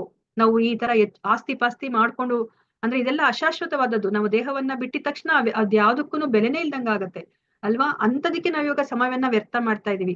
ಸೊ ಅದ್ರ ಬದಲು ನಾವು ನಮ್ಮ ದೇಹವನ್ನ ಪೋಷಣೆ ಮಾಡ್ಲಿಕ್ಕೆ ಎಷ್ಟು ಬೇಕೋ ಅಷ್ಟು ಕರ್ಮವನ್ನ ಮಾಡಿ ಮಿಕ್ಕಿದ ಸಮಯವನ್ನ ನಾವು ಭಕ್ತಿಗೆ ಮಾಡ್ಲಿಕ್ಕೆ ನಾವು ಉಪಯೋಗಿಸ್ಕೋಬೇಕಾಗತ್ತೆ ಅಲ್ವಾ. ಆದ್ರೆ ನಮ್ಗೆ ಇವಾಗ ಒಡೆತನವನ್ನ ಅನುಭವಿಸ್ಬೇಕು ಅಂತ ಇರೋದ್ರಿಂದ ನಾವ್ ಇವಾಗ ಇಷ್ಟು ಕಷ್ಟವನ್ನ ನಾವು ತಂದ್ಕೋತಾ ಇದೀವಿ. ಅದಕ್ಕೆ ಇಲ್ಲಿ ಭಗವಂತ ಹೇಳ್ತಾ ಇದಾರೆ, ಸರ್ವಲೋಕ ಮಹೇಶ್ವರ ನಾನೇನೆ, ಎಲ್ಲ ಲೋಕಗಳ ಮಹೇಶ್ವರ ನಾನು ಅಂತ ಹೇಳ್ಬಿಟ್ಟು ಹೇಳ್ತಾ ಇದಾರೆ. ನಾವ್ ಇದನ್ನ ಅರ್ಥ ಮಾಡ್ಕೊಂಡ್ರೆ ನಾನು ಒಡೆಯನಾಗ್ಬೇಕು ಅಂತ ನಾವ್ ಇಚ್ಛೆ ಪಡೋದಿಲ್ಲ. ಮತ್ತೆ ಅದಕ್ಕೆ ಇಲ್ಲಿ ಒಂದು ಎಕ್ಸಾಂಪಲ್ ಅನ್ನು ನಮ್ಗೆ ಪ್ರಭುಪಾದರು ಕೊಡ್ತಾ ಇದ್ರೆ, ಇವಾಗ ಅಕಸ್ಮಾತ್ ಏನಾದ್ರು ನಮ್ಮ ಮನೆಗೆ ಯಾರಾದ್ರೂ ಅಂದ್ರೆ ನಾವು ಏನಾದ್ರು ಒಂದು ಫರ್ನಿಚರ್ ಮಾಡಿಸ್ಕೋಬೇಕು ಅಂದಾಗ ಒಬ್ಬ ಬಡಗಿಯನ್ನ ಕರೆಸ್ತೀವಿ. ಬಡಗಿ ಏನ್ ಮಾಡ್ತಾನೆ, ಫರ್ನಿಚರ್ನ ಮಾಡ್ಬಿಟ್ಟು ಅವನು ಫರ್ನಿಚರ್ ಎಲ್ಲ ಮುಗಿದ್ಮೇಲೆ ಆ ಫರ್ನಿಚರ್ ಅನ್ನೇ ಎತ್ಕೊಂಡು ಹೋಗ್ಬಿಟ್ರೆ ನಾವೇನ್ ಅಂತೀವಿ, ಆ ಬಡಗಿಗ್ ಬೈತೀವಿ, ಏನ್ ಮಾಡ್ತಾ ಇದೀಯ ನೀನು, ನಾನು ಇದನ್ನ ಮಾಡ್ಕೊಡು ಅಂತ ನಾನು ನಿನ್ಗೆ ಹೇಳಿರೋದು, ಇದು ನನಗ್ ಬೇಕಾಗಿರೋದು, ನನಗ್ ಸಂಬಂಧಪಟ್ಟಿರೋದು, ನಿನಗ್ ಬರೀ ಕೂಲಿ ಮಾತ್ರ ನಾನು ಕೊಡ್ಬೇಕು ಅಂತ ನಾವ್ ಹೇಳ್ತೀವಿ ಅಲ್ವಾ. ಆದ್ರೆ ಇವಾಗ ನಾವೇನ್ ಮಾಡಿದೀವಿ, ಭಗವಂತ ನಮ್ಗೆ ಇದನ್ನೆಲ್ಲ ಅನುಭವಿಸಿ ಅಂತ ಕೊಟ್ಟಾಗ ನಾವ್ ಇದ್ರ ಮೇಲೆ ಒಡೆತನವನ್ನ ನಾವು ಹೇರ್ಲಿಕ್ಕೆ ಹೊರಟಿದೀವಿ ಅಲ್ವಾ. ನಾವು ನಮ್ಮ ಪಾಲನ್ನ ಮಾತ್ರ ನಾವು ತಗೊಂಡು ಸಂತೋಷವಾಗಿರ್ಬೇಕು. ಇವಾಗ ಹೇಗೆ ಆ ಬಡಗಿ ಬರೇ ಕೂಲಿಯನ್ನ ಮಾತ್ರ ತಗೋಬೇಕು, ಅದೇ ತರನೇ ನಾವು ಇಲ್ಲಿ ನಮ್ಮ ಪಾಲನ್ನ ಮಾತ್ರ ನಾವು ತಗೋಬೇಕಾಗತ್ತೆ. ಆದ್ರೆ ನಾವ್ ಇವಾಗ ಎಲ್ಲವನ್ನ ನಾವೇ ಕಬಳಿಸ್ಬೇಕು ಅಂತ ಹೊರಟಿದೀವಿ. ಸೊ ಅದಕ್ಕೋಸ್ಕರ ನಮ್ಗೆ ಇಲ್ಲಿ ಅಶಾಂತಿ ಅನ್ನೋದು ಆಗಿರೋದು. ಸೊ ಮತ್ತೆ ಇಲ್ಲಿ ಎಲ್ಲದರ ಪ್ರಭು ಯಾರಿರ್ತಾರೋ ಅವರೇ ಅದನ್ನ ಎಂಜಾಯ್ ಮಾಡ್ಬೇಕು ಅಲ್ವಾ. ಇವಾಗ ನಮ್ಮ ಮನೆಯಲ್ಲಿ ನಾವು ಒಂದು ಕೆಲಸದಾಯಮನ್ನ ಇಟ್ಕೊಂಡಿದ್ರೆ ನಮ್ಮ ಕೆಲಸದಾಯಮ ಏನಾದ್ರೂ ನಮ್ಮ ವಸ್ತುಗಳನ್ನ ಉಪಯೋಗಿಸಿದ್ರೆ ನಮ್ಗೆ ಕೋಪ ಬರುತ್ತೆ ಅಲ್ವಾ. ಯಾಕಂದ್ರೆ ನಾವು ಅದರ ಒಡೆಯರು, ನಾವ್ ಅದನ್ನ ಅನುಭವಿಸ್ಬೇಕು ಅಲ್ವಾ. ನಾನ್ ಬೆಡ್ ಮೇಲೆ ಬಂದು ಮಲ್ಕೊಂಡ್ಬಿಟ್ರೆ ಕೆಲಸದಾಯಮ ನನ್ಗೆ ಎಷ್ಟು ಕೋಪ ಬರುತ್ತೆ, ಯಾಕಂದ್ರೆ ನಾನ್ ಅದರ ಒಡತಿ, ನಾನ್ ಅದನ್ನ ಅನುಭವಿಸ್ಬೇಕು. ಅದೇ ತರ ಎಲ್ಲದರ ಒಡೆಯ ಭಗವಂತ, ಸರ್ವಲೋಕ ಮಹೇಶ್ವರ ಭಗವಂತ, ಅವ್ರು ಎಲ್ಲವನ್ನ ಅನುಭವಿಸ್ಬೇಕು. ಆದ್ರೆ ಇವಾಗ ನಾವೇನ್ ಮಾಡ್ತಾ ಇದೀವಿ, ನಮ್ಮ ಇಚ್ಛೆಯನ್ನು ನಾವೆಲ್ಲವನ್ನ ಅನುಭವಿಸ್ಬೇಕು. ಇವಾಗ ಮನುಷ್ಯರು ಈ ಇಡೀ ಪ್ರಕೃತಿಯನ್ನ ಇವಾಗ ಉಪಯೋಗಿಸ್ತಾ ಇದಾರೆ, ಅದಕ್ಕೆ ಉಪಯೋಗಿಸಿ ಎಲ್ಲವನ್ನ ಅವರು ಪಲ್ಯೂಟ್ ಮಾಡಿದ್ದಾರೆ, ಹಾನಿಯನ್ನ ಮಾಡಿದ್ದಾರೆ ಅಲ್ವಾ. ತಮ್ಮ ಪಾಲನ್ನ ಮಾತ್ರ ಅವ್ರು ತಗೊಂಡಿರ್ಬೇಕಾಗಿತ್ತು. ಆದ್ರೆ ಇವರು ಇವಾಗ ಭೂಮಿ, ಕಾಡು ಮತ್ತೆ ನೀರು ಎಲ್ಲವನ್ನ ಅವರು, ಗಾಳಿ ಎಲ್ಲವನ್ನ ಕಲುಷಿತ ಮಾಡ್ಬಿಟ್ಟಿದ್ದಾರೆ. ಯಾಕಂದ್ರೆ ಎಲ್ಲವನ್ನ ಹೆಚ್ಚು ಹೆಚ್ಚು ಬಳಸ್ತಾ ಅವರು ಈ ತರ ಮಾಡಿದ್ದಾರೆ. ಸೊ ಅದಕ್ಕೆ ನಮ್ಗೆ ಇವಾಗ ಇಲ್ಲಿ ಅಶಾಂತಿ ಇದೆ. ನಾವು ಭೋಕ್ತ ಅಂತ ಅನ್ಕೊಂಡಿರೋದ್ರಿಂದ ನಮ್ಗೆ ಇಲ್ಲಿ ಅಶಾಂತಿ ಇದೆ. ನಾವು ಒಡೆಯ ಅಂತ ಅನ್ಕೊಂಡಿರೋದ್ರಿಂದ ಅಶಾಂತಿ ಇದೆ. ಯಾವಾಗ ನಮ್ಗೆ ಭಗವಂತ ಒಡೆಯ, ಭಗವಂತ ಭೋಕ್ತ ಅಂತ ಗೊತ್ತಾಗುತ್ತೋ ಆಗ ನಮ್ಗೆ ಈ ಏನು ಶಾಂತಿ ಅನ್ನೋದು ಬರುತ್ತೆ. ಮತ್ತೆ ಇನ್ನ ಒಂದು ನಮ್ಗೆ ಯಾವಾಗ್ಲೂ ಆತಂಕ ಅಲ್ವಾ, ನನ್ನನ್ನು ಯಾರು ನೋಡ್ಕೋತಾರೆ, ನನ್ನ ಗಂಡನ, ನನ್ನ ಮಕ್ಕಳ, ನಮ್ಮ ಅಪ್ಪ ಅಮ್ಮನ, ಇವ್ರು ನನ್ನನ್ನ ನೋಡ್ಕೋತಾರ ಅಂತ ನಮ್ಗೆ ಯಾವಾಗ್ಲೂ ಆತಂಕ ಅಲ್ವಾ. ಇವಾಗ ನಾವು ಕರೋನಾ ಟೈಮಲ್ಲಿ ನೋಡಿದ್ವಿ, ಒಬ್ಬೊಬ್ರು ಒಂದೊಂದು ದಿಕ್ಕಿಗೆ ಹೋಗಿದ್ವಿ ಅಲ್ವಾ. ಆದ್ರೆ ಭಗವಂತ ನಮ್ಮನ್ನ ಯಾವತ್ತೂ ಬಿಟ್ಟಿಲ್ಲ. ಅದನ್ನೇ ಭಗವಂತ ಇಲ್ಲಿ ಹೇಳ್ತಾ ಇದ್ದಾರೆ, ನಮ್ಮ ಏಕೈಕ ಹಿತೈಷಿ ಅಂತಂದ್ರೆ ಭಗವಂತ. ಅದನ್ನೇ ಇಲ್ಲಿ ಹೇಳ್ತಾ ಇದ್ದಾರೆ, ನಾನು ಎಲ್ಲ ಜೀವಿಗಳ ಉಪಕಾರಿಯೂ ಹಿತೈಷಿಯೂ ನಾನೇ ಎಂದು ಅರಿತ ಮನುಷ್ಯನು ಐಹಿಕ ದುಃಖಗಳ ಯಾತನೆಯಿಂದ ಮುಕ್ತನಾಗಿ ಶಾಂತಿಯನ್ನ ಪಡೆಯುವನು ಅಲ್ವಾ. ನಾವು ಭಗವಂತನಿಗೆ ಅಷ್ಟು ನಂಬಬೇಕು ಅಲ್ವಾ. ಅಂದ್ರೆ ಯಾವುದೇ ಒಂದು ಕ್ಷಣದಲ್ಲೂ ನಮ್ಗೆ ಭಗವಂತ ಕೈ ಬಿಡೋದಿಲ್ಲ. ಅವನು ಯಾವಾಗ್ಲೂ ನಮ್ಮ ಜೊತೆಲಿ ಇರ್ತಾನೆ. ನನ್ನ ಜೀವನದಲ್ಲಿ ಏನೇ ನಡೆದ್ರು ಅದು ನನ್ನ ಒಳ್ಳೆದಿಕ್ಕೇನೆ, ನನ್ನ ಆಧ್ಯಾತ್ಮಿಕ ಮುನ್ನಡೆಗೆ ಅಂತ ಹೇಳ್ಬಿಟ್ಟು ನಾವು ಯೋಚನೆ ಮಾಡಿದಾಗ ನಮ್ಗೆ ಯಾವುದೇ ಒಂದು ಯಾತನೆ ಇರೋದಿಲ್ಲ, ಯಾವುದೇ ಒಂದು ದುಃಖ ಇರೋದಿಲ್ಲ. ಸೊ ಇದನ್ನ ನಾವು ಅರ್ಥ ಮಾಡ್ಕೋಬೇಕು. ಅಂದ್ರೆ ನಮ್ಗೆ ಯಾವಾಗ್ಲೂ ಭಯ, ನಮ್ಗೆ ಯಾರು ಇಲ್ವಲ್ಲ ಅಂತ ಹೇಳ್ಬಿಟ್ಟು. ಆದ್ರೆ ನಮ್ಗೆ ಭಗವಂತ ಯಾವಾಗ್ಲೂ ಇರ್ತಾನೆ. ನಾವು ಭಗವಂತನ ಮಕ್ಕಳು, ಅವ್ರು ಯಾವಾಗ್ಲೂ ನಮ್ಗೆ ರಕ್ಷಣೆಯನ್ನ ಕೊಡ್ತಾ ಇರ್ತಾರೆ. ಸೊ ಭಗವಂತ ಒಡೆಯ ಅಂತ ಅರ್ಥ ಮಾಡ್ಕೋಬೇಕು. ಭಗವಂತ ಒಡೆಯ ಆಗಿರೋದ್ರಿಂದ ಎಲ್ಲವನ್ನ ಅವನೇ ಅನುಭವಿಸ್ಬೇಕು. ಅವನೇ ಭೋಕ್ತ, ಪರಮ ಭೋಕ್ತ ಅವನು. ಮತ್ತೆ ಎಲ್ಲರ ಹಿತೈಷಿ, ಏಕೈಕ ಹಿತೈಷಿ, ನನ್ನೊಬ್ಬ ಹಿತೈಷಿ ಅಥವಾ ನಿಮ್ಮೊಬ್ಬರ ಹಿತೈಷಿ ಅಲ್ಲ, ಎಲ್ಲ ಜೀವರಾಶಿಗಳ ಹಿತೈಷಿ ಭಗವಂತ. ಸೊ ಈ ಮೂರನ್ನ ನಾವು ಅರ್ಥ ಮಾಡ್ಕೊಂಡಾಗ ನಾವ್ ಈ ಭೌತಿಕ ಪ್ರಪಂಚದಲ್ಲಿ ಇದ್ರೂ ಸಹ ನಾವು ಶಾಂತಿಯಿಂದ ನಾವು ಇರ್ಬೋದು ಅಂತ ಹೇಳ್ಬಿಟ್ಟು ನಮ್ಗೆ ಇಲ್ಲಿ ಕೃಷ್ಣ ಹೇಳ್ತಾ ಇದ್ದಾರೆ.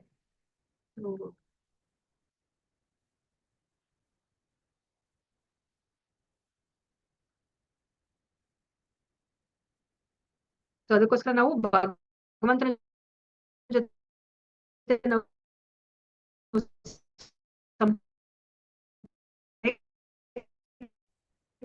ವಾಯ್ಸ್ ಬ್ರೇಕ್ ಆಗ್ತಿದೆ ಮಾತಾಡಿ. ಒಂದ್ ನಿಮಿಷ. ಹರೇ ಕೃಷ್ಣ ವಾಂಶ ಕಲ್ಪತರುಭ್ಯಶ್ಚ. ಹರೇ ಕೃಷ್ಣ ಮಾತಾಜಿ. ವಾಯ್ಸ್ ಬ್ರೇಕ್ ಆಗ್ತಾ ಇತ್ತು ಮಾತಾಜಿ. ಓಕೆ, ಈಗ ಸರಿ ಆಯ್ತು. ಓಕೆ ಮಾತಾಜಿ. ವಾಂಶ ಕಲ್ಪತರುಭ್ಯಶ್ಚ ಕೃಪಾ ಸಿಂಧುಭ್ಯೇವ ಚ ಪತಿತಾನಾಂ ಪಾವನೇಭ್ಯೋ ವೈಷ್ಣವೇಭ್ಯೋ ನಮೋ ನಮಃ. ಹರೇ ಕೃಷ್ಣ ಕೃಷ್ಣ ಕೃಷ್ಣ ಹರೇ ಹರೇ, ಹರೇ ರಾಮ ರಾಮ ರಾಮ ಹರೇ ಹರೇ. ಹರೇ ಕೃಷ್ಣ. ಇವತ್ತಿನ ಅಧ್ಯಾಯದಲ್ಲಿ ಕರ್ಮ ಸನ್ಯಾಸ ಯೋಗ, ಇದರಲ್ಲಿ ಅಂದ್ರೆ 29 ಶ್ಲೋಕಗಳಿತ್ತು. ಇದರಲ್ಲಿ ನಮ್ಗೆ ಅರ್ಜುನನ ಪ್ರಶ್ನೆಯಿಂದ ಶುರುವಾಯಿತು. ಸನ್ಯಾಸ ಶ್ರೇಯಸ್ಕರವೋ ಅಥವಾ ಕರ್ಮಯೋಗ ಶ್ರೇಯಸ್ಕರವೋ ಅಂತ ಹೇಳ್ಬಿಟ್ಟು ಪ್ರಶ್ನೆಯನ್ನ ಕೇಳ್ತಾರೆ. ಅದಕ್ಕೆ ಕೃಷ್ಣ ಹೇಳ್ತಾರೆ, ಎರಡೂ ಸಹ ನಮ್ಗೆ ಮುಕ್ತಿ ಮಾರ್ಗಕ್ಕೆ ಕರ್ಕೊಂಡು ಹೋಗುತ್ತೆ. ಆದ್ರೆ ಕರ್ಮ ಯೋಗ ಸನ್ಯಾಸಕ್ಕಿನ್ನ ಅದು ಮಿಗಿಲು, ಅಂದ್ರೆ ಒಳ್ಳೇದು, ಶ್ರೇಯಸ್ಕರ ಅಂತ ಹೇಳ್ಬಿಟ್ಟು ಹೇಳ್ತಾರೆ. ಅದಾದ್ಮೇಲೆ ನಾವು ನಿಷ್ಕಾಮ ಕರ್ಮ ಯೋಗದಿಂದ ನಾವು ಬಂಧನದಿಂದ ಮುಕ್ತಿಯನ್ನ ಪಡಿಬಹುದು ಅಂತ ನಾವು ತಿಳ್ಕೊಂಡ್ವಿ. ಅದಾದ್ಮೇಲೆ ಶಾಂತಿ ಮಂತ್ರವನ್ನ ನಾವು ತಿಳ್ಕೊಂಡ್ವಿ. ಸೊ ಭಗವಂತನೇ ಸರ್ವಲೋಕ ಮಹೇಶ್ವರ ಅಂತ ನಾವು ತಿಳ್ಕೊಂಡ್ವಿ. ಅವನೇ ಒಡೆಯ, ಅವನೇ ಪರಮ ಭೋಕ್ತ, ಮತ್ತೆ ಅವನು ಎಲ್ಲರ ಏಕೈಕ ಹಿತೈಷಿ ಅಂತ ನಾವು ತಿಳ್ಕೊಂಡ್ವಿ. ಇದನ್ನ ಯಾರು ತಿಳ್ಕೊತಾರೋ ಅವರು ಶಾಂತಿಯಿಂದ ಇರ್ಬೋದು ಅಂತ ಹೇಳ್ಬಿಟ್ಟು ನಮ್ಗೆ ಶಾಂತಿ ಮಂತ್ರವನ್ನ ಇವತ್ತಿನ ದಿವಸ ನಮ್ಗೆ ತಿಳಿಸಿಕೊಟ್ರು. ಹರೇ ಕೃಷ್ಣ. ಪ್ರತಿ ಕ್ಷಣವೂ ನೀವು ಕೃಷ್ಣನ ನಾಮಸ್ಮರಣೆ ಮಾಡ್ತಾ ಇರಿ. ಒಂದು ಕ್ಷಣನೂ ಕೃಷ್ಣನನ್ನ ಮರೆತು ಇರಬೇಡಿ. ಹರೇ ಕೃಷ್ಣ. ಎಲ್ಲರಿಗೂ ಧನ್ಯವಾದಗಳು ಇಷ್ಟೊತ್ತು ನೀವು ಶ್ರದ್ಧೆಯಿಂದ ಕುತ್ಕೊಂಡು ಕೇಳಿರೋದಕ್ಕೆ. ಹರೇ ಕೃಷ್ಣ. ಯಾರಿಗಾದ್ರೂ ಪ್ರಶ್ನೆ ಇದ್ರೆ ಕೇಳ್ಬೋದು. ಎಲ್ಲರೂ ಅಟೆಂಡೆನ್ಸ್ ಅನ್ನ ಹಾಕಿ. ಮತ್ತೆ ಶೋಭಾ ಮಾತಾಜಿ ಇದು ಕ್ವಿಜ್ ಲಿಂಕ್ ಅನ್ನು ಹಾಕಿದ್ದಾರೆ. ಕ್ವಿಜ್ ಅನ್ನು ಸಹ ಇವತ್ತಿನ ಕ್ವಿಜ್ ಅನ್ನ 5ನೇ ಚಾಪ್ಟರ್ ಕ್ವಿಜ್ ಅನ್ನ ಮಾಡಿ. ಅದೇ ತುಂಬಾ ಮುಖ್ಯವಾಗಿ ಹರೇ ಕೃಷ್ಣ ಮಹಾಮಂತ್ರವನ್ನ ಹೇಳ್ಕೊಳ್ಳಿ. ಯಾರೆಲ್ಲ ಹೇಳ್ಕೊಂತಾ ಇಲ್ವೋ ಅವರೆಲ್ಲರೂ ಸಹ ಹರೇ ಕೃಷ್ಣ ಮಹಾಮಂತ್ರವನ್ನ ಹೇಳ್ಕೊಳ್ಲಿಕ್ಕೆ ಶುರು ಮಾಡಿ. ಯಾಕಂದ್ರೆ ಈ ಹರೇ ಕೃಷ್ಣ ಮಹಾಮಂತ್ರದಿಂದ ನೀವು ಭಗವಂತನ ಸಂಪರ್ಕಕ್ಕೆ ಬರ್ಲಿಕ್ಕೆ ಸಾಧ್ಯ ಆಗತ್ತೆ. ಹರೇ ಕೃಷ್ಣ.